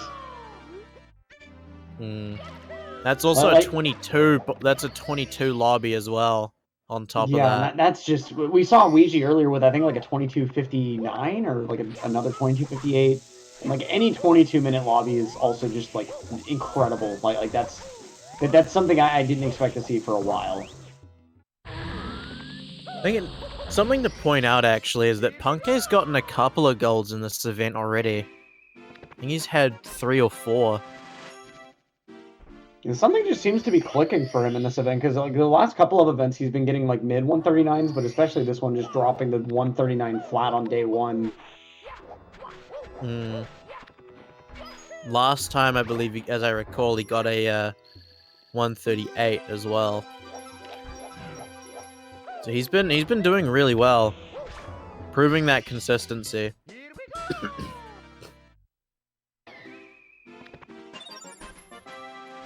And we got Do Whatever with an 18-2 on the Cooper race here. Looks like just going for the more traditional Cooper race without the extra manipulation from like kind of taking the side slide path.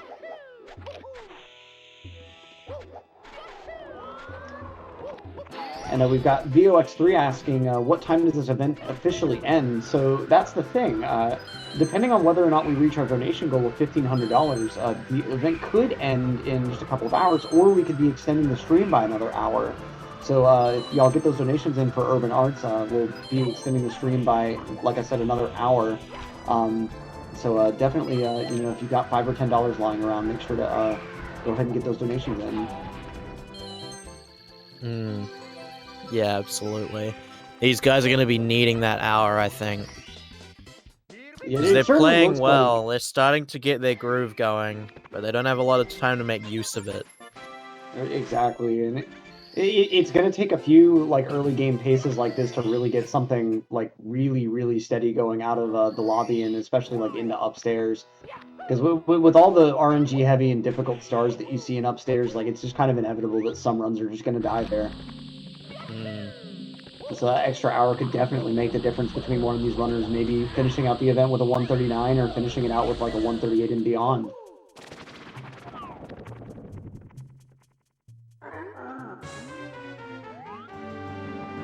Yeah, Punkay just looking incredible right now with his run.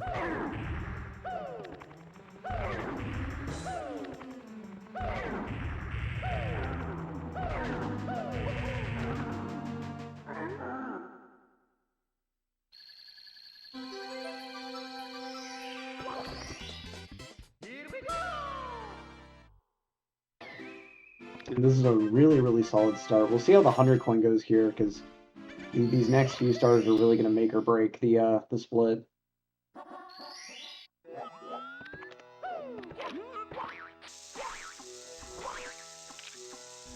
This 100 coin is probably the most important one in the early game. If it's between SSL 100 and HMC 100, really. Yeah, I mean, at least this one's within your control. You know, you're not having to worry about whether or not a blue coin decides to fall. Those two are definitely among the hardest 100 coins in the entire run. I mean, can't forget about DDD 100 too. So, yeah, with this, I'm gonna bow out for a bit. And taking my place, we'll have Markinator again. Well-accomplished runner in his own right, and a very good commentator. So, get him in a second, and I shall be back in the future. But in any case, it's been a pleasure having you on, and a pleasure co-commentating with you, Zeus. Yeah, it's always fun to commentate with you, Electric. We'll catch you around. Goodbye, chat. And now we've got Markinator 99 in the booth. How are you feeling? Have you been keeping up with the runs at this event, or?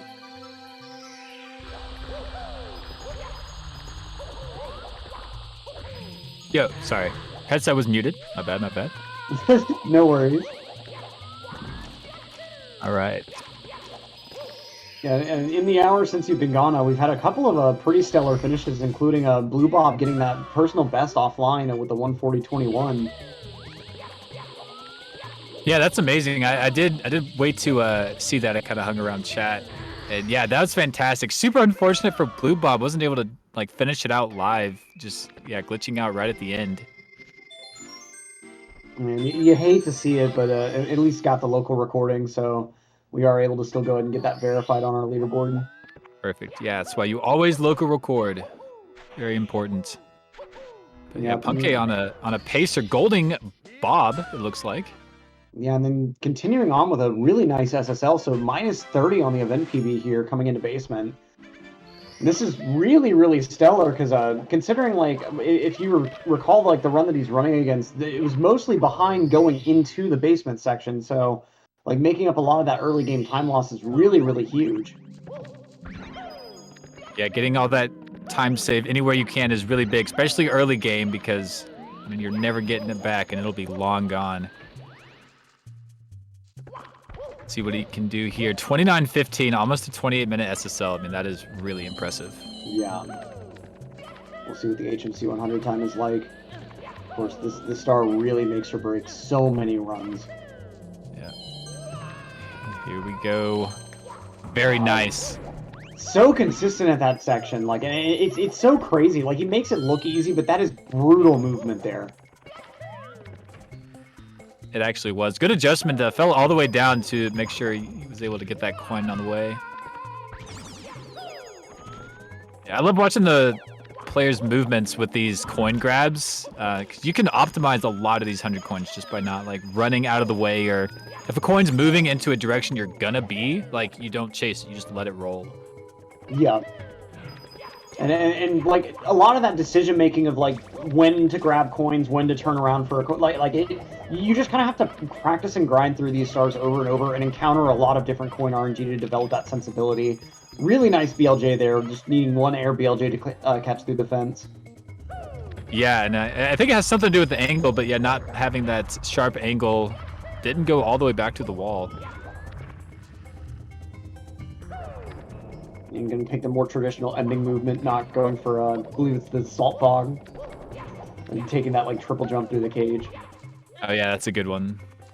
Yeah, a lot of the runners have picked that up and have gotten real consistent with it. It's very precise. I can make it over the wall, but I have a hard time getting into the cave, so it's, you know, you think the hard part's just getting over the wall. Yeah, and especially, like, the fact that you can't see the cave until you're in it, like, really kind of messes with me, I feel like. Definitely, yeah. These runners have such a feel of Mario. Maneuver any way they want. Yeah, and again, like, the blue coin just not quite cooperating with Punkay, so going to lose a little bit of time in the HMC 100 to that, but still 30 ahead of this event PB. And moving on into the rest of basement here, so I mean, this is a really, really strong attempt. Yeah, that was essentially a picture-perfect HMC 100. Yeah, that's what you want. The RNG can actually lose a lot of time at the end, so I'm sure that's almost entirely what it was. Yeah, triple jump. Oh, this is the jump on the box. Yeah, good wall kick. A really nice backup there. And that box triple is so finicky because, like, just based on Mario being in a slightly different position, you might end up with a little bit of a different timing for that triple jump. And, like, if you're not careful, you'll press A, but Mario hasn't quite landed on the box just yet, and you won't actually get the jump out. Yeah, it's pretty tricky. Box is not very big. You can easily land at the edge. But very nice that time. I just have to do one more for the metal cap. But we have cheese in SSL. That's nice. See how this topless goes. I haven't seen many runners miss that ledge grab this weekend. It's normally something you see runners struggle with just a little bit. I think on early day one, like, I saw a couple runners have issues with it, but like you said, it's normally more inconsistent, and I mean it's a pretty difficult trick in line with like Alice or side hop and LLL, but these runners making it look a lot easier. And Punkay, beautiful HMC Toxic Maze BLJ. Like that was picturesque there. Really quick going through. Yeah, stopping right next to the star as well. Yeah, if you just hold whatever angle it is, you shoot all the way back to the wall. But if you're good enough, you can at the last second hold right and rub the wall and stop Mario. Yeah, Punkay has that star down. He's one of the few who never really dropped it. A lot of the top runners have been on and off with it. And we saw Ouija losing a run to it earlier, and like I know Parakusha has also like messed with that strat a lot, but I think he still does it in attempts when he does 120, but like most runners across the board, like they'll mess with it like you said briefly, but then just end up dropping it just because why would you want to put another BLJ into the middle of the run like that, you know? Make things even harder on yourself. Yeah, exactly. Cheese is struggling on these red coins. Had to turn around twice in the air and then land because didn't have the speed. Ooh, but this ending's looking nice. Beautiful triple jump to get back in the air.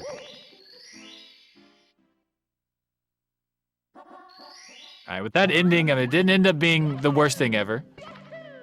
Still in it for cheese.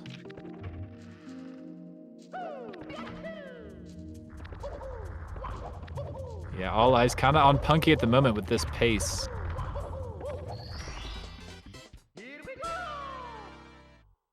$35.04. One more star to go.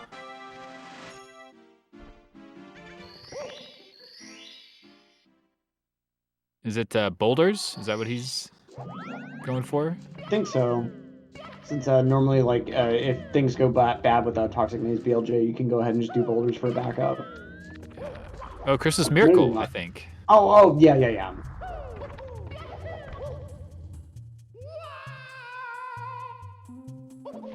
Yeah, the HMC route is actually swapped a whole lot, taking a quick bonk there. I think it's the second time I've seen him bonk on that cage. Like, I just had a lot of bad luck with that this weekend. Yeah, pretty sad.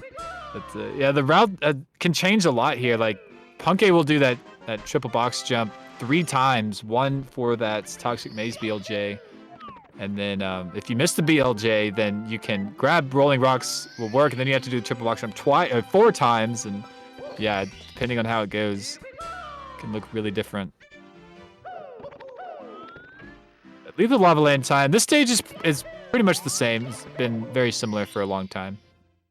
Yeah, and especially like if you play through 70 pretty often, just adding the 100 coin on top, the RNG actually makes it one of the more tame 100 coins. I feel like it's really movement focused and just pretty straightforward once you kind of get the shell movement down. Especially the volcano movement can be pretty tricky, but like overall, like it's nowhere near as contentious as like SL 100 for instance.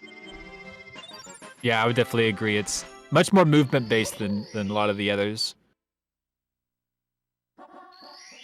Yeah, but that shell. The shell is a pretty unique 120 item.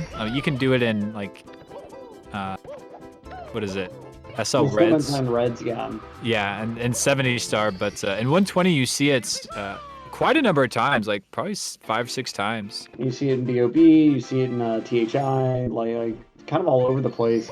And it's kind of an interesting movement mechanic too, because like like the way that you build up and maintain speed with it's kind of weird and like not really intuitive, to be honest.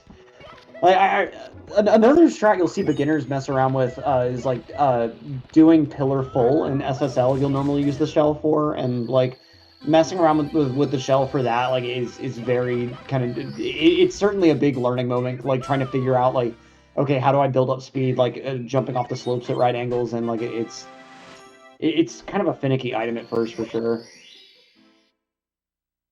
Yeah, very unique experience. It's very fun. I really enjoy the shell when you get to use it. It feels a bit like flying though, in that like it's really easy to over undershoot a turn and then like just be really sad because you lose so much time.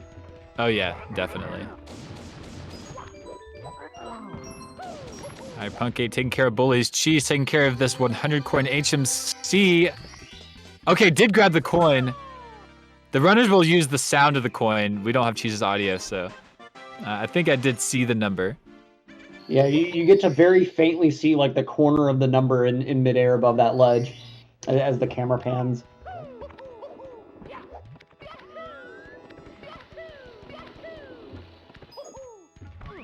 Yeah, very clean, both runners.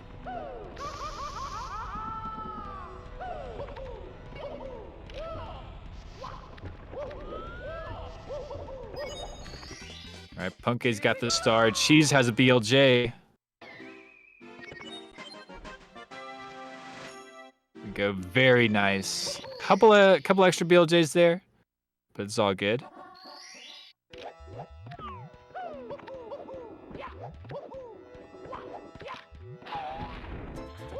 Yeah, that shell we were just talking about. Yeah, you definitely want to make sure you get momentum fairly early on. You want to run onto the shell when after it spawns. You want to get to that puzzle early, because if you're off on that puzzle and it starts to go ahead of you, then it's a rough time getting all those red coins.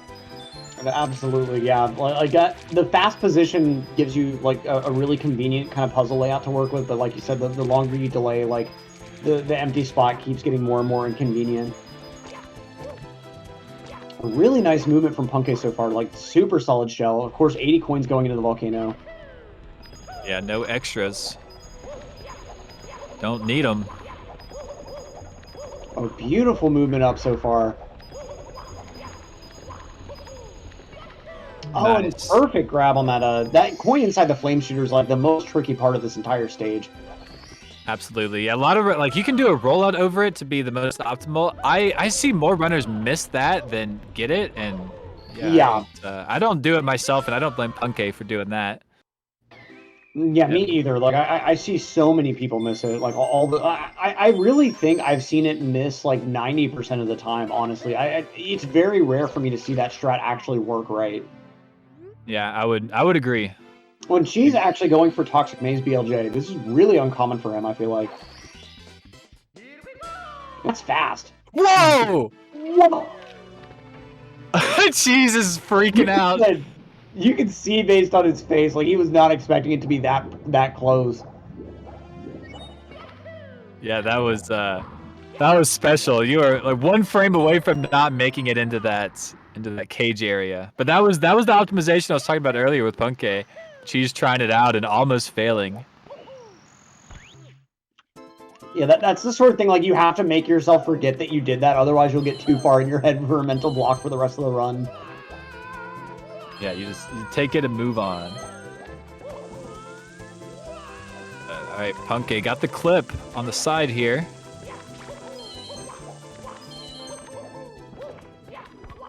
Yeah, and this ending is really tough. Okay, took an extra jump on the elevator. Smart. And that's going to be a Siglemic coming out. Beautiful stuff for the Vanish Cap. Siglemic! Yeah, and with that 3/4 of a minute ahead of that 139 event PB right now, this is certainly heating up into something pretty spicy. Yeah, Punke's feeling it a little bit, giving a big smile. I wonder if him and Cheese are on call right now. Could be. They've shared a lot of voice calls throughout a lot of events like these. And just PB attempt sessions generally.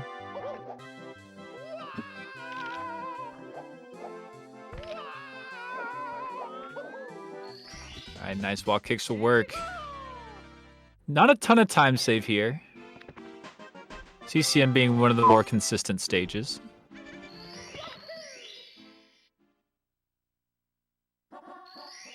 Yeah, and it's certainly like that event PB run getting a gold on it definitely makes it really hard to save any meaningful time.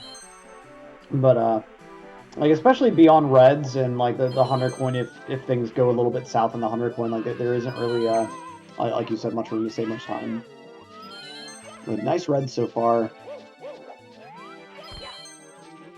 Yeah, cutting it real close on these angles. Save every bit of time you can. All right, here's this ending. Long jump ending.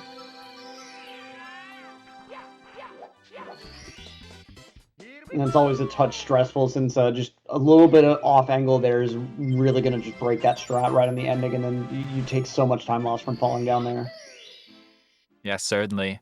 So as Punke finishes up this CCM, I think it's probably a good time to take an ad break before we get too deep into this run. Hopefully it'll be a good one. We got to give a big shout out to Urban Arts, our charity sponsor for this event. So please stay with us and we will be back in just a moment.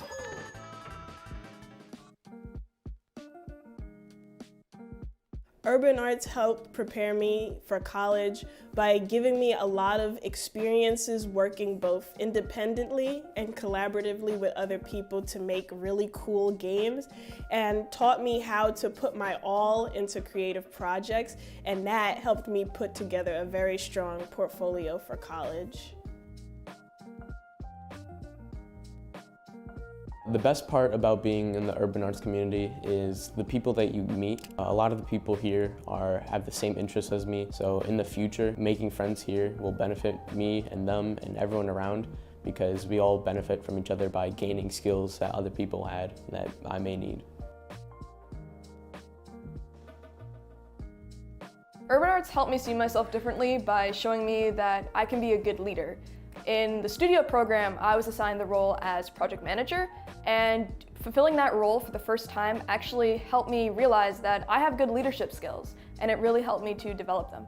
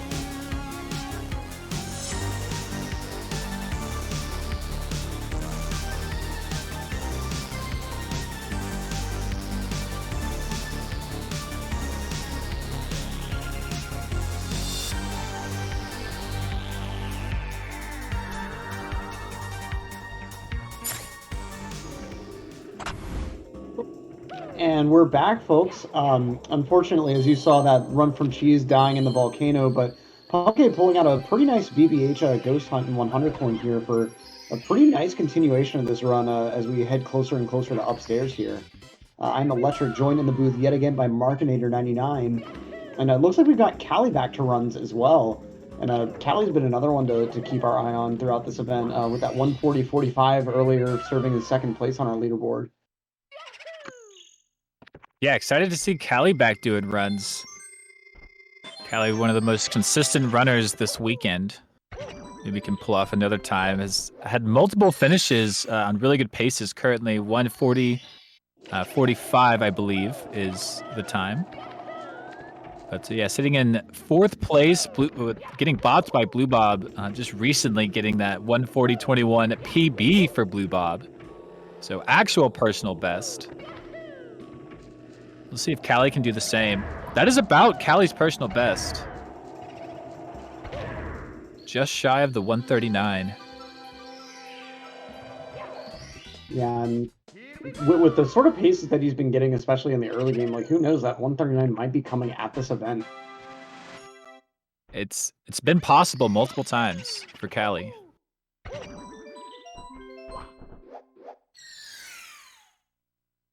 We'll see Punke inching ever closer to the end of BBH here. As most of chat can go ahead and put their rubber bands away. Yeah,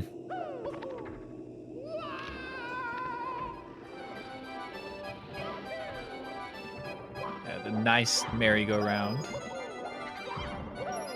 Can I get a peanut soup? Can I get a peanut soup? Yeah. Callie with a beautiful JRB cannonless.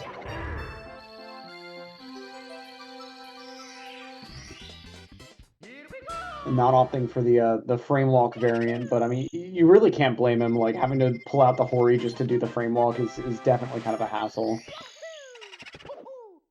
Yeah, maybe worth it just on some PB runs that you're doing. Event like this, yeah, might be a little too much. It is slightly faster than doing the ship method that Callie just did, but of course, like it certainly kills your hands, like having to do that really fast stick jitter. Like even more so than a BLJ, I feel like, depending on like what method you're doing for it. Like if you're doing like the draws method where like you put one thumbs up on the table and then like jitter the controller with the other hand, I think that'd be a little easier on your hands, but still, it just trying to do that for a whole session of attempts, it's rough. Yeah, it really is. It's a tough strat. It's something that's oddly possible in Mario, and yeah, rarely seen. Yeah, it's just such a specific but heavy abuse of like Mario having to take a moment to lose all his momentum before he slides back down the pole, and just like when you start and when you like stop and restart his like walking animation, it just kind of resets that little timer. And we've got a $2 donation coming in from Marsh Potato saying, sorry, it isn't more. That's totally okay. It's donations like yours that are going to get us closer and closer to that donation goal. And like I said, it's going to be a $15 donation goal to extend the stream by an hour today. And so if you want to give these runners a little bit of extra time to do PBs, you know, any amount counts, even if it is just like $2 or $3 at a time. Yeah, that's right. And Cheese might need a little bit more time. We've seen in the past, overtime is a special moment for Cheese, really shining on that clutch GOAT status. Yeah, something about like only having one real chance left, and you know that just being a true PB attempt, it really just brings out the best in Cheese's consistency. But right now, Punke on a pretty incredible pacer in DDD 100. We'll see if it survives through this start, because this is a notorious run killer. I personally do not let myself get attached at all to a 120 run until after this start. Like I don't consider it an active attempt until after a runner has gotten through this. Then it's real, you know. Then you can actually let yourself get kind of excited. But there are just so many points for things to die before this point. And if Punke going to go ahead and go back to collect that coin, that's going to be a few seconds of time lost, but he's got the room to go ahead and, you know, make that decision. And this will allow him to take that swimming a bit fast and loose through the last section here. Yeah, an odd coin to miss. Looked like he was going to grab it and then just didn't. A bit of a wet champ face on Punke's face cam.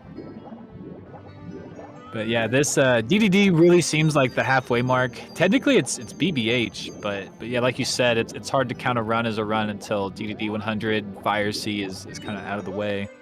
Yeah, because there's so many little things throughout this star that just reliably can kill an attempt.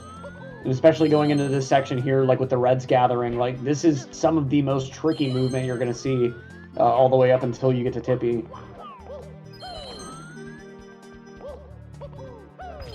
Jeez, and I mean, what it boils down to is like you're doing all this pulls-based movement without any pulls at all. Like it really becomes like ROM hack type movement with how much you're abusing the geometry here. Oh, a little shooting that triple jump position, so gonna have to do front sub a second time here to get back up.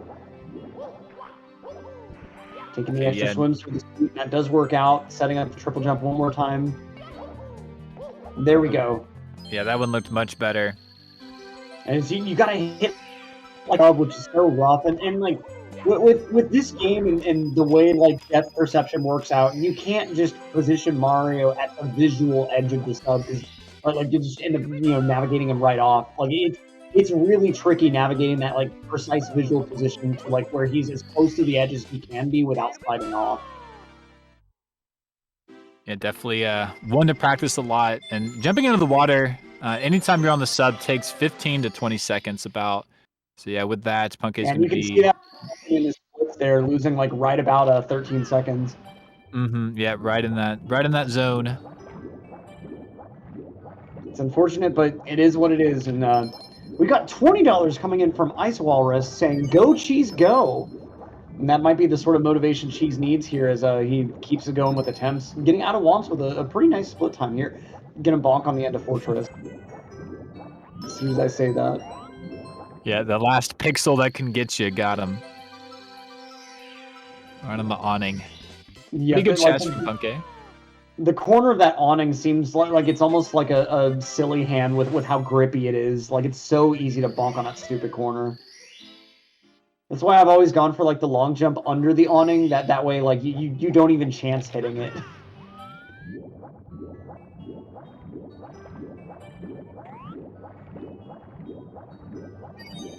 Yeah, really, probably the nicest star in 120.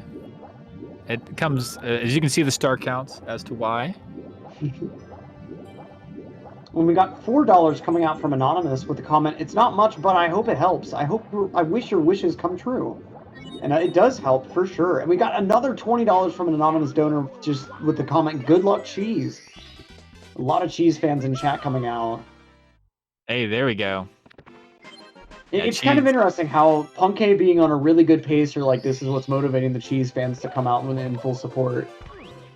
Yeah, nothing but a good rivalry to spark things up.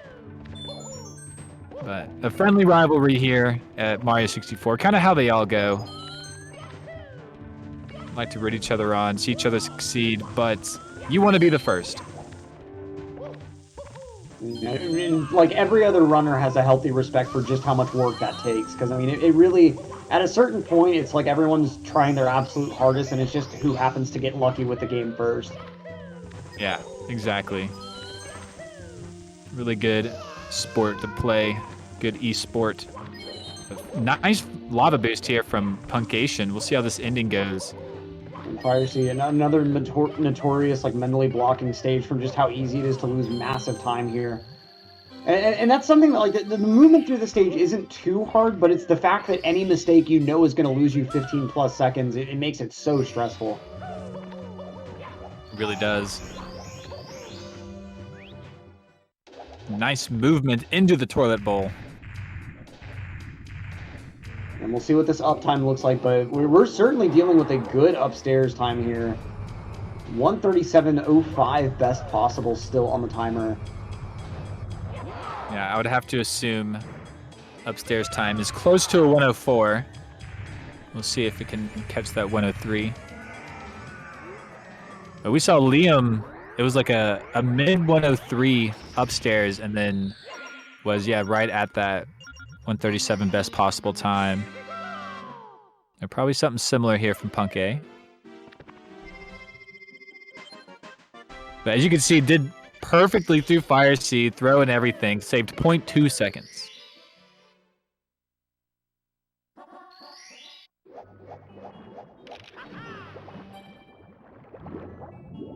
Manta.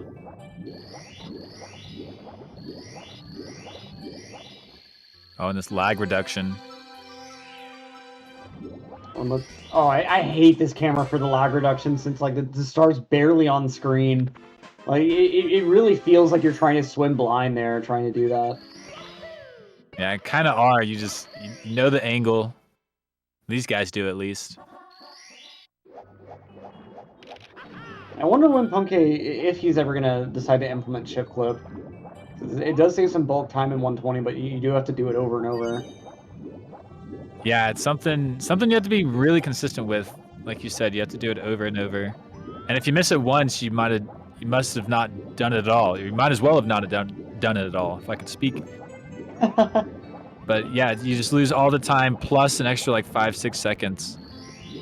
Yeah, and that's always like big insult to injury whenever you're doing a hard strat over and over. Like I get that same way with like the LLL, the slide kick reentry, because it doesn't save that much time over a long jump, but you miss it one time and you've lost all that time save.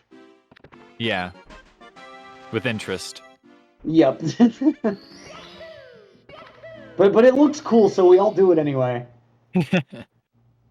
That's right. I was actually warned pretty heavily to not do it when I started running, so I never implemented it, and I never really think about it either until I see someone else do it. See, I used to just like do a like very comfy reentry, and then like whenever I decided to update it, I was like, let me just do the pro thing. Let me not, you know, stick with a basic strat. So I started learning it then. One thing I figured out about it is it does seem to be more consistent if you purposely take like an off angle.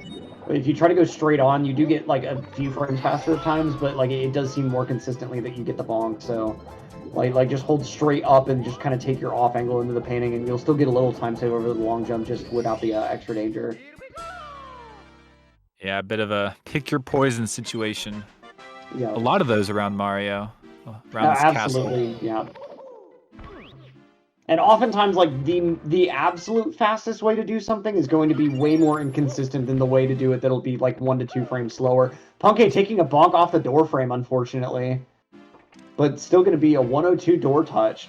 Wait, is that really a 102? 8 out. Wow. Okay, I must have misread the time or something earlier. So yeah, I was like a full minute off. This is insane. Definitely 137 possible. And still 24 ahead of this leaderboard PB, which didn't have a perfect ending. If I remember right, there's especially some time save on like SL100, which is a really good place to have time save. And Callie with a little bit early of a dive there. Yeah, Callie likes to take that that glitchy camera as you dive over that fence. It's a straight on like Mario camera, and most people avoid it.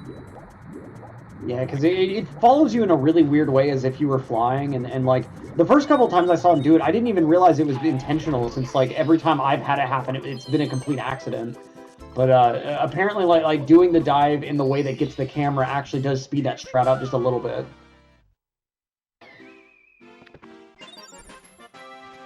Since these runners are on the JP version for 120, it's actually a bit easier to get that glitchy camera on JP than for 70, where you're using US. It's actually frame perfect on the US version. Oh, I didn't even know it could happen on the US version. Oh yeah, like I've had other runners tell me it can't happen, even though like I've had it happen to me in practice on Usamune, like with the US version, and like I read eventually somewhere that it was actually like frame perfect, but I've seen other websites claim that it can't happen, but it's just more precise is all. Like it just has to happen on a very specific frame, because it's from like interrupting the start of the flight sequence so that like the camera gets set but not Mario's like movement state. Ah, makes sense. Electric with the knowledge. Don't believe everything you read in magazines. You know, a lot of glitches in this game are from like interrupting weird stuff like that. Like same with the double star spawn. You know, if you happen to collect the coins at like a very precise frame interval, it's just both of the cutscenes happen at the same time, and there's nothing in the game that stops that from happening if you just happen to get the timing that precisely. Okay, Punky not doing the triple jump wall kick, and actually... That's going to fall all the way down. Needs to go ahead and get back up on the wall kicks. Okay, he's going to catch up with the elevator, thankfully. Yeah, he's just gonna ride the elevator. Okay, this is not the wet dry world you want, but that was he thought he was far enough left to get up there, and so didn't even expect to have to wall kick again. And then when he didn't make it up, yeah, it just ended up falling all the way down. That's such a rough star to lose that much time on, because especially in 120, you're wanting that sort of time save on everywhere else, and especially like 100 coins and stuff like that. But at least top of the town working out well. So he's got one of these triple jump stars going right for him at least. Yeah, shake it off. Gonna be okay. Has he done 100 yet? I don't think I've seen it. Yeah, he hasn't. Yeah, here we go. For the Lime 70 viewer, the Wet Dry World 100 is always a treat to see in 120. You just skip over that annoying Skeeter entirely. Like, that's the main point of RNG in the 70 with Secrets route, and then, like, for this, you just skip him entirely. Yeah, it's really nice. Yeah, this route actually saves about 10 seconds over the other one. But in 70, I mean, if you have to get every star, it saves about 8 to 10 seconds. But since you don't have to get these reds in 70, then we just do the other one. And it's such a unique situation. I mean, it's all caused by this swimming tunnel, like, if the town were closer to the normal Wet Dry World stage, it would like, the red coins route would definitely find its way into 72, but just because of how long that little swimming section is in between, like, it just kind of makes it not quite as viable. Yeah, just that long break in between collecting coins. Yep. But you got to make it down here at some point anyway for 120, so... Yep, a lot of runners. Oh, a lot of runners doing a more optimized route there to collect those coins and that box. But you see why it's a little more dangerous. Bunke leaving one coin behind and jump on the Skeeter. Like, you would always see people do that like dive roll out beside the fence in order to make sure they grabbed every single coin there. Yeah, he's turned into a half and half situation. Yeah, and at least now that backup was really, really clean. Like there were a lot of places that backup could have been a lot slower, but thankfully the Skeeter cooperating there. Yeah, Skeeter position in the downtown area is 100% RNG based. Like the start of Skeeters are not, but they move randomly. Yeah, and it's like a really erratic movement too. Like I think it's slightly influenced by Mario's position nearby them, and so like whenever you get them on camera and stuff, but like it still is. You really can't manipulate it in any meaningful way. Mm-hmm.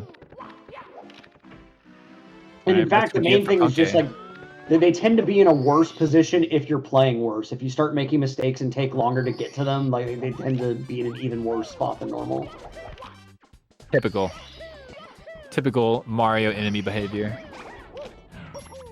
Here we go. The Secrets now, one of the trickier stars in THI, and thankfully I'm paired with a co-commentator that does not have some favoritism on the stage. Yes, no, THI sucks. I'm on board. Very, very nice ending there. Yeah, little slip-ups from Punke now, especially in that Wet Dry World, losing 20 seconds.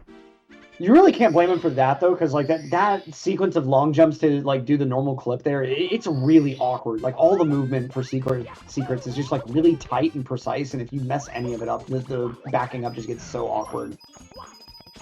Yeah, I mean, yeah, Secrets and THI are definitely seemingly very inconsistent. 100 coin not really working out too well to start here. Here we go. It's the jump off that butt slide. Oh, the Goomba! Oh, getting absolutely bullied by that Goomba. For such a small enemy, he's really being such a big pain. And then now finally getting into the pipe, but that's some heavy time lost there. Jeez. Yeah, the worst is when you need one coin, but when it runs into you, you don't get that coin. You have to kill it. Yep. And then, yeah, these big Goombas, obviously, having the ground pound, if you just jump on them, you get a singular coin. Yeah, at least he's able to get 2 kills with 1 ground pound there, but the ground pound, of course, taking so long that, like, you really hope for the triple kill if you're able to get it. And, oh, good that he's able to grab those coins from the water. I thought he was about to have to take a swim. Yeah, able to grab those with the fingertips. Oh my gosh, shooting all the way. That was crazy. I think that was like frame perfect jumps or something. Like that was really good momentum preservation. I don't think I've ever seen someone shoot that far. They're just not going to question it. Like he'll take it and run. Like after everything else that's happened during this DHI 100. Oh, doesn't quite clear the ledge. The angle a little bit more to the wall than he expected. Yeah, well done, 100 coin from Punky. All things considered, I'm sure it wasn't the one he was wanting. He had some pretty clutch moments there to not lose time.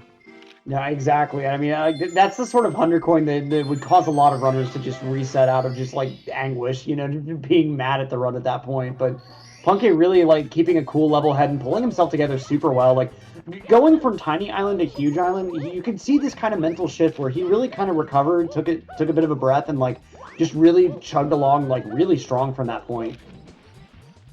And a nice mountain clip here for the Wiggler. Yeah, definitely want to get that clip for the Wiggler.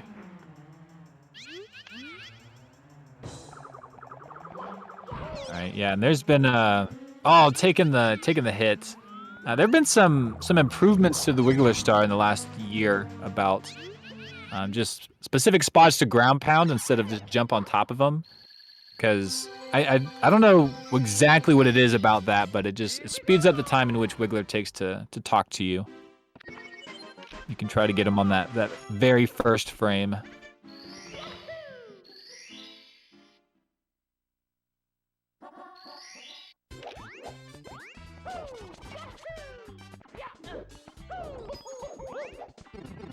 Yeah, just a few more times around this mountain into this pipe. And here we go with the left side mountain clip, another not super recent, but like still relatively new to the meta sort of strat. And that's been kind of crazy to see that like over the years, a lot of people were kind of like flip-flopping between the right side mountain clip or mountain clipless strat for a while since the time save was so small, but then someone comes up with the left side mountain clip and it's like, oh, this is faster and more consistent. Okay, let's just all do this instead. Yeah, came out to be like, 1 second faster than the other mountain clip. So yeah, definitely worth it there. But oh, Punky, I'm messing up a little bit. Definitely wanted to kill that Piranha Plant sooner. Very nice. But yeah, actually Blue Bob came up with the optimization to save more than a second. That triple jump up to the cliff was Blue Bob's idea, and that saves an extra like few points of a second. Half a second, maybe.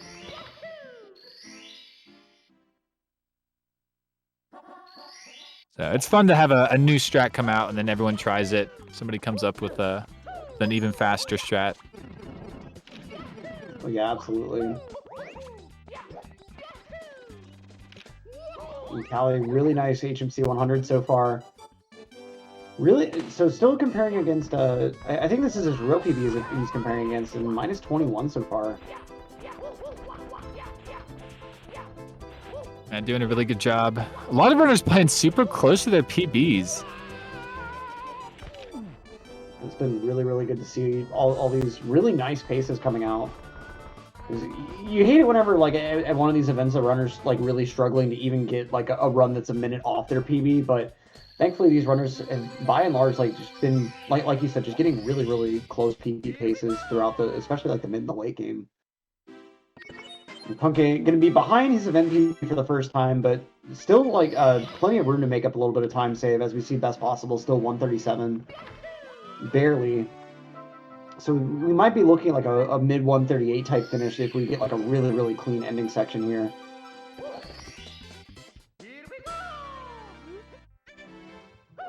And Callie, of course, goes for the that new ending for like HMC 100, going with a triple jump dive from the cage. That's always fun to see. And she's yet another run getting lost to SSL this time. Yeah, only so much time left remaining. About 2 hours? It could be 3 though. You know, if we get more donations in to go ahead and meet that 1,500 goal, we could have that extra hour on stream, and that may be all Cheese needs. You know, that extra bit of overtime to really solidify just, you know, a crazy attempt into the late game. Oh, as Punke takes another fall and slide down on TTM. Yeah, actually, I think we only have 1 more hour of resets. Our schedule has built in that overtime hour for the commentators, but yeah, it actually ends at 8 p.m. Eastern. It's just before 7. So yeah, only 1 more hour remains. If you do feel like donating and want to shout us out a message or show your support for your runners and for the Urban Arts charity, please do so. !donate in the chat. Get your donations in. We can extend that time if we make it all the way to the end. Might need a couple of oil princes in chat if we got them. They do lurk around the Mario community sometimes. Oh, Callie missing the long jump for, I think he was just going for Toxic Maze BLJ was there, I'm not exactly sure. But having a good HMC so far before that point.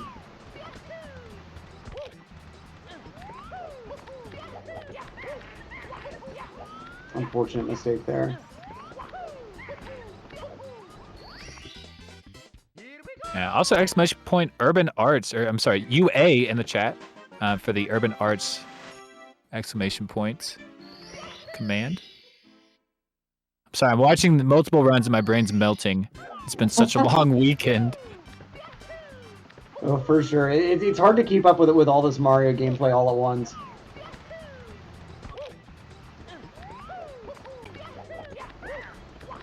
Yeah, Punke having a good time here in TTM at least. Doing all right. The nice monkey working out beautiful.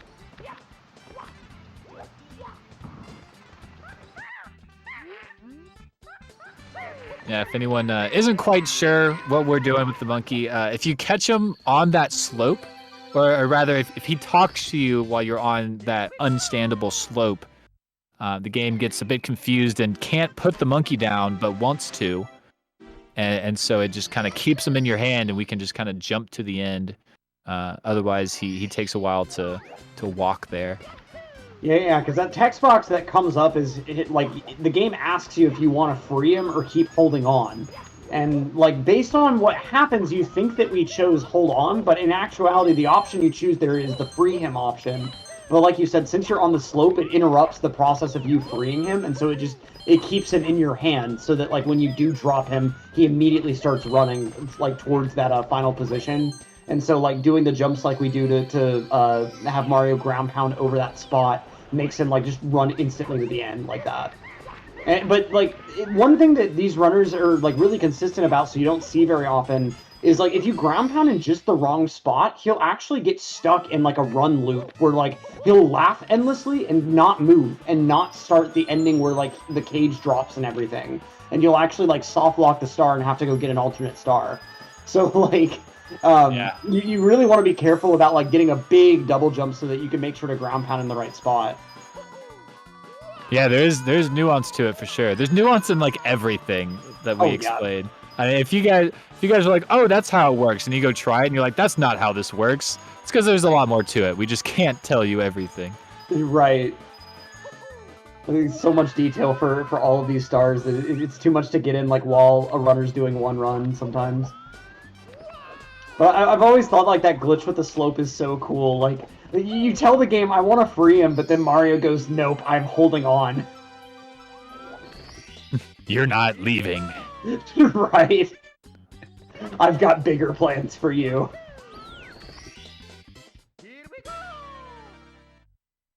It reminds me of, like, those, we get really solid TTM, and you can tell, like, after all the mistakes from THI, he really kind of, like, cleaned up mentally afterwards.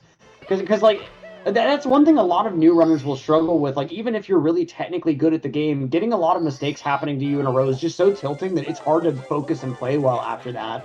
and it takes a lot of time to just develop that mental skill to decompress in the middle of a run while like not losing even more time. But Punkei, unfortunately, a little too far left on the igloo entry there. Yeah, not the worst thing ever. Got everything else nice. This igloo is just like the worst. Yeah. It's another case where, like, the platforming mechanics in this game don't really work too well in confined spaces, and like spaces like the SL Igloo or like Tiny Island in THI really demonstrates that. Because everything is so easy to bonk on, and it's really easy to hit random surfaces that you don't intend on for no reason. Like corners are your worst enemy in this game. A beautiful snowman's head, awesome. That's an easy like choke point star for any run. Yeah, Punkei making it happen on TTM, now SL. We'll see. I don't think the 100 coin is next for him. Yeah, we'll go for the box. But it might just kind of come down to that with this split. Okay, messed up the movement just a little bit. That's okay. We're still able to get that triple jump off. Oh, and still manages to get the box break on the jump. That's really impressive. Like when you're doing backup movement, because like the hardest part of that strat is like actually timing your ground pound to break the box and making sure you're in a position for it. And so being able to still do that off of backup is really nice. Yeah, Punkei knowing exactly where to go. Okay, going to do the free star now. Really saving that 100. This is if he does chill with the bully, that's really the free star to put later on. That one. The igloo star, like what? Not igloo. Freeze. What is that star's name? Yeah, deep freeze. Like that star is surprisingly tricky. Like just when you think it's free, like the biggest problem I have with it is because the stage is so bright. It's kind of hard to tell when Mario hits the ground to do like your double jump for the igloo.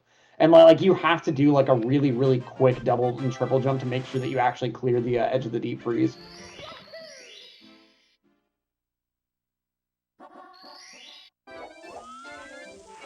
But now we got Punkei. Okay, going on in for 100 coin, and the money bags especially are a big point to watch here because they're RNG.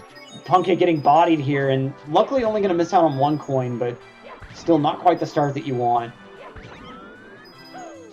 Good spin drifts though. Yeah, actually was unfortunate for 1 coin, but all the others stayed in place for him, and that was pretty nice.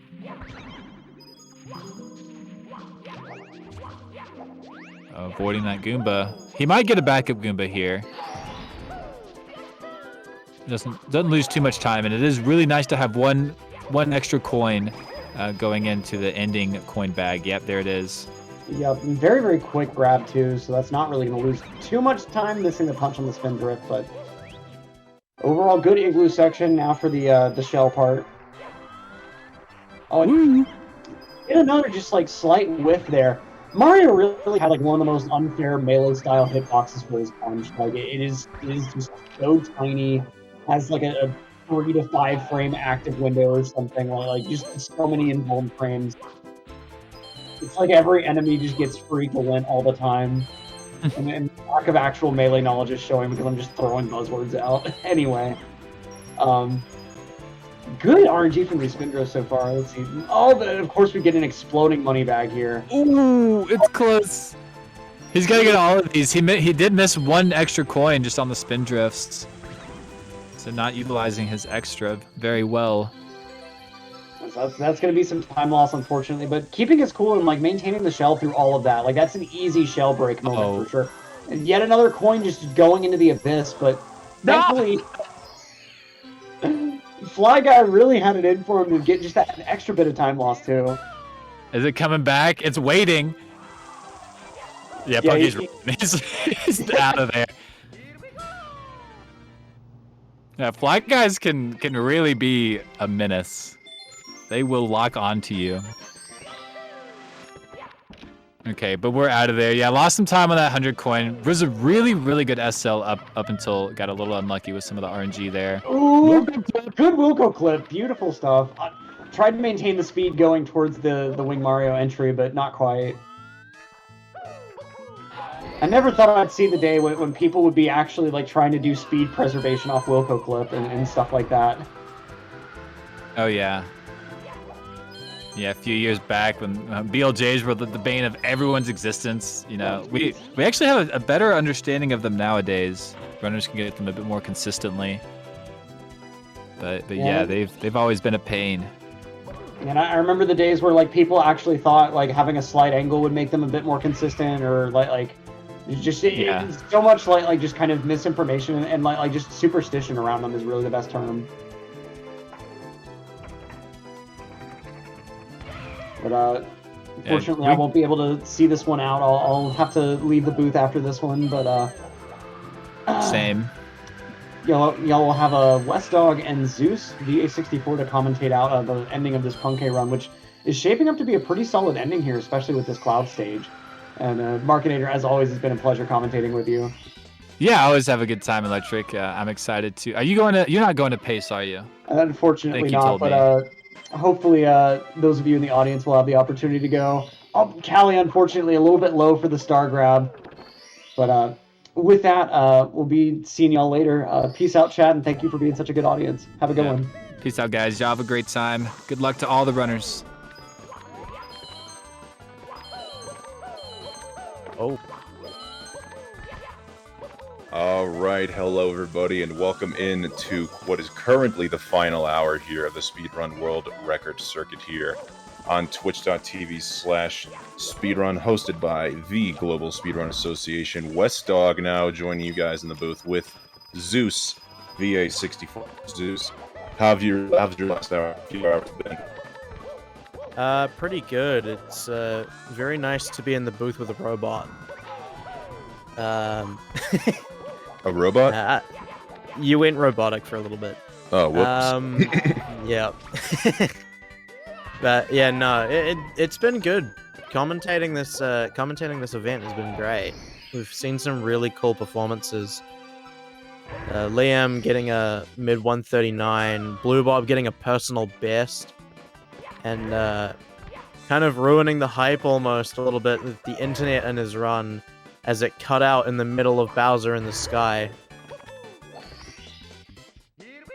And, yeah, just good performances.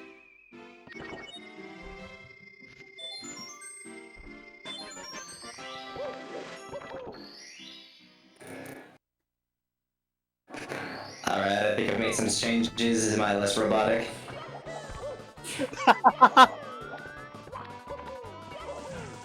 Am I sounding a little more normal here? You almost sound like Clank from Ratchet and Clank. Oh no. That's not good.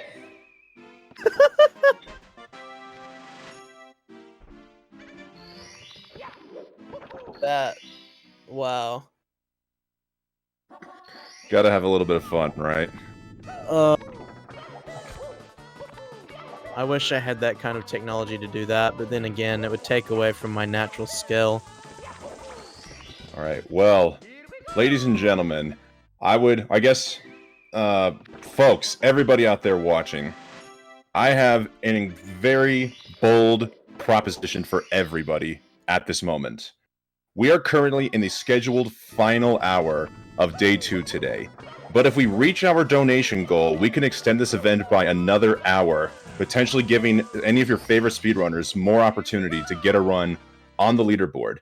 We are currently sitting at $648.69, which leaves us about $851.31 to go. I have full faith in our ability to meet this goal. And in fact, I am so confident. This is my bold proposition.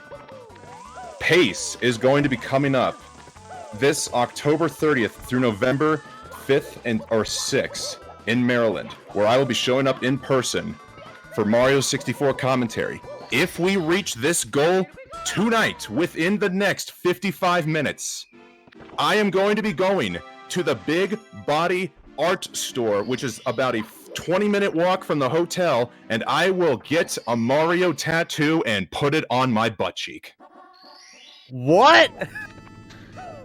Yup, that's the incentive I was talking about, Zeus. What do you think about that? Yeah, no wonder you didn't tell me. So what do you say, guys? We have $851.31 to make this happen. Does anybody want to see this commentator not only already who's agreed to grow out their mustache and roleplay as Mario, but go even a step beyond and get the Mario face tattoo on their butt cheek? Let's see it now. We want to see some donations come through. Exclamation point donate into the chat. Most importantly, exclamation point UA if you'd like to learn more about the Urban Arts partnership program. Okay, I'm gonna have to say to excuse my slight language questionable, but I have to say this: bringing to life the emote Mario ass. I mean, that involves having big booty cheeks and being able to shake it. I don't know if I'm going to be able to get some butt implants in that time, but I will agree to some art. How are we going to see that it's true? I will post a picture on my social media, which will hopefully be retweeted by GSA, and perhaps if I could find a safe place that is not in front of the production team, I'll be willing to show anybody my butt cheek this tattoo. But there's not going to be a full moon. There will not be a full moon, just simply a glimpse at the top of the cheek where it's going to be. Crescent moon. All right, and donos have started to come in here. Zeus, would you like to read this one off? $20 dono from Skatebeard saying tattoo. Oh, and here's another one from a $10 donation from Melkheimer. No comment. Which pretty much describes everything that's just been unfolding now with this incentive that I proposed. Oh no.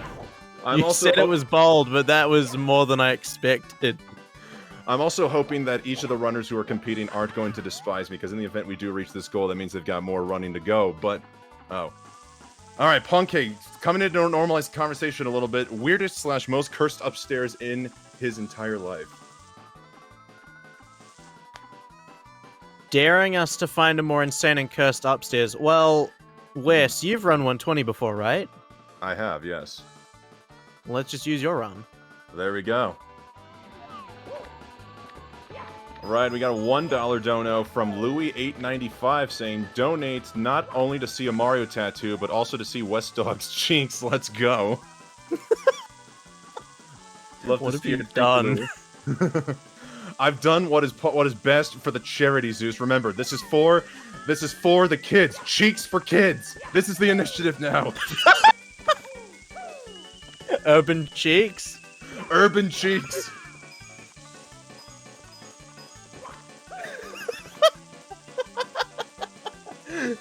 Wes, you gotta calm down, dude. Cheeks for kids is not... Cheeks for kids is a bit us. Well, I'd rather say that than... Yeah, I'm not even gonna... Otherwise say what else I was gonna say, so... I suppose I could say tattoos for kids? Save the cheeks? Tattoos for kids? Yep.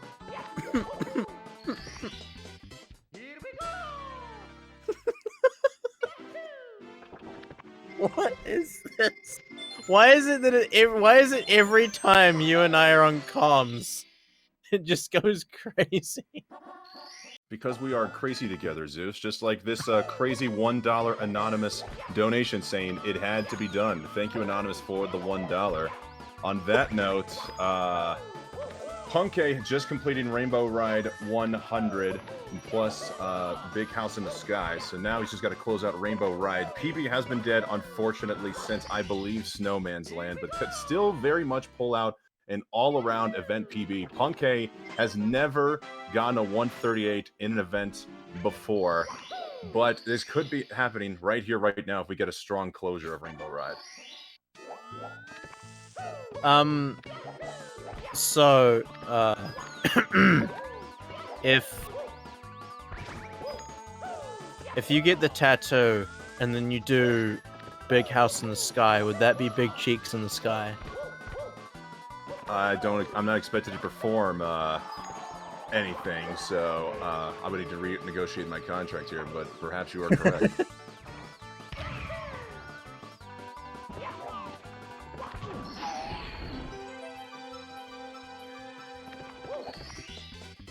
Yeah, I think your motives have made Punkei unable to focus. He's thinking too much about Westog's Mario booty. I guarantee there are many more things Punkei is thinking about than my booty right now. Some of which I won't need to go into detail right now. More importantly, I hope he's thinking about figuring out how to close out this run. Yeah, I was gonna say, I was saying before we got pulled in, I didn't think I didn't think whatever incentive he had was gonna be as bold as what I did last time with Ouija. But, I think that tops it. Wait, what was the one I did with Ouija? The one that I did with Ouija was, I said if we didn't hit the goal, then Ouija wouldn't PB, and if we did, then he would. And we did hit the goal, and he did PB, so I was right, but it was a gamble. I was gambling with Ouija's freedom and happiness. Technically, that wasn't an official PB since there was some minor discrepancies with the recording, but you're right, that was kind of a PB. Well, I mean, let's face it, we all know it really was a PB. Ouija's not one to cheat, right? Ouija would never splice. Cheese, on the other hand, but not Ouija. Yeah, true. You know who's also likely never to splice is Punkation, who is now getting the reds inside the maze here at Rainbow Ride. And it's We've got a $40 donation from Anonymous saying, no cheeky comment, but here's $40. Oh my goodness. What have I done?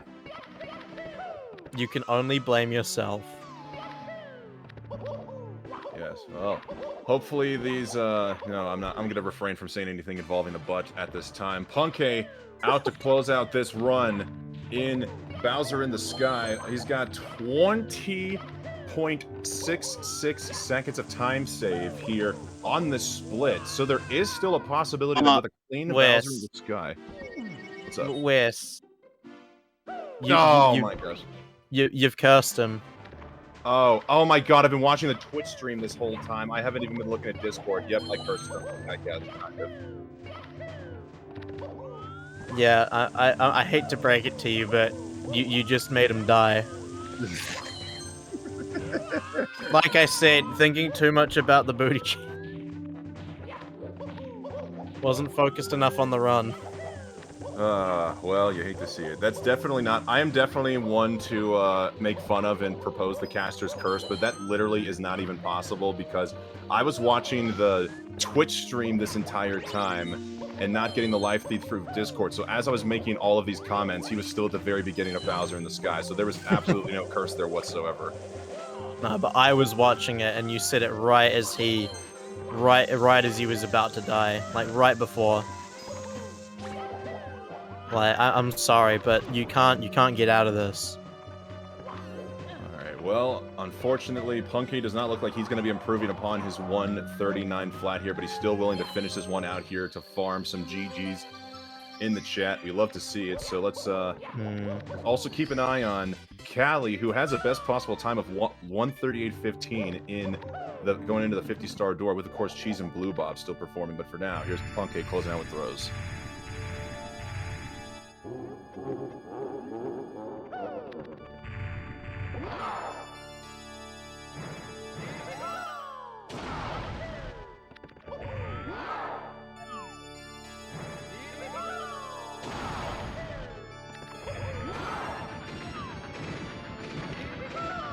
Better throws than Liam. 3 for 3 on the throws. Punkei does close out with a strong Bowser. Unfortunately, with that untimely, non-cursed death in the beginning part of the stage, this is not going to be an event PB, but still a very cool and casual 139.19 here from Mr. Shun. Such a chill performance from him. But you know what's also chill, Zeus? A word from our sponsors, guys. We're going to take a quick break and be right back. Ladies and gentlemen.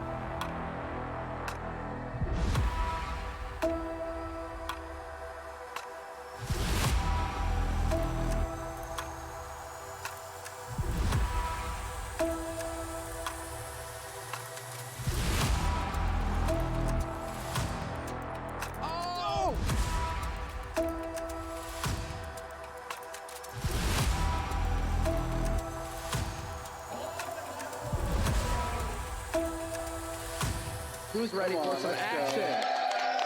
There we go.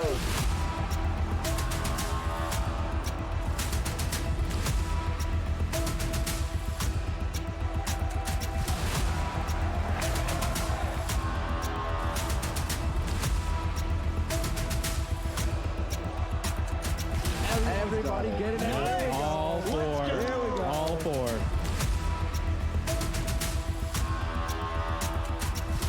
IBK, whole bunch of enemies, just like that, picking up another one.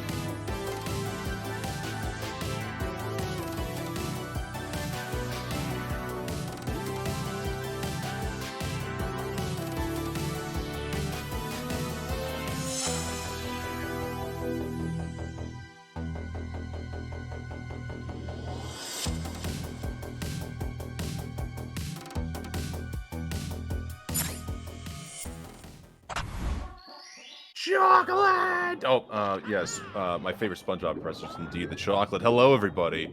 Welcome back to the final hour so far of the GSA Speedrun World Record Circuit 120-star event here on twitch.tv/speedrun. We've got 7, or at this point 5, of the fastest 120-star speedrunners in the game competing for a piece of history. Got a good run going on with Callie and Cheese also getting one in the early stages of the game. Folks, just a reminder at home, we do have a donation goal where if we hit it, the stream will be extended by a whole nother hour, giving these runners another opportunity or more opportunities to get a speed run going. As Punk is reviewing his Goomba error here in THI Zeus, I don't know if you see the play-by-play there. Yeah, no, he's reviewing that like it's a textbook. Guys, for anybody who's just tuned in or anybody who may not have caught it with the tab sounded out, this commentator who will be live at Pace come this October and November has made a bold declaration that if we meet the goal tonight, I will go to the Big City Body Arts Tattoo Parlor. Witnesses and anybody is welcome to join, and I will get a Mario face tattoo placed on one of my butt cheeks. So if anybody would like to help us meet the goal and watch a grown man, quote, embarrass themselves, then please make a donation today at !donate. Kevin the dog. Did you say chocolate? Wait. Chocolate? Chocolate! Oh no, Callie! Well, we've been losing our collective noodles over chocolate. Wait a minute, actually. Yeah, Callie, it looked like he was going to be going for reds, but he perhaps realized this is a star not to go for, so he corrected himself and went back for Vanish Cap.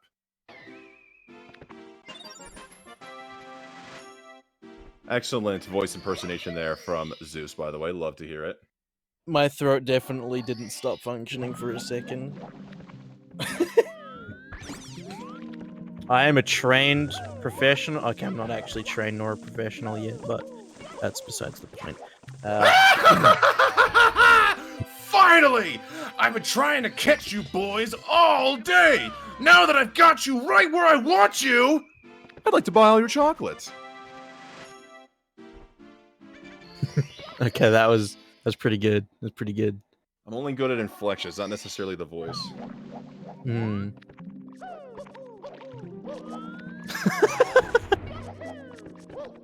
Yeah, Wes needs therapy. Oh, I've needed therapy for years. I can imagine. How long have you been in Mario Community? Since the beginning of time. Yeah, okay, no wonder.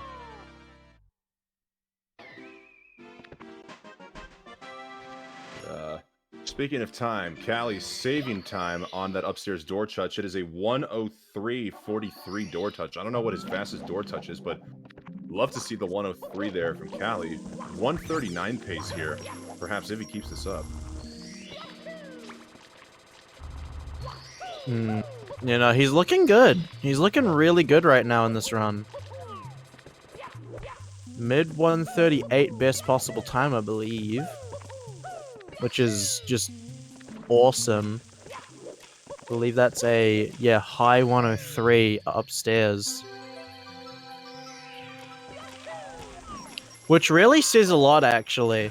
Like, if Callie can get his downstairs to the same kind of level that these, the tippy top guys are getting, like Ouija and Liam and Cheese, Punke, he's in the front running to be like top 10, unquestionably.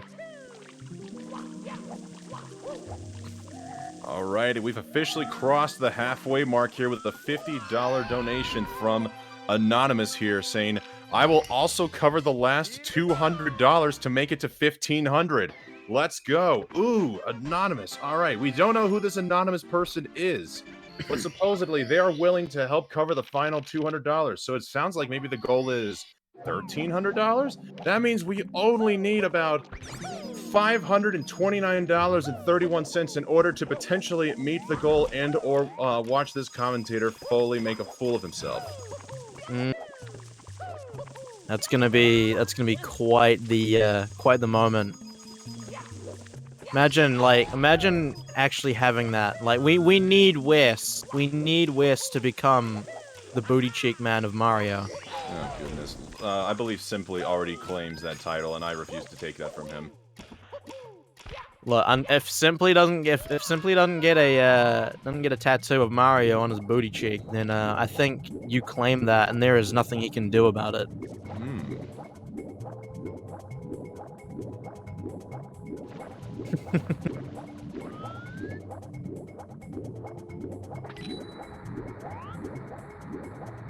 Alright, Callie, now at this time of having to go up for the red coin box. It's still a very clean wet dry world 100 there. Love the strat where he can just go immediately into a jump dive without having to go for the side jump. Callie's movement is so experimental and innovative, and I'm living for it, honestly. A lot of it is just so nice to see. Like, it looks so fluid, and no one else does it. No one else does it like Callie does. Definitely one of the more unique routes or strats out there in Callie's route, and honestly, that just makes it incredibly fun for to watch him run during his PB attempt streams. Not only is Callie an entertaining, down-to-earth guy, but he's just like, it's very entertaining to watch him just watch him move the man. Yeah, absolutely. And Callie, yeah, I think the most notable thing with Callie is unquestionably his movement. His movement is so different to everyone else's, but it's faster is the thing. He does stuff that many people wouldn't even think about doing because it just looks really difficult or is absurdly difficult. And he just says, screw it. I don't care. I'm going for it anyway. No one's going to stop me.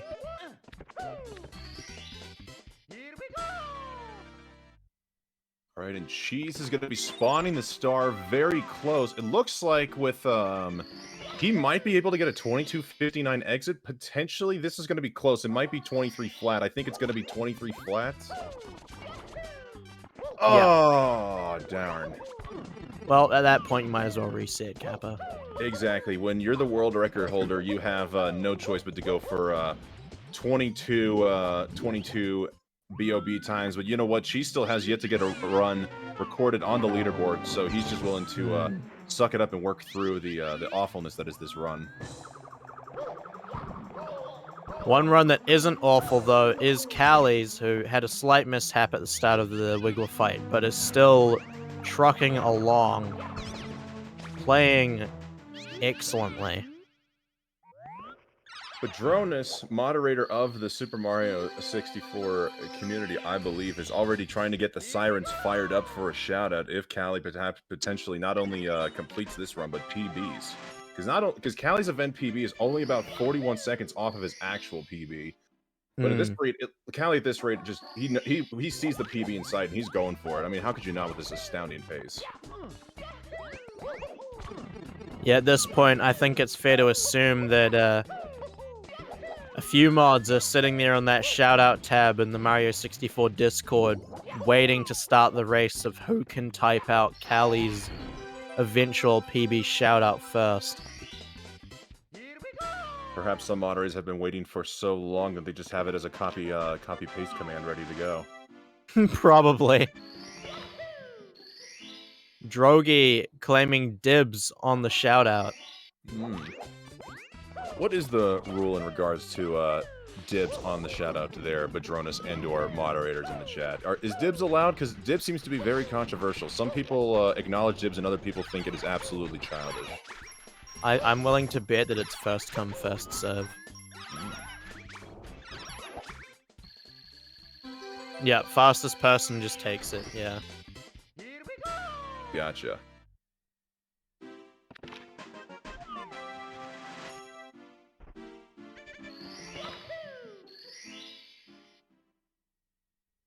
Oh, my apologies, Padronis. I thought you were a Discord moderator. It looks like I was wrong. West Dog singing. Do we need to have him in the Sing 3 movie? No. Absolutely not. Callie having some slight mishaps. Oh my goodness. Not so slight anymore. You can see the disappointment, frustration, and annoyance in his face. He is not happy. He at least got some of the coins he needed to. We saw Liam do a backup earlier where he was able to just squeeze underneath the wooden panel and get Mario to turn 180 degrees. Looks like Callie not able to do and or go for it. So he has to back up his... Oh no, I forgot. He doesn't have to back up any coins. He does the 100 plus Koopa race route.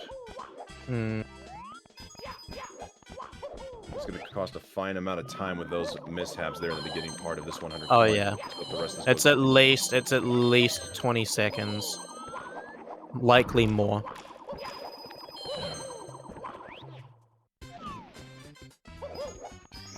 It's unfortunate, but there is really nothing you can do at that point. Yeah.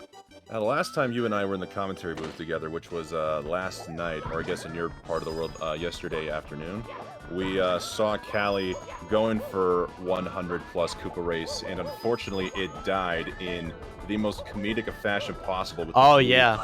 I'm hoping we do not get repeated history here. Yeah, we don't need any of that, the camera shenanigans. Oh, Goombas are on the edge. These Goomba... Oh! Okay, now just comes the jump. Okay. Whew. He kicked, so it's fine. Perhaps he knows the single jump plus kick is safer than the long jump method. Well, with the kick, it means that you can't wall kick or bonk, so doing the kick beforehand so that the animation cuts out means that you just need to land there and you're fine. Also, yes.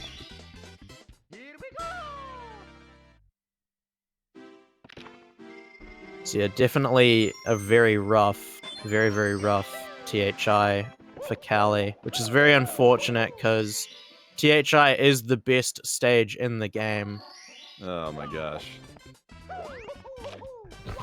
This commentator refuses to acknowledge that statement that has just been made, but rather just keep their hands folded and praising that this run continues well for Callie, because he now just needs to get the final star, which is Reds.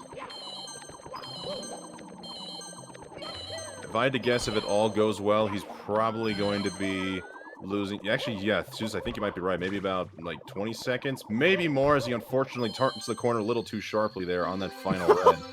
He got the red coin, but didn't ledge grab or anything. All right, so about so actually, yeah, including the 10 seconds buffer he had, so that was about 28-30 seconds at the time lost there for Callie, but still looking good on PvP. That's very rough. That makes 139 a lot harder. It was undoubtedly sitting right there for the taking prior to THI, but that THI was just not it. That's just how it goes sometimes, though. THI, despite being the best stage in the game, it can be very unforgiving. I guess just to make a quick acknowledgement of Zeus's previous statement, we have an emote here from Rockchalk that says THI sucks. Rockchalk, of course, being a high-level 120-star speedrunner themselves. Now, can you possibly tell me any streamer that has a THI? Rock's emote, Zeus? No, exactly. Okay, verdict's laid. THI does not rock. Well, my counterpoint is Rockchalk's opinion doesn't count. Oh my word. Challenging a moderator in the chat? Oh my goodness, what have you done?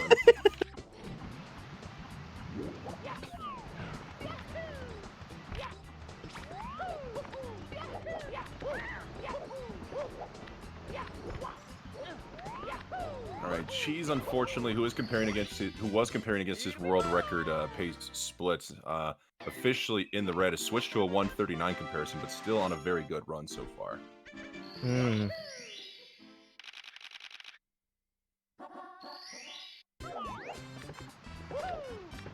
Yeah, Callie looking good in TTM so far.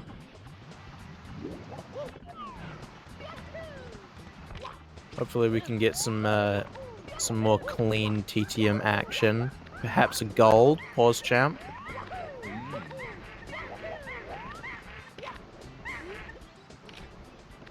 As it is, his gold already stands at 506, which is pretty impressive. I don't know what the chances are of golding that split, but would love to see some very smooth TTM movement here. And once again, yet a brilliant monkey. that supposed to be like a Nigel Thornberry or something? No, it is Lord Frieza from Dragon Ball Z. I see. I haven't watched Dragon Ball Z in what feels like 10 to 15 years, so... It probably has been 10 to 15 years when you were in your 40s. Yeah, true. I am an old man. Hmm. Alright, but... You know what this old man isn't afraid to do, though, Zeus, is literally put his butt on the line here for for the Urban Arts Foundation. Guys, we are officially at 23 minutes left to go in regulation, and we're a little over halfway to the donation goal. If we do fulfill this donation goal of 1,500, not only will we extend run attempts for another hour here on the Speedrun Twitch stream, but this commentator will be going to a tattoo shop live in Maryland and will be getting a Mario face tattoo placed on his butt cheek.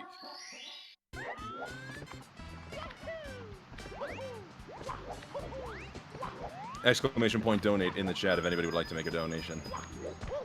You are going to get a plumber on your butt. That's almost fitting, isn't it? Hmm. You know, I have to do memes like that, Zeus, or else tell him I gotta find my way to crack into show business. Yep, stand-up comedy from Wes just shows up to the show, just moons the crowd. You want to see Mario? Bomb. Suddenly, people have a search warrant for his arrest. What? For his house, for his family, and for the dog of which Wes owns. Not the dog. Oh, she's going for the BLJ here in the Hazy Maze Cave.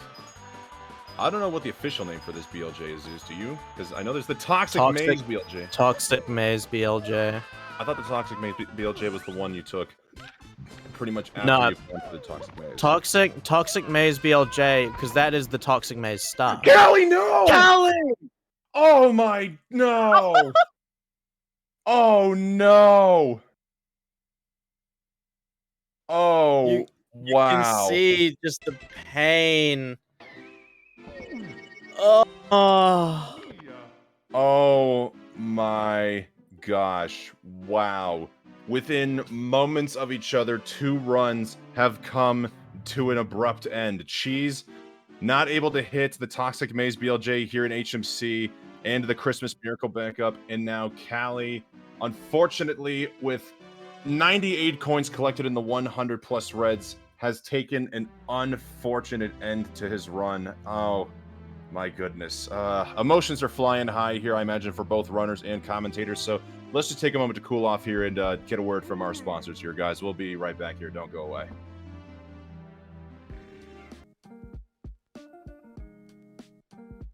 Urban Arts helped prepare me for college by giving me a lot of experiences working both independently and collaboratively with other people to make really cool games, and taught me how to put my all into creative projects, and that helped me put together a very strong portfolio for college.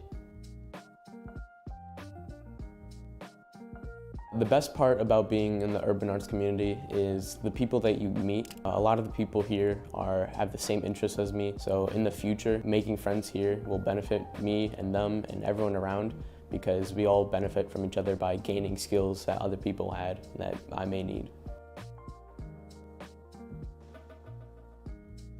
Urban Arts helped me see myself differently by showing me that I can be a good leader.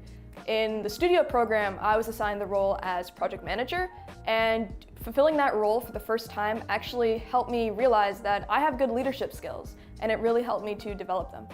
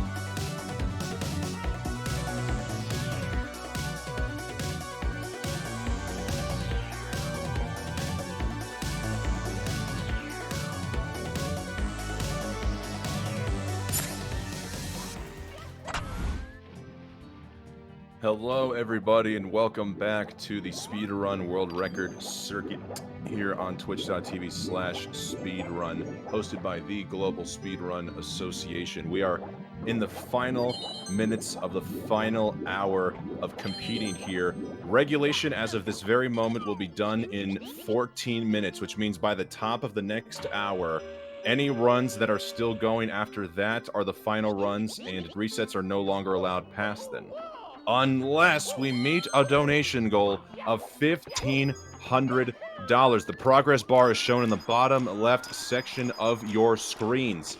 And this commentator is so confident that we are able to make that goal that he is literally putting his butt on the line. That is right. If this goal is met, I will be making a trip to the Big City Body Art Tattoo Parlor in Laurel Park, Maryland during the PACE event, where I will have, hopefully, eyewitnesses to confirm that I'm getting a Mario face tattoo placed on one of my butt cheeks. Zeus, what do you think? Is it still possible? It's definitely possible, but it does sound like when you say hopefully wanting witnesses, I mean, it sounds like you want people to look at your butt. I mean, people are wondering how is this going to be possible, because in the past I have shown proof for everything that I've done, such as eating an extremely spicy chicken nugget or shaving off my mustache.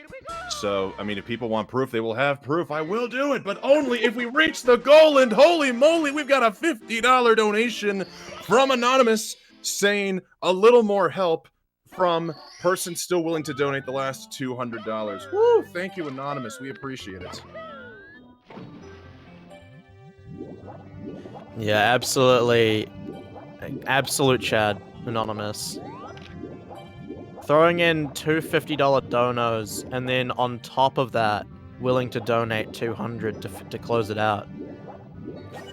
Anonymous is so Chad they can't possibly disclose their identity, because we would just simply turn to stone from their amount of Chadness. Absolutely. So chat, the rest of your goal at this point then would be only another $500.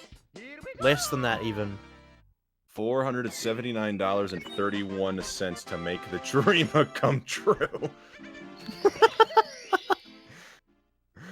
Throwing out a generic catchphrase, but you know what? I'll own it. Yes, this is a dream of mine. I have always wanted to have something permanent on my body. Surely we get every caster at PACE to get a different Mario character on their butt cheek. Alright, this was only a West Dog goal. If we're trying to get all the other casters involved, this is gonna require a lot more coordination. Yeah, someone's gonna need to get Wario. I think that requires a donation goal in and of itself. Or what about Peach? You know, wouldn't it make sense to have Peach on that part of your body?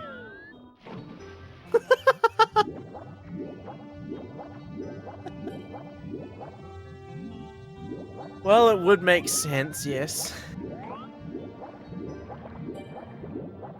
Yep, you can get Princess tattooed above it as well. True. Although the manliest of men with Princess on his butt. Although hopefully, what am I thinking here? Hopefully, if like people know enough about Princess Peach where you don't have to put Princess above Peach.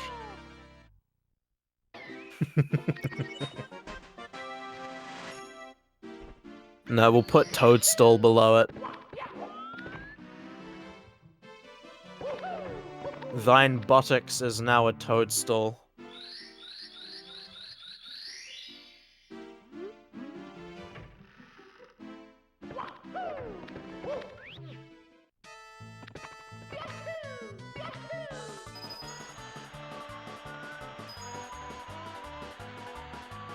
Alright, so we got Blue Bob and PSS. And Liam just about to finish up in JRB. Jolly Roger's butt. Oh my goodness. I don't think Jolly Roger would very much want to be showing his butt off in a children's video game, but you know, I don't know Jolly Roger. It might have been an absolutely disturbing. Pirates just as disturbing as Blue Bob, unfortunately missing that first coin here in the wing cap star.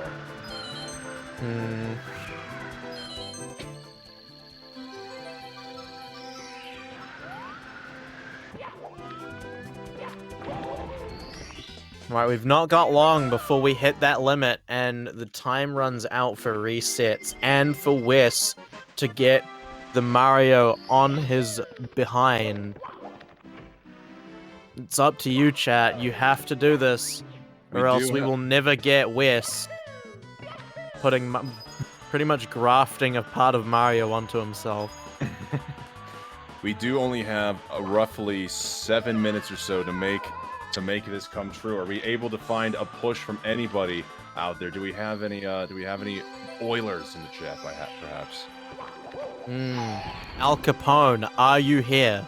I don't think we want Al Capone. The IRS would immediately rescind that donation. Bro. Jeff Bezos. This is being broadcasted on Twitch. Come on, Bezos, where are you? Yeah. I was thinking Twitch and Jeff Bezos at the same time, so this is being broadcasted on Twitch. Come on, Jeff, where are you? Oh, Liam, missing these 2 coins as well in the wing cap, but has just enough momentum to swing back around and get them. Hopefully that missing the red coins will not reflect any red on his splits.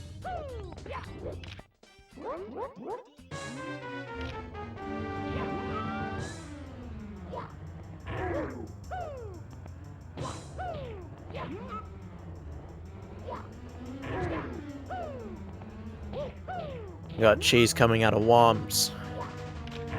Punkay, not far away from that either. We do have all 5 of our active runners remaining here back in the early stages. As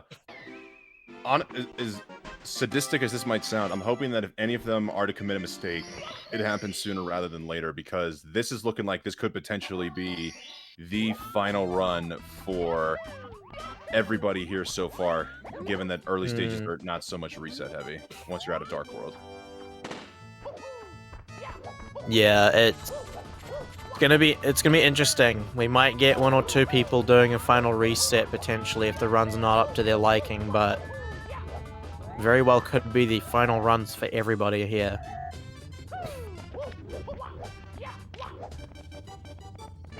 Nice race time there from Blue Bob. I wonder if we're going to see him get the balls strat. Perhaps we can get Liam pulling out another 138 OX at the last minute. Or even better would be a world record.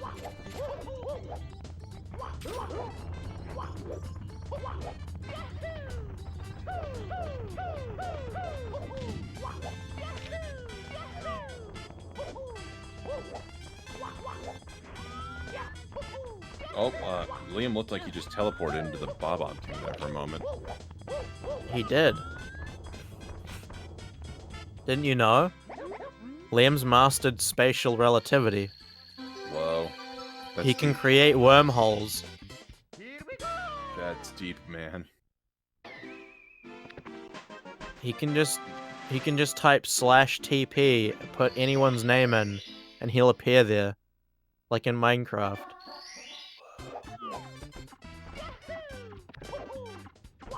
Just a warp gate opens beneath his feet. And you know what? Speaking of Liam, Zeus, the top donation we've received so far throughout this event is for $100 that says Liam is the best. Oh, really? Is Liam really the best? Well, is there anybody out there who'd like to challenge that notion? Perhaps throw in a $100.01 donation to show your support for your favorite speedrunner and let them know that Liam may not be the best? Or are we just going to let this one sit at Liam being the best?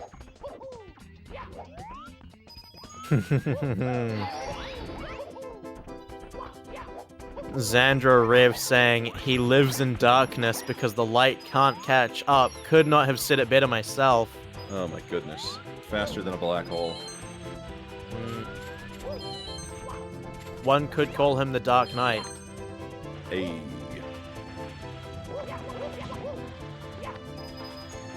Though that depends if we want to consider him the hero of the community or not. Say that also depends on whether or not we would get sued by Christopher Nolan or Legendary Pictures. Liam getting the star grab at 2 minutes and 41. No, that was 2 minutes and 51 seconds. Okay, there definitely wasn't balls, I think.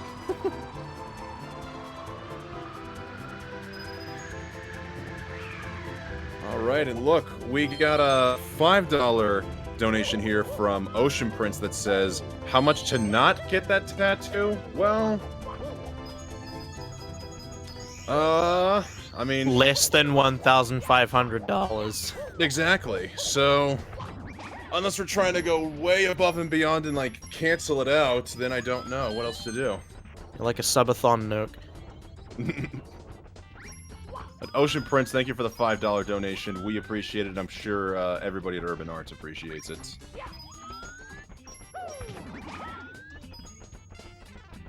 You know, GGEAD, I'm glad you asked that. As someone who has played this game since they were a teenager, who has actively been speedrunning on and off for the last 2 years, and watched probably thousands, if not tens of thousands of hours of speedruns of this game, I must say, I absolutely despise what I do. I can't believe I've been brought here into the booth. This is absolute mutiny. Why do I even do this anymore? It's driving me insane.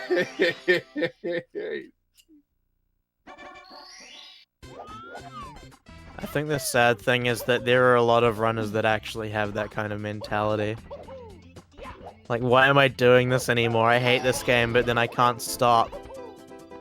I mean, at that point, they just hate it so much they love it. As I like to consider it personally for me, it's more of like an addiction or a habit. Or I don't necessarily want to run the game, but I can't think of anything else to do.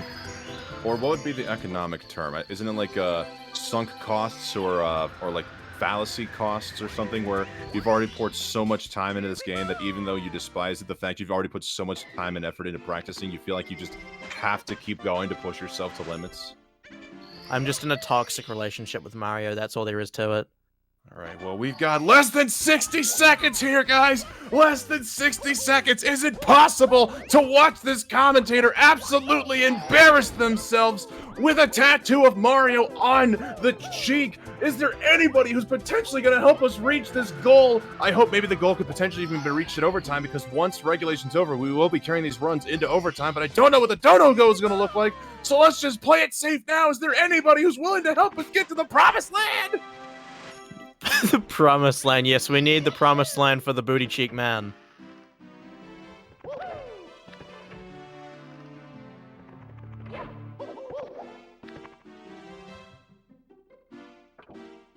Alright. We've got the countdown here, Zeus. In 5, 4, 3, 2, 1.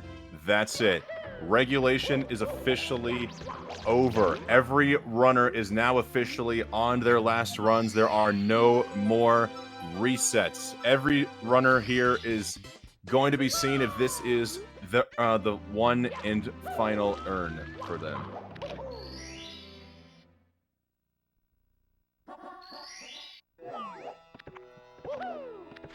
Oh, so we have gotten word from the production team here, guys. Regulation might be over for now, but we still may have time to reach the goal as long as there are double star spawn! I'm sorry. Thank you, Zeus.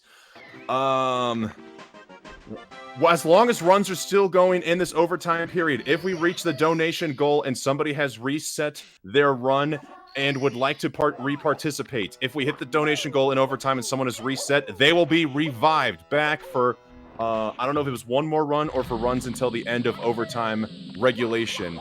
But runners who may reset now in this time period will be revived if we still hit the dono goal. So the dono goal is still possible to show more runs, and perhaps we can keep seeing something more as beautiful as that double star spawn.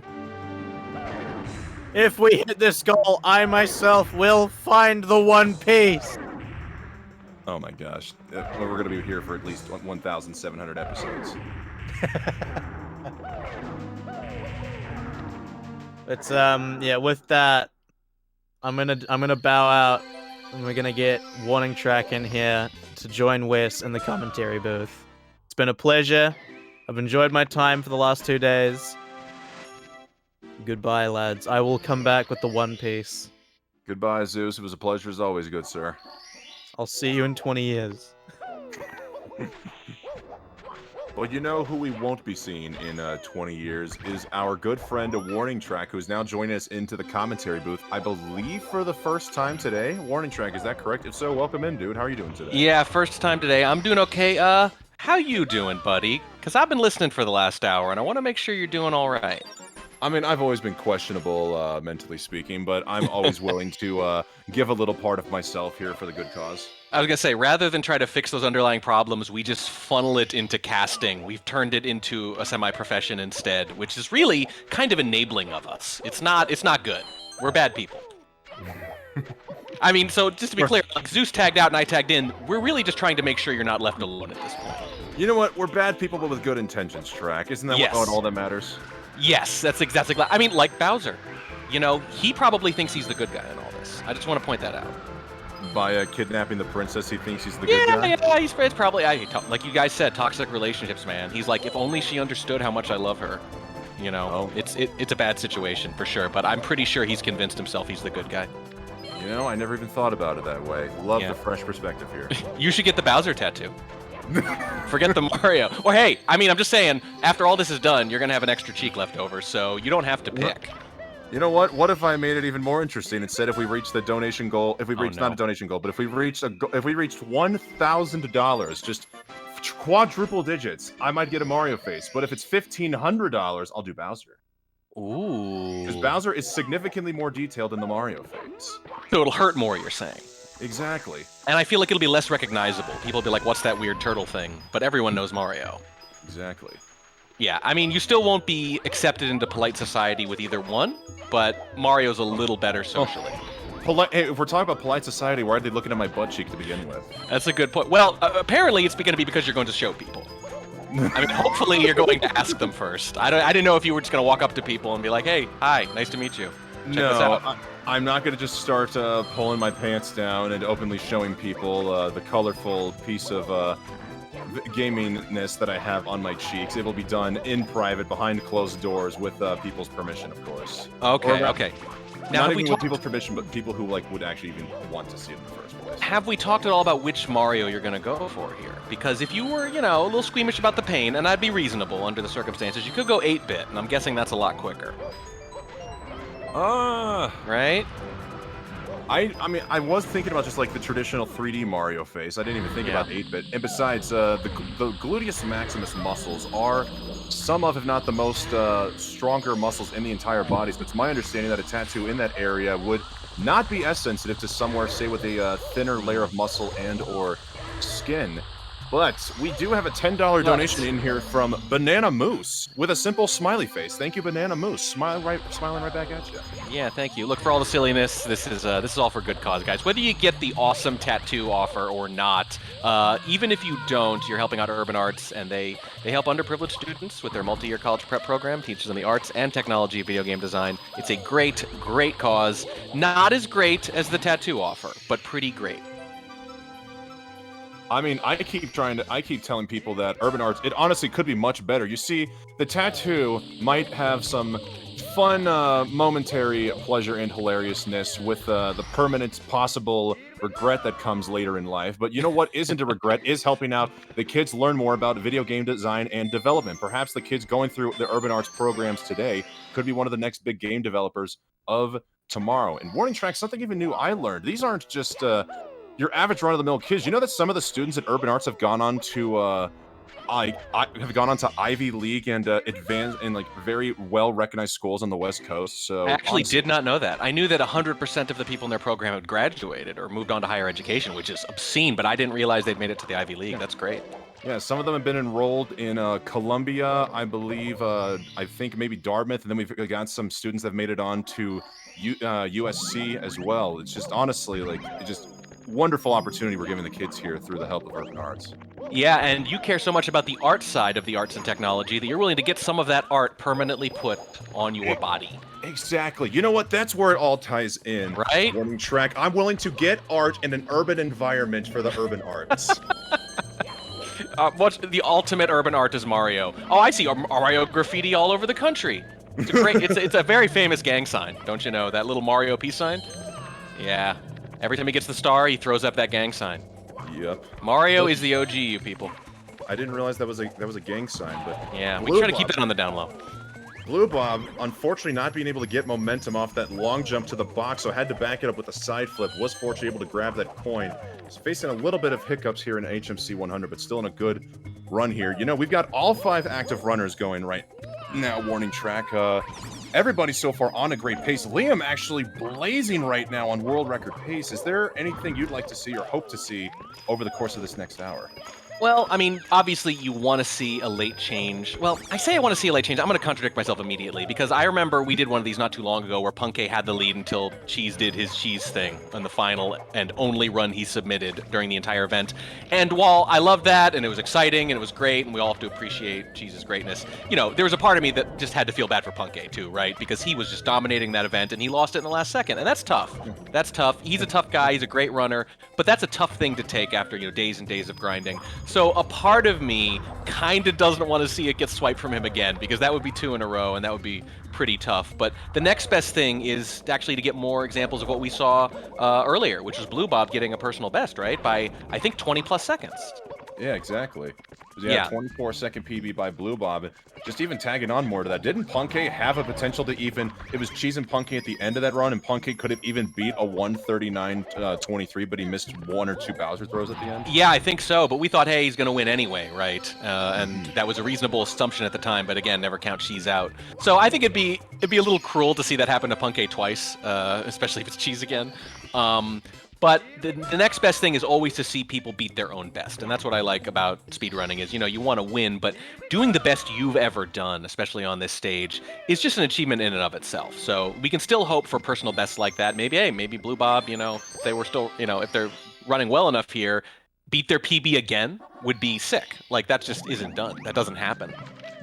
And who knows at this rate, Liam unfortunately not connecting on the Salt triple jump here, so gonna be losing a little bit of time in the Hazy Maze Cave 100 coin plus red star section, but hey, he's still green, and it's still likely going to be green on his world record splits after this, so perhaps, you know, if there's any way for Punkay to get by, perhaps it could be with a new world record, especially in the speedrun world record circuit, right? Oh, I mean, it's always particularly hype when something happens live. You know, it's always amazing when there's a new mark or when there's a new personal best or anything, but when it happens live, there's just nothing like it. It's absolute magic.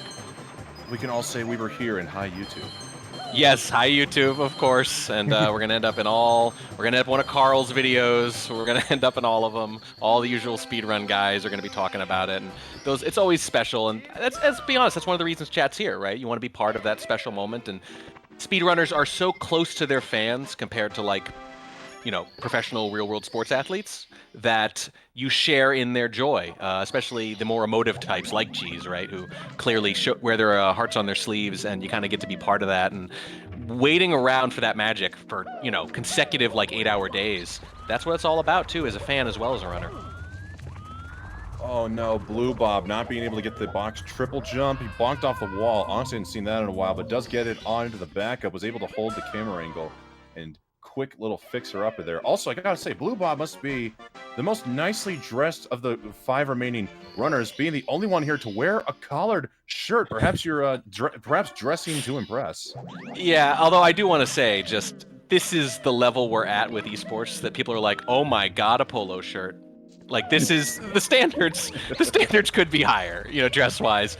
But let's be honest, we got a couple of famous runners, one on this stream, one not, who usually run without a shirt at all. So I'll take it. Collar is above and beyond. Though, at least a collared shirt, you are able to still maintain some sort of breathability and flexibility. I couldn't imagine anybody trying to do something like this while wearing a full 3-piece suit. Oh yeah, no, I casted once in a full 3-piece suit, and it wasn't comfortable. It wasn't comfortable. So I can't even imagine actually running in it. Not literally running. You definitely couldn't really run in a 3-piece suit, but even speed running would be uncomfortable. Speaking of running, though, we see Look at Liam. blazing his way through with the BLJ. Love to see it. So smooth, so good. I mean, it's why he's one of the absolute best. Pretty much everyone agrees one of the top 2 best, as a matter of fact. There's a bit of a tier there, right? For the 120 star. I think everyone agrees. A little bit of a tier there? What do you mean by that? Top 2 players, you know, Cheese and Liam duking it out, going back and forth. No disrespect to anyone else, right? I was you're thinking thinking TEAR? Yeah, TEAR, not tier list. Kind of No. I mean, but like right now, if you have to ask anyone who's most likely to take it back, people still say Liam. And yeah, most definitely. Obviously, Liam threw that punch. You know, I think it was a year and a half ago, something like that. Cheese throws that massive counter punch just 5 months ago. There could be another counter punch coming. I'm not sure this fight's over.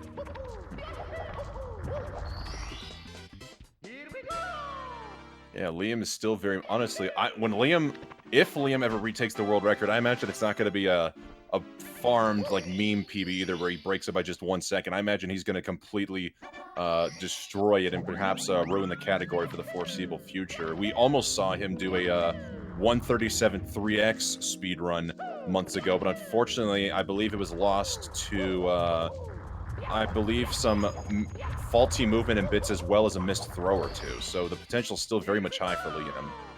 Yeah, we've not really hit the potential of this run yet. We're getting closer to it, and you gotta wonder how many more seconds there are without new tech, and you also gotta wonder how much more new tech there can be with a game this old. But there are still seconds to be had. Sub 137.50 is, I think, going to happen. I don't know when, but you only need 1 more second.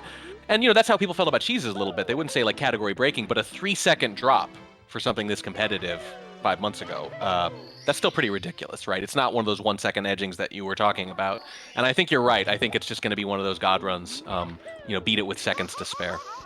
Absolutely. And then it also just becomes a matter of how far are people willing to push themselves to compete for this kind of a world record, because now we're seeing runners like Ouija going for the SBLJ move in 120 star speedruns, which for anybody who may not know, the SBLJ, or the stairs backwards long jump, is normally done in only 0 and 1 star categories, because that is the movement that's needed to go through the 30 star door in the basement. And while it is technically faster on the first try, it is so ridiculously difficult that if you don't get it first try, you are essentially wasting your time and therefore not a good play around in the 120 star category. But Ouija, as cracked as he is, has opened the door for people to potentially experiment with it now. Yeah. By the way, I think we lost Callie there, end of that run. So just 4 left now. Oh man. On a rant and thinking about so much about Mario, I just completely lost sight of Callie. GG's, Callie. Thank you so much for competing in this event. We hope to perhaps hit the donation goal and bring you back around for more runs if possible. If not, GG's to Callie, everybody. GG's and claps out there for Callie. GG's to Callie. 140.45 currently stands at 4th. Just a really good showing in a really tough field. What are you going to say? Mm-hmm. Yeah, the only person that could potentially bop Callie at this point would be Cheese, who still has yet to record a run. Unfortunately, not getting any runs yesterday because he was dealing with some personal complications. But let's see if Cheese is able to at least exploit some of his main character armor and make it change here on the leaderboard. And specifically for Callie, I want to point out they came within, what, 40-some seconds of their personal best. And we always say, like, coming within that kind of range of your personal best in a live event is really good, because that's not normally how speedrunning works, right? It's just about that grind. It's about hundreds or thousands of iterations, and you can only get in so many on these live events. So to come that close is really impressive. Well, so chat has occasionally wondered, why have some of these people not submitted runs? At this point, it's almost like a meme for Cheese, right? It's like, this is what I do. I swoop in at the end. It's sort of perfectionism, right? None of the runs have been good enough, and if they're not good enough against the competition they know they're up against, they know these names. They know how good Punk A is. They know how good Liam is, all of them. So they know if I don't get at least whatever the number is in their head, if I don't think I'm on pace for that, I'm not even going to bother. You know, I don't really care that much about whether or not I finish 4th, 5th, or 6th. I want to come near the top or not at all, probably. But, you know, Cheese did this famously just a few months ago, and his last run was the winning run. It was the only run he submitted. And at this point, I think there's a flair for the dramatic maybe being mixed in to the other stuff I mentioned. It will be interesting to see how this one carries out. Cheese will need to be carrying a solid 1:38 pace throughout his run in order to potentially come in with the first place dramatics here, because for that event, it's all with only a mid 139. Punk is at 139. Flat Blue Bob is not able to save the booty turns in the volcano, and unfortunately dying inside of the volcano with less than 100 coins. Not only is that a major time loss, but that is basically the end of the run for him. Unfortunately, it looks like this is going to be the end of Mr. Bob. Mr. Bob, the collar is popped. He's done for the day, done for the weekend. But look, personal best on a live event. He's got to be happy with that. You know, he ran really well. It is unfortunate that we weren't able to. I don't know if you knew this, Trek. Unfortunately, Blue Bob's internet cut out while he was at the Bowser in the Sky stage, so we did not catch the last minute and a half or so live. But fortunately, Blue Bob did locally record the run. So guys, be on the lookout for the speedrun.com leaderboards. Blue Bob will undoubtedly be submitting that run for us all to watch here in the not too distant future. Very cool, very cool. And yeah, and then there were three. And the three people are the first and second in this event, and the world record holder in the category. Those are the three who are left. Yeah, we've got the two, like, I'm trying to think. I believe it was Meter or you who broke out the statistic that the two people who've held the world record the longest in this category are Punke and Cheese, who are now here, and then Liam, who is also a former world record holder. Basically, arguably, the three greatest 120 players of all time are left. Yeah, you could make a pretty good argument for that. And look, we want to be clear, you know, obviously we're nitpicking like levels of skill when we talk about how good these guys are. All these guys are amazing, and all these guys could win. So it's no disrespect to any of the runners who aren't here. But I think they know as well as anyone how marginal the differences is. It just comes down to that level of consistency. But I don't think you'd find too many arguments that these are at least a reasonable top three choices.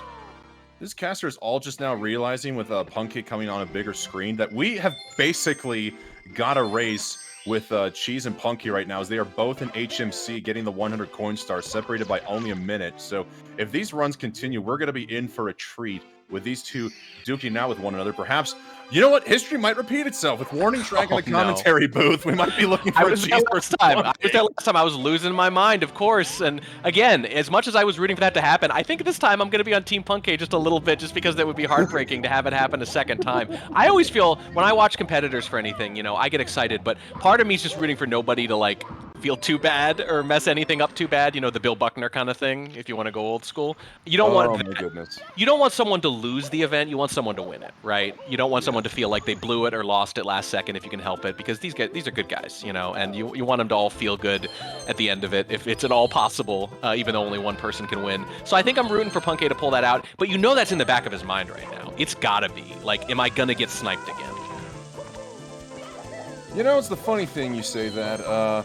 Everybody, you know, it's I think we even talk about, like, when people lose runs, like when Liam lost his world record, we may put the blame on missing some Bowser throws, or like Markinator alluded to earlier, Rock Shock losing to Simply by rage pausing in Bowser in the Sky. We put a lot of bias on the very last things to occur that could have been the difference maker there. But you know what? Making the Bill Buckner analogy, why haven't we put the blame on the pitcher? Why couldn't the pitcher just do their job and strike the guy out? Why did Bill Buckner even have to be put in that position in the first place? Yeah, I mean, look, people love their sports narratives and their esports narratives, and the last thing is the thing everyone talks about, but there's a whole game, and in this case, there's a whole 90 or 100 minutes leading up to it with a lot of things that could have been different. And that kind of matters as much. That'll never work. You know, we're making that argument now.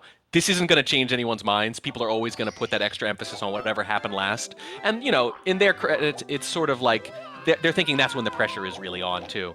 But sometimes pressure makes people better, and sometimes people should play better early on in the run, too. The whole run counts. It all counts. Every second you lose counts. That's what's cool about speedrunning, actually, compared to, like, other sports. So, yeah, I think definitely disproportionate emphasis on the last thing that happened, but also that's never going to change.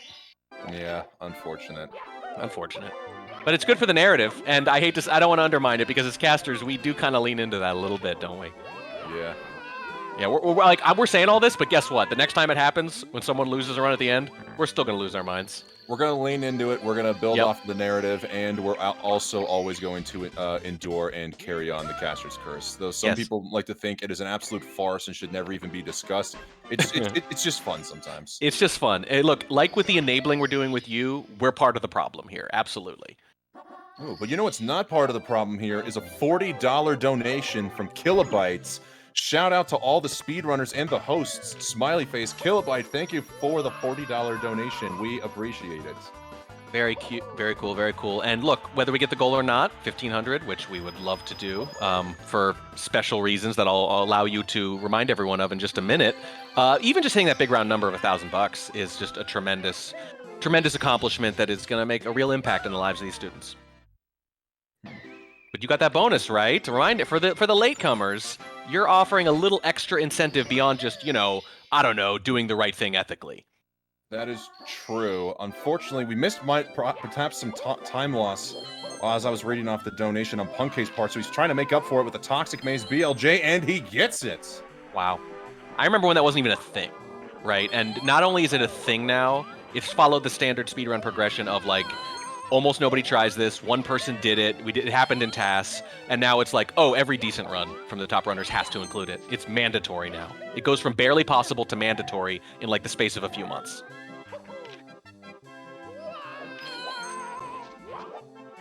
All right, but yes, you are absolutely right, Warning Track. This caster is willing to put a little extra incentive on the line here, perhaps even add a little tweaking in there. If we perhaps reach a $1,000 goal, might get one tattoo, but if it's a $1,500 goal, guaranteed a Bowser. Yes, 1,000, you get Mario on a butt cheek, I believe you said. And I imagine we're going to let you decide which, I think. That's only fair. We don't need total control here. I don't even want to put a full guarantee, because originally I already made it a $1,500 goal, but do I really only value my cheeks at $1,000? Well, not even that. You're not even getting the money. This is for somebody else. Exactly. So, in a sense, you're valuing them at much less than $1,000. and is that combined or per? Right? Like, are you splitting that among them? I don't know. I'm part of the problem here. I shouldn't be enabling this, but here I am for a good cause, for at least one good cause, with one bad cause tied to it, I guess. One bad cause. But hey, I mean, can I just float the idea that maybe you were thinking about getting a Mario tattoo anyway? I don't want to undermine the motivation here, but is it something you've ever considered before? Actually, yes, and that's exactly where this comes from. I was grinding for 31-star category, a Legacy any percent category last July, with my goal trying to get a sub 30-minute time, and I said if I didn't reach a sub 30 by the end of July, I was going to tattoo a Mario face on one of my butt cheeks. And then it became a bidding war in my chat as to which was going to be the cheek that delivered the tattoo. And we're on July 31st, and I'm getting incredibly nervous, so I literally was planning to stream all day long until it happened. And fortunately, I got it within a couple of hours. Wow. The relief on your face must have been something to see. Yes. When you say which one, I don't know. I think if they hit 2,000, you should go right down the middle. Just get a Mario tramp stamp? Yeah, I think that would be really painful, though. Probably. So, yeah. Oh, no. Jeez. Oh, missed the jump on the platform, but is able to get the booty burn back up there and save it. Pretty good save. And this is, you would argue, why not just have a run in the bag anyway? Because now you have to live with every mistake. That's kind of what it is. I don't know if you've ever heard of Cortez burning the ships, but that's kind of what this is. This is, if my last run is going on and I haven't submitted one into overtime, I have to press on with every mistake. I have to save every miss, every burn, every fall. And I'm hoping that focus, that extra focus that I get from that is going to make me play my best. Now, to me, that sounds crazy. I can't imagine playing that way, but I'm not Cheese, I'm not the world record holder, and I guess he's kind of figured out, maybe he has that level of self-knowledge to just know this is the only way, after having achieved everything you can want in this category, this is the only way to get his adrenaline pumping at the level it needs to be. And at this rate, I wonder if Cheese is willing to power through for a no reset, because both Cheese and Ouija are the only runners to not record a run on the board. Ouija, not only not competing in overtime, but has been done for a little bit of time, so he will not be able to get a run submitted on this leaderboard. And so Cheese, even if it's not the greatest run, even if it's just theoretically a 140-120, that's still a $50 difference there, because I don't know how the situation would work if you have two people tied with no time on the board. I mean, you might say they'd split it, right? In which case it's just a little extra money, but it's there, and you're playing Mario, why not take it? And there you go, at the very least it's a $10 difference maker there. That's exactly right, yeah. And last I've heard, Cheese plays Mario for free sometimes too, so hey. $10 $10, sure, why not? And you know, if he sneaks into 4th or 5th, which he's very capable of doing, I mean, there's definitely a jump there between 2nd and 3rd, but could he snipe 3rd from Blue Bob? I mean, we are looking at his 139 pace. Yeah, his 139.23, which is probably the run he got during that last event you were talking about, or rather a couple of events ago. So yeah, he's only single digits ahead of time, so he could very easily just pull out a casual 139 and slip into 3rd. Chad very cleverly pointing out that if you look at the scoreboard, Ouija does have the lowest time. 0 seconds. Oh my goodness. It's a good point. It's a good point. That's on us, guys. Yeah, we got to submit Ouija to the world record leaderboard right now. 0 minutes, 0 seconds. Absolutely trounced. Will never be outdone. Never be done. I got to be honest, Wes. Without some real good new tech, I'm not sure that's going to get topped. Oh, look at Cheese flying. And remember, this run has to work. Like, it's one thing to see someone, like, flying around through these stages, to see Ouija doing his crack thing or whatever, on, like, some 16-star run where, oh, I missed a jump, reset, white. Or even with a 120 where you have resets there, too. Cheese is moving this way knowing that he can't screw up significantly at all. Oh, absolutely. And that's scary, man. Like, to make those movements, you know, and to not play it too safe, just to get that run in. To be able to keep that pace up. Stuff. It's some good stuff, and we are perhaps seeing more good stuff here from Liam. Still green on his former world record pace splits here in Big Boo's Haunt. I think casters have just been subconsciously channeling it out because, you know, it's a very scary, spooky place. It is, and also, I mean, I've talked about this in previous streams. My solution when there's not a really good run is up until it gets to the end when I have to talk about it, I try not to look directly at it. I try to pretend like it's not there. I don't want to talk about it. Not because I believe in the caster's curse, but because chat does. And I don't want them to be mad at me. Because chat is a very scary place. And we have feelings too, you know, guys. We don't want to think we're the ones responsible for causing some untimely destruction. Yeah, be nice to us.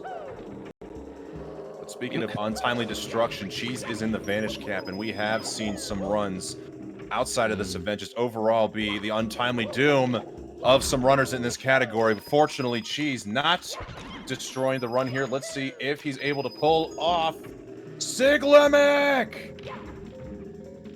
Very nice. Very nice. And you can see him, like, this is one thing that gets me about Cheese too. Like, you can see, talks constantly, right? Talking about everything as it happens. Yeah, Punkay taking the death in the volcano, unfortunately. I'm honestly surprised he's still willing to go with this rate. Best possible time is still sub 139, but we're now tagging on a death in the volcano in addition to HMC time loss. I honestly don't know what he's going for at this rate. Yeah, that might be it. And especially given that he's already got the top time. Obviously, he'd like to improve it. Obviously, like I said, that's got to be in the back of his head. Do I actually need to improve this, right? Is it going to get bopped? Is it going to get sniped? But at this point, you know, you're kind of just left to sit and watch and wait and watch Liam and watch Cheese and hope that 139 holds and hope that this doesn't happen to you again. You know what's the unfortunate thing? You might actually bring up a good point. It's if Punkay was going up against probably anybody else right now, he might be willing to be comfortable to just turn off the stream and call it a good day and perhaps hope for the best that he gets in first place. But no, he's going against the Liam and Cheese, so he's gonna keep this. He's gonna keep this thing on copium as long as possible. That's right. He's got the first and second world record holders coming for him right now with their final runs of the day. That's a scary place to be. I know he's up for it, and I think at this point you got to say he's the favorite here to hang on to this, as good as those two are. But that is that's a tough position to be in. Dare I say? You know, is it saying too much to say that? It doesn't sound like a very dramatic statement to be like, oh, the guy who's winning is probably going to win. But a lot of people would say with these two coming at him, with the history here, they'd say, maybe it's not that obvious. There's a death from Punkay. Oh, it was already, in a bit of trouble, but that's really going to do it now. And with the Punkay drop in Vanish Cap there, that is the end for Mr. Punkation. GG's Punkay, congrats on the 139 flat. Dropping the GG's in the chat. And of course, while that happened, we had a $20 no comment donation from Anonymous. Thank you, Anonymous. Yeah, it's tough, but now there were two. We've been counting them down, and the two left are, again, number 1 and 2 in the world. Seems fitting, really. I mean, honestly, could it get any better than this? No, not really. Not really. I think this is what a lot of people maybe expected. But now, you say, could it get any better than this? How rough is this for Punkay? He's probably firing up the stream right now. Hi, Punkay. You did great, buddy. And now he's just got to watch and just see what his fate is. And that's a tough position to be in.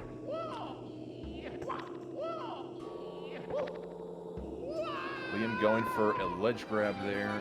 Let's see. He's got just the carousel left to close out Big Boo's haunt, and at this rate, he is going to be going into the red. I've been tuning out Liam for a little bit, so don't know what mishaps could have happened to cause some time loss, but hey, it's Liam.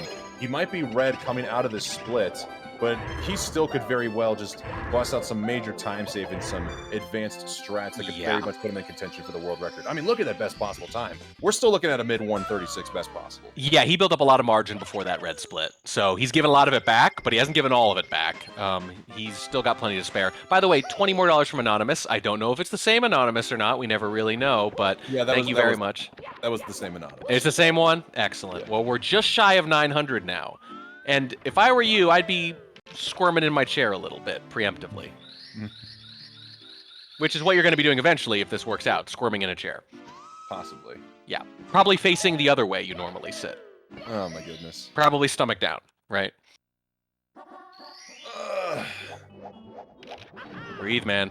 You're not in trouble yet. You're not in trouble yet, but it's getting tight. You know, did I even make it official? This is Did I make it official? This is definitely the cowardice coming out here. I used a copium 60 seconds ago, buddy, and I made it official for $1,500. I don't know if I ever said I don't know if I ever officially agreed to make it a $1,000 go for the tattoo. Did I say I would do it? I think I proposed it to you as a theoretical here for 1,000 perhaps for Mario and 1,500 for Bowser. I mean, we don't have you on a webcam swearing on a Bible, do we? No, we don't. You're right. You got us. I mean, there is the power of verbal contract, so we might actually have to take this to a lawyer and see if it holds up in a court. It would be the dumbest court case in the history of the world. The judge would say, "I'm sorry, what? You're suing for what?" I guess then again, who would actually be who would be the plaintiff or the defendant here? Because Chad. who am I going into this contract? Oh, goodness, the plaintiff. It's a class action lawsuit with Chad. I am so doomed. The judge looks and says, "What is Westdog v Twitch chat? Like, how is that a thing?" Look, it's only a matter of time. Like, stuff like this is going to happen. But why not be part of history then? Why not be you? That's grammatical nonsense, but I'm gonna go with it. Why not be you, Wes? Why not be me? Why not be you? Yeah. I would like to be someone more like Cheese or Liam, but you know, I suppose I could settle for me being me. Ooh, Liam with a little trouble with the sub. In 16 star, this would be death. In 120, it's just annoying. Now Cheese saving a little bit of time, almost flirted with gold there actually on his CCM split. So Cheese still making a powerful push here for first as Liam gets the wall kick strat here to close out the blue coins in Dire Docks. Love to see it. You love to see it. I think we're gonna get another red here though because of the sub shenanigans and a couple of other things. He's giving pretty much all of that early time gain back. But it's still doable. That's the thing, though. But now you're thinking, what could have been, right? That's the point, is that sometimes Liam goes off and he has these incredible time saves, and then he can give it all back in one go like that. But for anyone else, that run would be over because they wouldn't have saved so much time leading up to those red splits.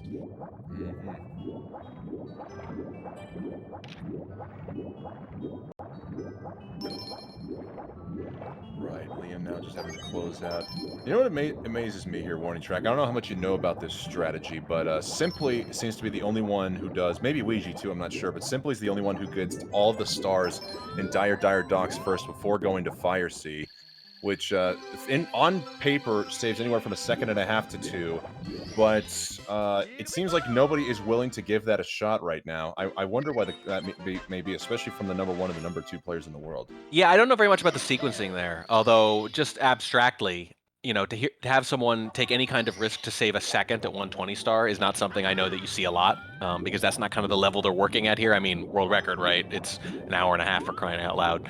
So that's a little surprising, but I do always find it really interesting how different runners have different tolerances for those kinds of things, right? And it's not always the world record holder. Sometimes someone who's 3rd or 4th or 5th is the fastest at a particular area. Like, that's just their area, right? That's just their split. I wouldn't mind having, like, it parsed out, like, here's the world record holder for each split, and to kind of find out who's the master of each one, sort of, because it's obvious that even if you're not the best at the whole run, sometimes there's just an area that you've got down in a way no one else does. And that maybe is the one you want to take the risks on. We actually even saw that with D Whatever just yesterday, getting the community best time in the TikTok clock stage for 120 stars. Honestly, it's exactly what you say. Like, you may not have to be the best at everything, but you just got your expertise down to an absolute T somewhere else. Yeah, he's tied at, he's like 19th in the world, and but he's #1 in that split. And I don't think there's really any rhyme or reason to it. Obviously, the world record holders are going to be the ones who put it all together, but you know, you can do that without being the best in any one area. You could be #2 in everything, and that's probably enough. And I think it's kind of cool actually that someone can sort of be, you know, the world record holder in a particular splitter in a particular area, even if they're not the world record holder overall. Like, I like that there's like a specialty, because then they go into that with that kind of confidence. And if you're another runner, right, if you're someone like Liam or Cheese, who maybe you've got a better overall time, but you can still look at someone else lower in the top 20 and realize that you've got something to learn from them. Right, and she's closing out BBH 100 plus reds here as Liam gets the star in Fire Sea, coming in with a very nice green mushroom. Love to see it. He's gonna definitely need that extra life because honestly, who knows? Yeah, at this point, certainly, and you've got to finish. You know, I mean, you've already got your time in. Cheese literally has to finish. It's gonna have to be pretty bad for him to reset, I think, at this point. You know, I keep forgetting that narrative too. We just keep talking about Cheese having to get a run finished in order to place on the leaderboard or perhaps make that, quote, $10 difference here. But Liam, he's still got a little bit of extra pressure. He's the only other 139 in the tournament, so he has to be gunning for a 138 or it's just not happening for him. I gotta wonder if that's playing any effect on his psyche right now. Yeah, I think so.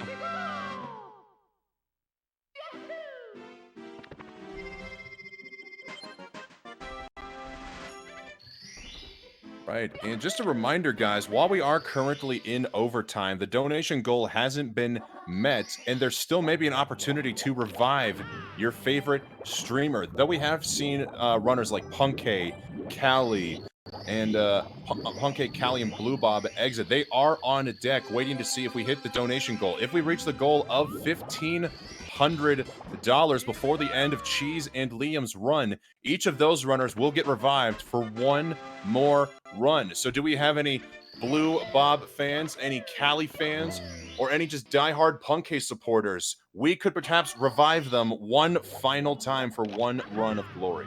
Or if you're more of a D&D person, these are their saving throws. There you You go. can go that way. I mean, pick your nerd thing, right? We got all types in this group, I'm sure.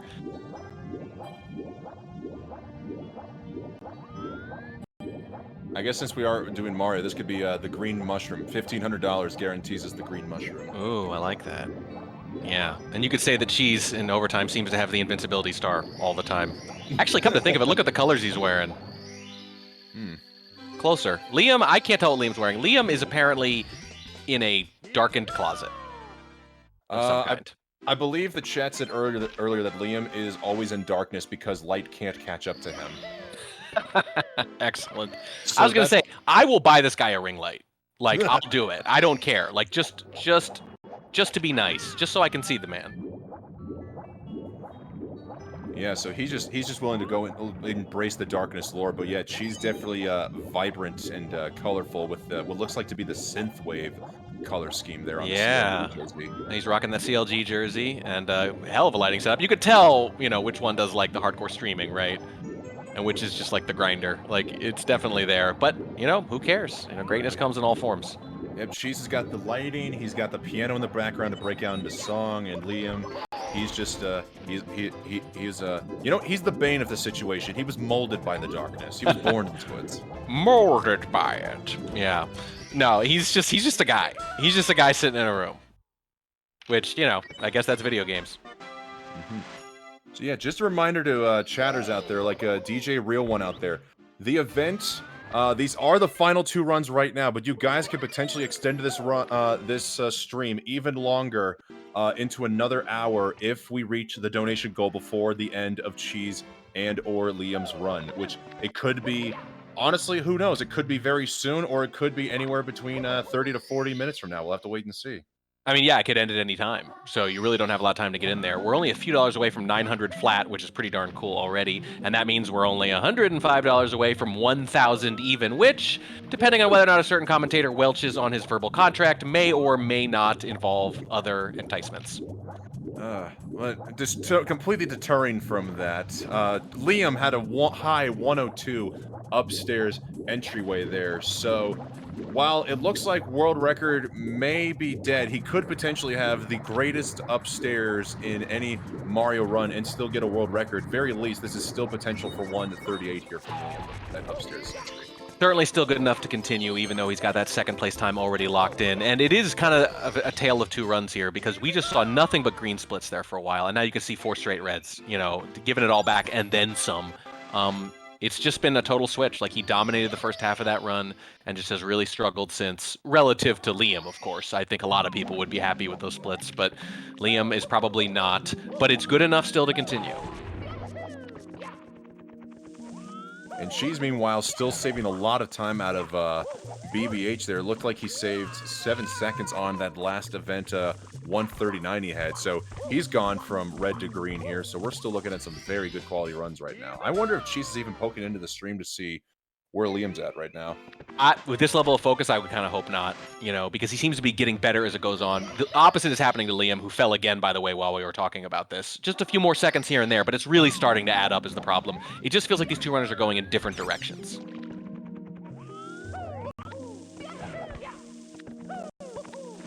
Cheese, nice backup there on the tail fin into the side flip to get onto the sub. Incredible stuff. Yeah, still got a few tricks left. It is not over, put it that way. The God run that we were seeing for a little while there is went from a demigod run to just a guy run, really.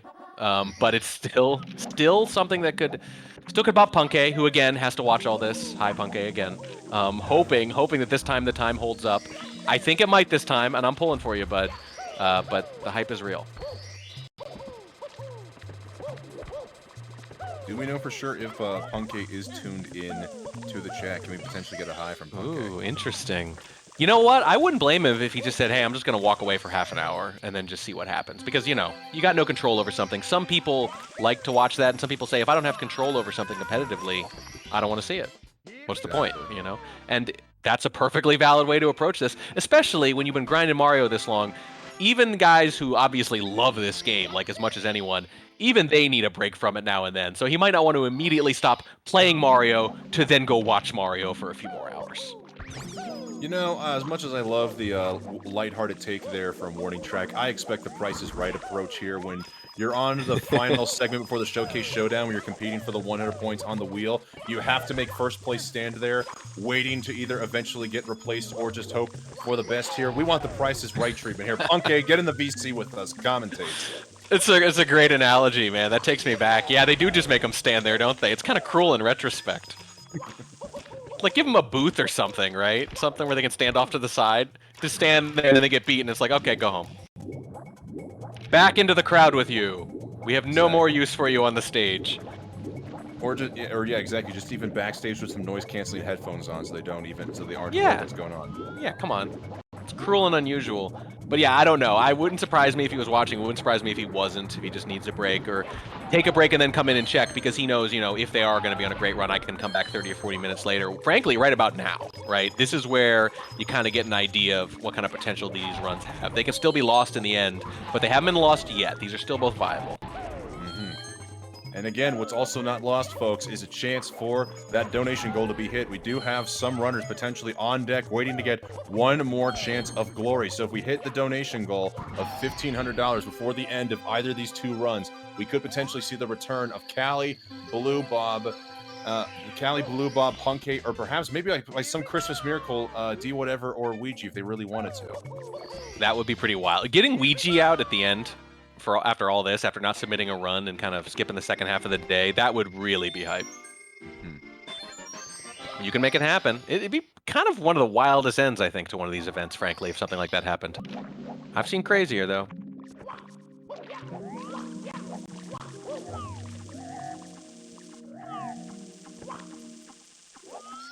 These runners a little less than 10 minutes apart too. So at one point, we're going to find out basically if Liam closes this out, and then immediately after that, we're going to see Cheese.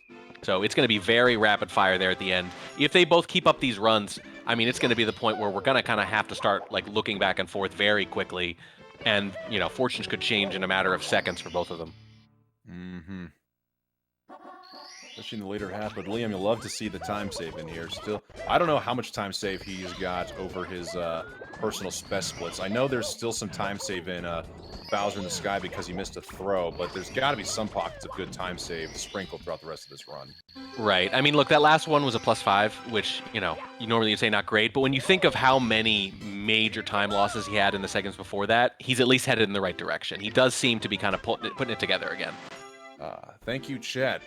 Some time save in Rainbow Ride, which, you know what, warning track, I might pull one of your little favorite caveats out of the book. I'm going to be extremely disappointed because I'm going to eventually have to leave the caster's booth here in about 13, 14 minutes, as we'll be swapping me out for somebody else to close out this potential overtime should these runs continue. And if this, so help us, if this is the event PB or even best case scenario, a world record, I'm not going to be here. You're not even going to be here. You're out here, like you said, putting your butt on the line, and you might, like Punke, just have to watch at the end and see what happens. Like, that's pretty cruel. Yeah, we will be stepping out in about 13 minutes for ALT Insider and Markinator, and look, they're in great hands, and to be perfectly honest, I think you and I are probably losing the plot a little bit here anyway, so maybe it's for the best.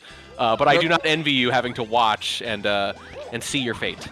You know, I completely disagree. We are the equivalent of a Dragon Ball Z plot here. There is clearly a lot of high-octane action going on, but we need some filler to keep it going. We can't just have everything happen all within a matter of 1 or 2 episodes. That's just not going to be good for advertisers or the studio. That's where we come in, Warning Track. We're the filler here. So while we wait for some of these great moments, these time saves, or even some high-octane strats, we just need to keep the audience distracted with a little bit of filler content. That's true, and we're doing a fine job at that. Although I do need to point out, I think Liam's struggling again here a little bit. We're looking at another red split, I think. Mm-hmm. And that's going to be, I don't know, literally 6 or 7 in a row?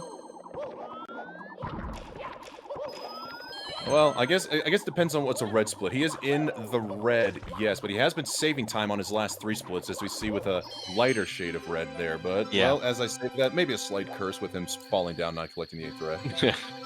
Yeah, but I mean, it really is split down the middle. It was just all greens and then all red since. And I don't know, normally you'd expect it to be a little more back and forth to that, right? And you wonder if it's a stamina thing. I talk about this every time we talk about 120 star or any of these marathon runs. You're grinding so much, and we're at the tail end of the second day. And I know these guys are built for it. I know they're used to it, but they're still human.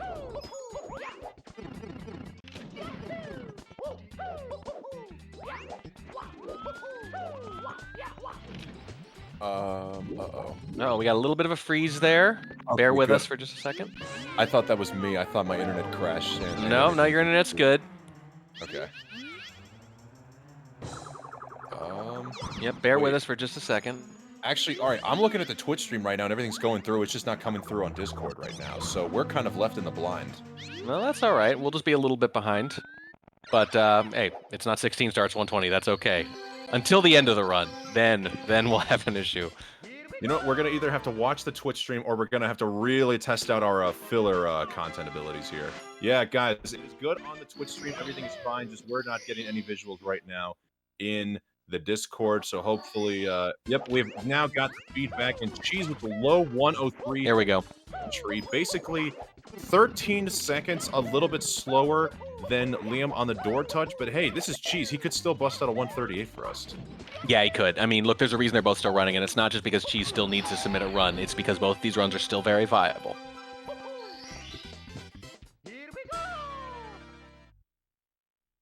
And again, I don't know if I believe in momentum exactly for something like this, but Cheese has looked better, in my opinion, as the run has gone on.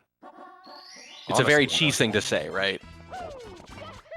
He's slowly getting into the Zen state. He started off with a couple of red splits, and then he's just been all green pretty much ever since. It looks like he may have lost a couple of seconds there on the final upstairs split, but hey, still minus 26 seconds ahead of a 139.23 from Cheese, looking very sexy.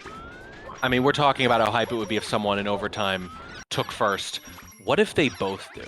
What if Liam takes it and then loses it 8 minutes later? Oh, no. I mean, it could happen. Well, I'm looking at the numbers here. It could happen. I guess what time will have to tell here. We'll just have to wait and see. I wouldn't wish that on Punkay, though. Nah. Yeah, that would be tragic. Imagine if like Liam took first place with like a 138.58, and then Cheese comes in and bops that. So Punkay would go from first to third, and then we're getting a flare from the dramatic here. Right. Punkay finishes. He's up one. He's at 139. He's in first place. I don't know. Goes and makes a hot pocket. Comes back and he's in third. Yep. It's like, really?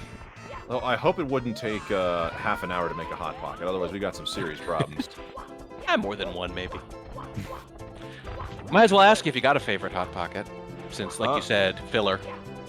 I haven't had hot pockets in ages. I mean, the only ones I can really think of are like I think it's pepperoni and/or yeah, I think just honestly a pepperoni hot pocket is the last thing I can remember having.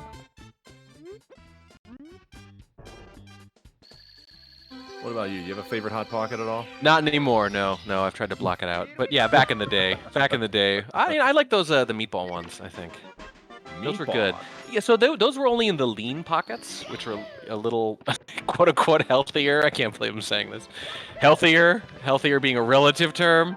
But those were pretty good. Those weren't as greasy. Ooh, Liam, unfortunately, losing a good chunk of time there in THI. You were right, Track. This was indeed not just a red split, but a big red split. But, I mean, this is, again, Liam we're talking about here. World record is realistically dead now. Likely not going to happen. However, this is Liam we're talking about. He still could very much bust out a 138, especially with a good breezeless.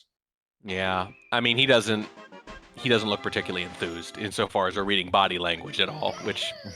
always a bit of a fool's errand, but I think, yeah, that last split was pretty tough.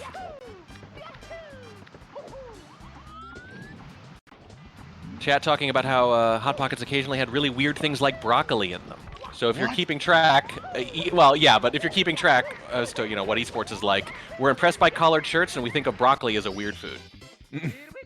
Or I guess that's the quote healthier alternative to a hot pocket. It's the healthier one, yeah. And I want to be clear, I'm not coming at you guys. I'm the same way. But every now and then I do have that moment of self-reflection. Liam, by the way, the water bottle sip. The first time I've seen him drink any water on stream in the last couple hours. What does that mean? What do you think? I suppose he's trying to hydrate up now, so that way he doesn't have to worry about having to get water when he's riding the carpet in Rainbow Ride, or have to even potentially think about wearing something like that. Yeah. Look, I know we're still a ways away here, but I think we can be impressed already that runs this good are happening in overtime. Like the fact that these are both still could be event best is kind of wild. I think that's just the beauty of overtime, honestly. There always seems to be something magical, or at least something fascinating to watch during the course of overtime. Like, even in the 16-star LTA that happened not too long ago, we saw Trey Bordeaux break out a PB, I believe, during overtime. And, of course, who could forget Punkay versus Cheese happening in overtime? There's just some magic to knowing this is it, this is all there is left to it. We have got to bust out everything. We got to fire on all pistons. Yeah, no, it is magical to know the pressure's on, to know that every mistake matters the most. And like I said before, I really am starting to get convinced that, like, this is what Cheese needs to operate. When you've dominated the category this much, what's left? How do you get excited again, right? How do you get that blood pumping again? I wonder if this is just, like, the only way he can play at his highest level is to know that he has no other options. He has no backup plan. It has to work. And that's the speedrunner mentality, too. Like, you have to do it. You just got to figure it out. Make it work. Honestly, yeah, I never even thought about it that way. Speedrunning has got to be probably the biggest thing where you just you've got to, dare I say, buckle up the bootstraps and just get going. You have to power through it. There is no going back. Yeah, anyway. Like, it's just about the bottom line. Like, you can have all the excuses in the world, and we all do when we mess up, but it really is just this great equalizer of the time is the thing. There is nothing else. It doesn't matter how or why. There is only the time. And that kind of bottom line attitude, it attracts a certain type of person, certainly. And that type of person, I think, is also the kind of person who plays their best when the pressure's on. Those kind of people could also be the type of people who are willing to help out the cause and donate to the Urban Arts Foundation, guys.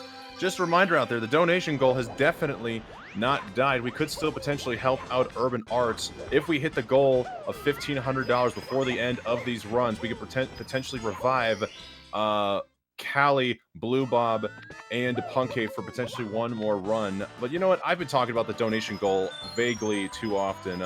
Track, you're really good with words. Would you like to tell the folks at home more about the Urban Arts Foundation and their partnership program?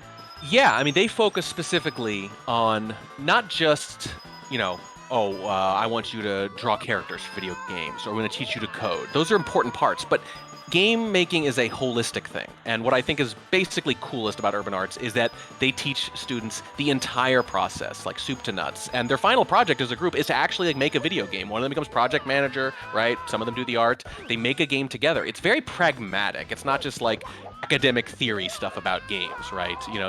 You've seen some of those classes, I'm sure. Some of them are a little abstract. This is real world stuff, right? And the line that stuck with me the most is when they said, we believe that the quality of a child's education shouldn't depend on where they're born. And, I personally grew up in a really poor area, and there were a lot of really smart, really talented people there. And a lot of them just needed that kind of opportunity to prove themselves. So Urban Arts is going out there and it's finding those kinds of people, and it's giving them that chance. And I think that's great. I think that's how you get the next generation of games. I think that's how you get new games that you never knew you wanted, is by bringing new people into the process. And that's what they're doing. And fortunately, we live in a kind of world where we have more abilities, or at least more accessibility to find children or potential future game developers, or just even computer scientists in some of these underprivileged communities. And it's all done through, at least in part, through some of the magic provided by the Urban Arts Foundation, guys. Yeah, there's a lot of talent in these places, and a lot of it's going unused and untapped. And, you could find the next great game developer anywhere. So let's try to find them. Let's help find them. Speaking of game developers, we're hoping this run could develop a little bit more for Liam, looking like he took another 7 seconds off there in the tall mountain. 1:37.30 best possible time, so still a very good 1:38 pace here from Liam, but he can no longer afford any mistakes here if he wants to bop Punke. Might still have like a bonk or some change here and there, but he cannot afford to have any more major mistakes going forward. She's got some great double attack there on the fly guy and in the left. Yeah, he's been looking really good for the last 20 or 30 minutes. And by the way, his best possible time, 1 second behind Liam's. Wow. This is really good right now. These are the 1 and 2 in the world in this category, and they are absolutely going at it here in overtime. This is excellent. We're seeing Cheese going for his version of the 100-plus Koopa race here. Interestingly, we see Callie originally get that Goomba and those 5 coins before going into the cave, but wait. Did Cheese? Yeah, Cheese didn't start the race. What the heck? Uh-oh. Is that intentional? No, you are supposed to start the race and go take out the Goombas, but I guess for some reason he may have tapped R on his stick. So, fortunately, not too much velocity. He was able to get to the Goomba, but, I mean, unfortunately, a little bit of loss not being able to start the race immediately. Yeah, I mean, we're talking Toad Punch level mistake, right? It's like pointless and unnecessary, but it's not terrible. But fortunately, not as violent either. Not as violent, right? Yes. Oh, the blue coin falling off of the edge. I honestly don't even know how one can go back this up. Oh, man. And you saw his face, too. He said something to chat like he knows how bad it is. All right, there is one more Goomba. Oh, no. Oh, my gosh. I swear if that one went off the edge as well. Oh, man. That got was close. Tense. My heart was in my throat. All right. Fortunately, she's able to get the backup, so this is definitely going to be some significant time loss here. With the minus 37, though, he should still be green coming out of Tiny Huge Island, I believe. So thankfully not too much, but he's definitely losing some time on Liam there. Yeah, and that facial expression definitely changed all at once. There were a lot of smiles, looking energetic, and then you saw that kind of borderline emote-looking thing, really, where the face drooped just a little. He knew it was rough. He knew it was rough, and he knew he's on a good run here, and he knows that could be the difference when this ends. Yeah. And that is why a lot of people do not find favor in the 100-plus Koopa races, because you never know where the Goomba's going to, you never know where the Goomba is going to be, and you'd never really know where the blue coin's going to be. Just too much RNG for being that close to the end of the star. Yeah, no, that's the thing you're scared of. When you're one of the best in the world, obviously, the better you get, the more the RNG is what worries you, because that's the thing you can't control. That's the thing you can't get down perfect. So the best players, I think, hate RNG the most, probably. Most definitely. And there's no proven RNG manip strats yet, but perhaps that could be the next big tech development, is learning how to manipulate RNG or manipulate the game like Zelda runners do. Well, so that's the thing. Oh, all right. Hey, LT. Well, I do want to build on your point real quick, Wes, before we bring ALT in here, which is to say, like, I feel like most of the RNG manipulation things, they come on older consoles where there were more memory restrictions, right? So you overflow it or something like that, like you get in like Super Mario World on the SNES. So I wonder if you just don't see as many of those once you get to like the 64-bit systems and beyond. Mm-hmm. Wait, I'm sorry, could you say that one more time? Well, so I know that there are a lot of like memory manipulation and RNG strats for like NES games, SNES games, when there's just less memory involved, and the games are a little. Yeah. You literally get like overflow buffer problems, right? That's what some of them are based on, is that you overflow the memory buffer. But once you get to 64-bit consoles and all that, I think it's a lot harder to do. I just don't. I'm probably forgetting some, but I just don't feel like we hear about as many of those strats because there's just more memory involved and it's harder to overflow the buffer. Yeah. All right, well, that is true. We could go more into that, but actually three very poggers things just happened. We got Cheese completing Breezeless, Liam getting Wilco Clip on the first try, and of course now we are joined by ALT Insider, as it looks like we're going to be having a three-commentator session here. A fatal three-way, as some call it. And I did not want to use that term, but okay, here we go. We're balls deep in this now. I came into quite the swamp here, but I'm happy to be here to watch the end of these two legends on top of your screen. Awesome stuff. I thought he meant us for a second, didn't you, Wes? And then he said top of your screen, and I was like, oh. I don't want to lie to the chat so early in my night. I mean, come on, guys. ALT just kicking in the door and putting us in our place immediately. ALT Insider making me feel like an absolute outsider right now. How could you? Oh, man. It's what I do best here, as we see. It's so nice to have this awesome event, though. And, you know, what else could you ask for, really? As people that have watched a few of these events before, you know the plot armor that is attached to the man on the right of your screen. It's just so strong, so robust. It's incredible. And he is just tempting fate here, trying to put on a show like he did in the last event. But Liam here, not interested in plot armor, not interested in all that nonsense. He wants to get the top time. Should be fun ending to this thing. Yeah, Cheese's plot armor looks pretty form-fitting, actually. I don't think that's metal, to be perfectly honest, but that is his plot armor. That is what works, and Liam only cloaked in darkness. Yeah, so just a reminder, guys, Liam is trying to go for number one here. His event personal best is a 139.26, but he's hoping to see if he can squeeze out a 138 and Bob Punkay for first place. And Cheese, who has yet to get a run submitted on the leaderboard, unfortunately, partly due to not being able to compete yesterday at all. We'll see if he's not even worried about first place. He's just worried about getting a run on the board. But at this rate, it's looking like he could very much make a leaderboard shift, perhaps make a case for a top 3, maybe even top 2. Yeah, so let's get Westdog. Give us the official time key for GSA. What is we looking at for best possible time for Cheese over here? Just so everyone knows that they can't read the splits. The best possible time is looking like a 138.02 here for Cheese. Again, best possible time is arbitrary. Nobody ever plays that close to their best possible time for that long, but it's at least good to get a metric for what kind of a run we're looking at. So with a low 138 best possible time in this point in the run, I'd say 138 is still very much possible. Cheese is going to have to play pretty much near flawlessly at this run, and Liam's still with a 137.38. Nice block, Cheese. Thanks for the caster's curse. 137.38 here from Liam, and that's partly due to the fact that he lost a lot of time in both Rainbow Ride and Bowser in the Sky. So I don't know. 137 again, yeah, probably not realistic here, but Liam could absolutely shake up the leaderboard here with a high-quality 138 run here. Their best possible times were a second apart, though, about 15 minutes ago, which we pointed out at the time, which was wild. But geez, a couple of issues since then. Obviously, the Koopa race start, the blue coin stuff, and now it's 30 seconds, just like that. Mm-hmm.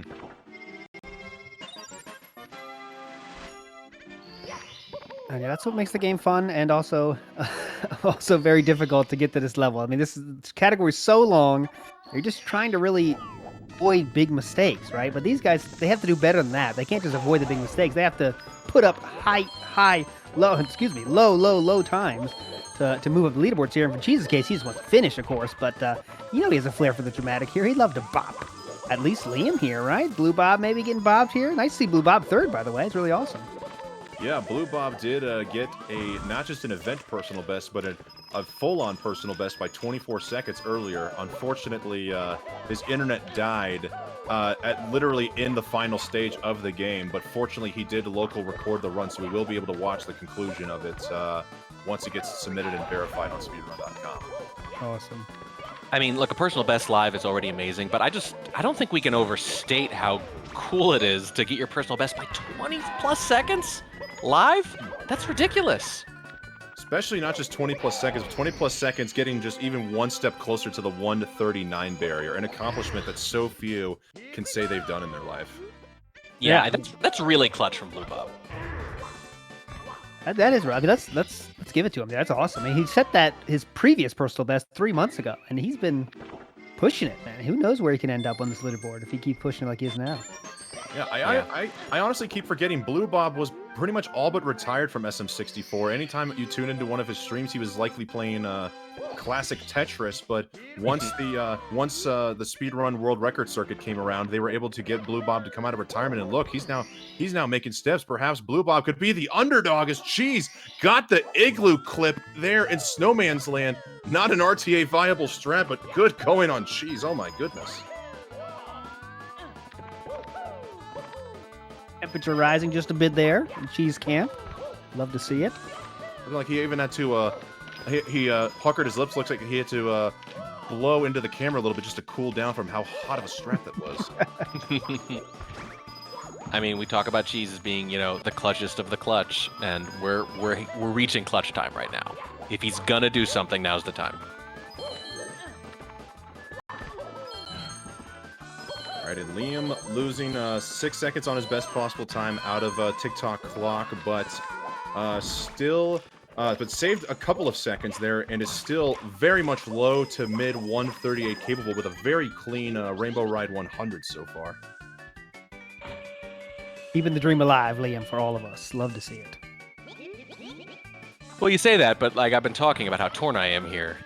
On one hand, very hyped to see someone snipe this out, to see either or both of them. On the other hand, Punkay is a human being, and so am I, and I have basic human empathy here, and I would kind of like to see him hang on to this too, because Cheese had his fun last time, and Punkay had to take second there, and that was tough. You could tell he was on cam when it happened too. We got to see the reaction, and.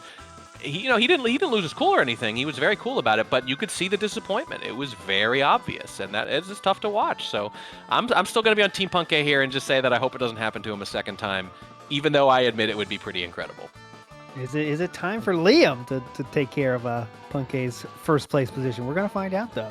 Even though we saw Liam take a sip from his water bottle there back in Tall Mountain, Shat's still thinking he's looking a little bit thirsty there. We now got some concerns. Could potential dehydration or feelings of thirstiness perhaps keep him distracted and not finish this run out strong? I'm a little concerned here, guys. Definitely. And it's exactly the kind of overanalysis we're here for. Exactly. And with his best possible time still only 9 seconds away from his personal best, perhaps if I take a hit of aggressive copium here. Let me get my lighter. Live on air. Perhaps this is still possible, guys. He could still PB, man. That's rare. On air. God. On air copium is extremely rare. Oh, Love to see it. Oh, it's so good. I can see why chat loves it so much. Oh my God. Oh, you're having some new fun ground. tonight. Breaking new ground here on this GSA. Casting history. Yes, for sure. As we watch Liam go through with this extremely exciting star of the Rainbow Ride. Except one should not smoke copium too much there, guys, because otherwise, all of a sudden, mid-sentence, you're gonna see yourself having a very deep throat and scratchy. Oh dear God. Oh, geez, bring in the tech. Bring in the tech to the casting booth. It's not just for the runners, people. Most people would do that early in an event. The Westdog brings it out in the 11th hour. That's what you gotta love him for. It's the patience, really, that he shows. Right, good Lakitu bounce there from Liam. Lakitu bounce, of course, being one of the biggest groin busters here at the end of the run. If you don't get that first try, that's pretty much almost asking for the run or the PB to go away. But Liam getting to go around, he's just got to get it one last time. Looks like he's not going to be going for the new strat, which shall remain nameless. Yeah, not worth mentioning here, but it's a cool one. You can go check that out. Find it on the YouTubes. All of the YouTubes? Not just one? Some of them. Hopefully someone from YouTube is recording this. Most of the YouTubes. Yeah. It's on almost all of the tubes. Fortunately, Liam trying to get the second Lakitu bounce there. Looks like he got a double jump. He went into a double jump, but then instead of getting the triple jump, he just ended up double jumping again. I don't even know how that happened. Perhaps it was from the platform moving, even faulting up on the little bit of red. So yeah, my copium is officially fleeting. I don't know PB is possible anymore. Oh. Well, he doesn't necessarily need a PB, though, to get the EB, and we are going to know in just 5 minutes whether or not he's going to pull it off. The EB. I like that. Yeah, I don't think I've heard that before. Putting that in the old vocabulary book here. Yeah. This is what always gets me at the end of these runs, though. Like I said, in 5 minutes, we're going to know if he did it. One way or the other, we're going to know. Hopefully less than 5 minutes if we're lucky. Yeah, less than 5. Or if it goes really... less than... You got what you asked for right away, but it's not quite what you meant. The monkey paw curls, and you get your wish, but not the way you intended. Wow, I don't think I've... Oh my goodness, No, meltdown. Oh, wow. I have never seen anybody take the buffer kick off of the edge, let alone going into a tricky triangle travesty. Oh my goodness. So Liam was theoretically low to mid 138 possible. This is now going to be tight to see if he can even bop Punky at this point. And that's if he's basically flawless the rest of the way, right? Like, that's asking a lot. He can do it, though, and we're late enough in the run that asking someone to be flawless for a few minutes now, it's not ridiculous anymore. That best possible time isn't just like this theoretical target anymore. Suddenly it's something you could do, but it's asking a lot, and it's also asking a lot for him to, like, gather himself after that mistake. I know these guys, you know, they're very mentally tough, but you've been grinding for days, you've been doing this one for an hour and a half, and to make a bunch of mistakes near the end of a run and then have to immediately save time, immediately go for the backup, immediately get right back on the horse, that's tough. Liam, we're going to have to see if he's able to toughen this one out. And Cheese, it looks like he's even gotten a couple of major time losses here on his 1:39 splits, losing some time in Snowman's Land and just a few seconds in Winged Mario over the Rainbow. Liam, no. Going for the pro strat on the left side. I think that's pretty much GG's for first place there from Liam, unfortunately. Yeah, GG's to EB. Yeah, this was the final star. I'd say there'd be a very slight chance. Unfortunately, with still 2 stars to go, this is GG's. I'm surprised Liam is still wanting to just finish this one out here for funsies. Perhaps maybe still just try to get an event PB at this rate. Could be. Maybe for the chat. Some support for chat. Want to put on a good show, but that is definition of a meltdown there. When one mistake becomes another, and then your Mario's falling down into the void. And that's unfortunate. We've seen it so many times. But, man. That's rough. Or well, I mean, you've come this far. You might as well finish, I guess. We do also have Ty Guy in the chat here, bringing on a interesting conspiracy here. We've been talking about how Cheese has plot armor, and Cheese is still very much on a solid run right now with potential to get better. He only needs a 139 flat to beat this, and he could still theoretically get the sub 139. Is this all a part of the Cheese storyline? Ty Guy, I like how you think. Go ahead, track. Well, yeah, it's not just enough with the plot armor, because he needs Liam to mess up, so maybe he's got a plot sword, too. Maybe he can go on the offensive. It's not just a defensive measure. Has he just been plot stabbed, has Liam? As we're talking about Cheese's plot armor and sword combo, unfortunately not getting up there in TikTok clock enough. I don't think it's a major time loss. And Liam now, best possible time of a 1:39.01. So even if he has the fastest Bowser in the sky he has ever done, it still looks like he's not going to beat out Punky for first place, unfortunately. But he will get an EB.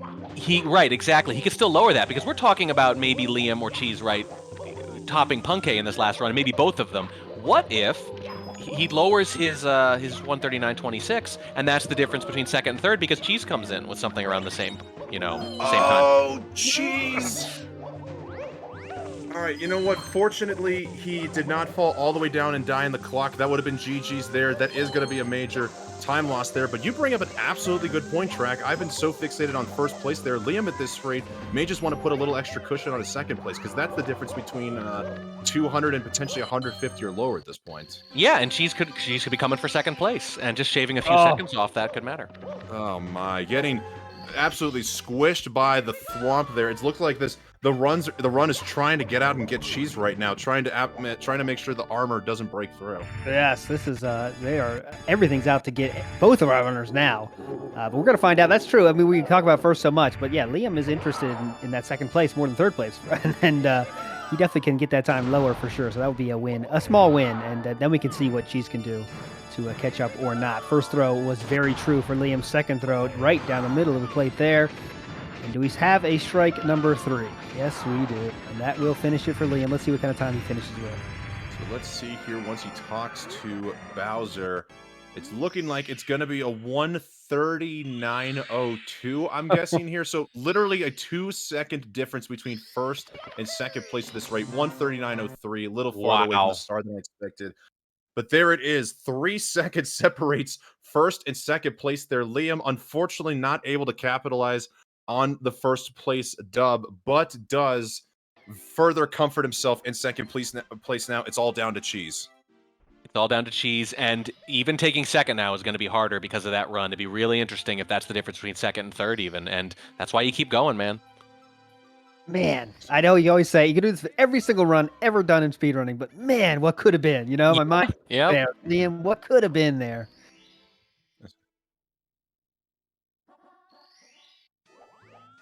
All right, and it looks like we do have a Markinator on deck. Perhaps we're going to be getting a very rare commentator four-way, if that's what production is looking for here. Are we going for four-way, or are we going to be trying to swap out for overtime? Have we ever seen a four-way? I will politely step out before the double entendres get out of control.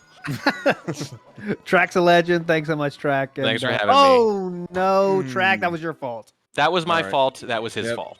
All right, you know what? It might be time for both of us to go here. We've cursed this run enough here. We'll bring in Mark to close this one out. Track, thank you so much. ALT, thanks for a fantastic threes company here. It's a pleasure to hear from both of you guys. Awesome, Thank you, man. Talk to you down the line.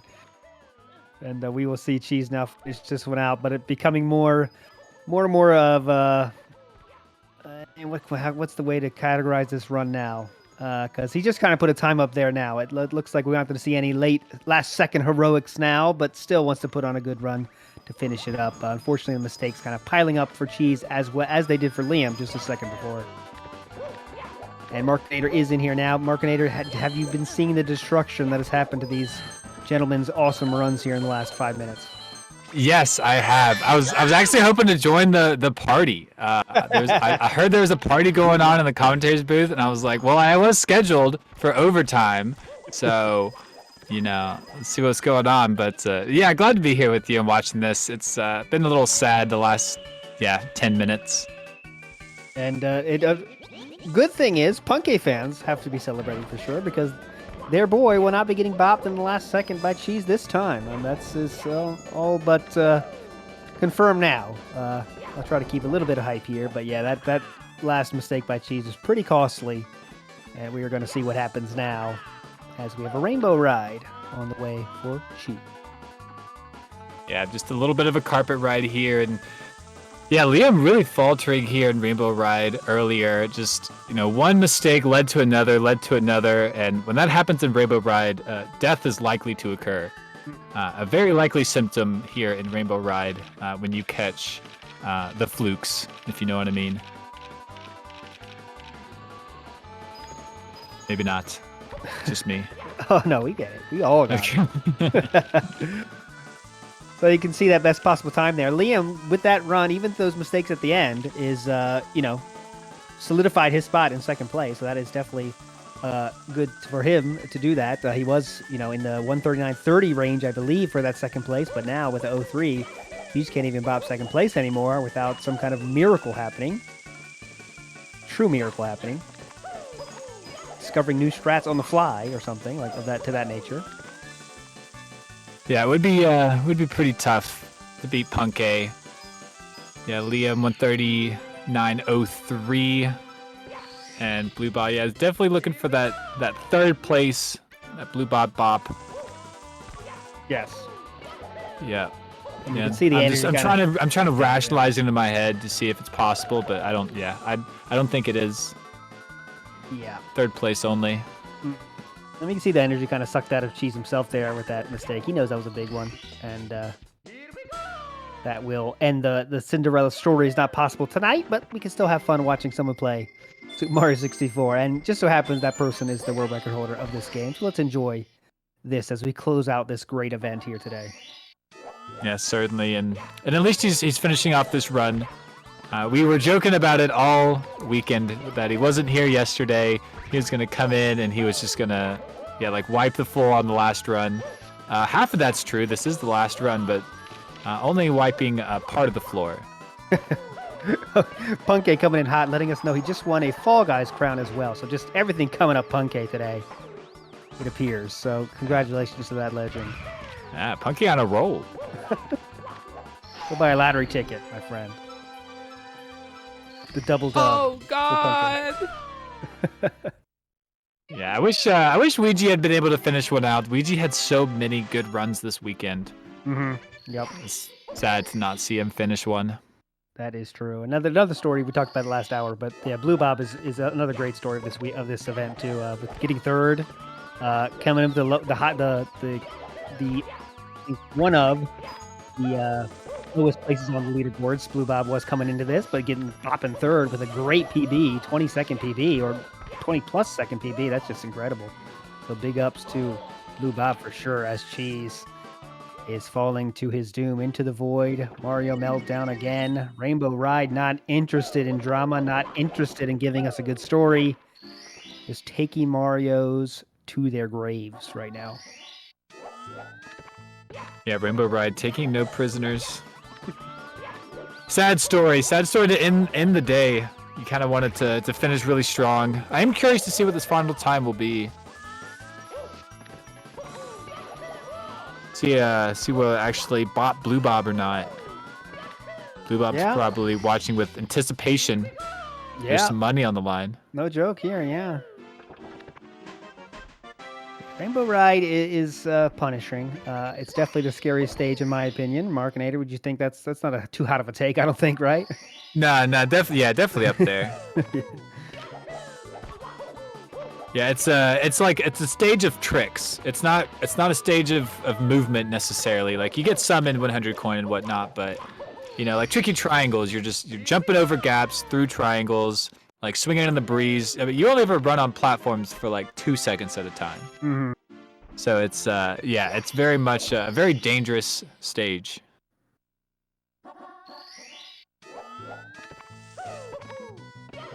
And now just gotta get that brave face back on, forget about those mistakes, and try to finish this one out. Oh my God! And I love how we're getting Cheese's sub notifications. His scream is coming in loud in these headphones. Could you hear that too, Markinator, I hope? Oh yes, I could. We had one Blue Bob malfunction, and the alert just kept saying, "I love refrigerators." Nothing wrong with that. Oh my God! It was great. But it's true, I do love refrigerators. Check that best possible time on Cheese's splits here. We're gonna see. All right, 140. Oh no, I don't think he's a blue bob. A blue bob bop might be impossible now too. I think so. So swinging into the breeze. One last one. Very nice. Yeah, 138 coming out of here. So yeah, it looks like one. We'll have to see. Best possible time, looking at 140.26. That would be a very clean bit. So Calibop at least has more than a throw's worth of time to play with. Okay, so we're looking for the Calibop now. As we cling to any chance of hype here coming. Bad start to bits there, but we are back on track, hopefully. Yep, coming in dangerous once you're off cycle. There you go. You have to make sure you can be caught underneath moving platforms. Okay, very nice. Triple jump.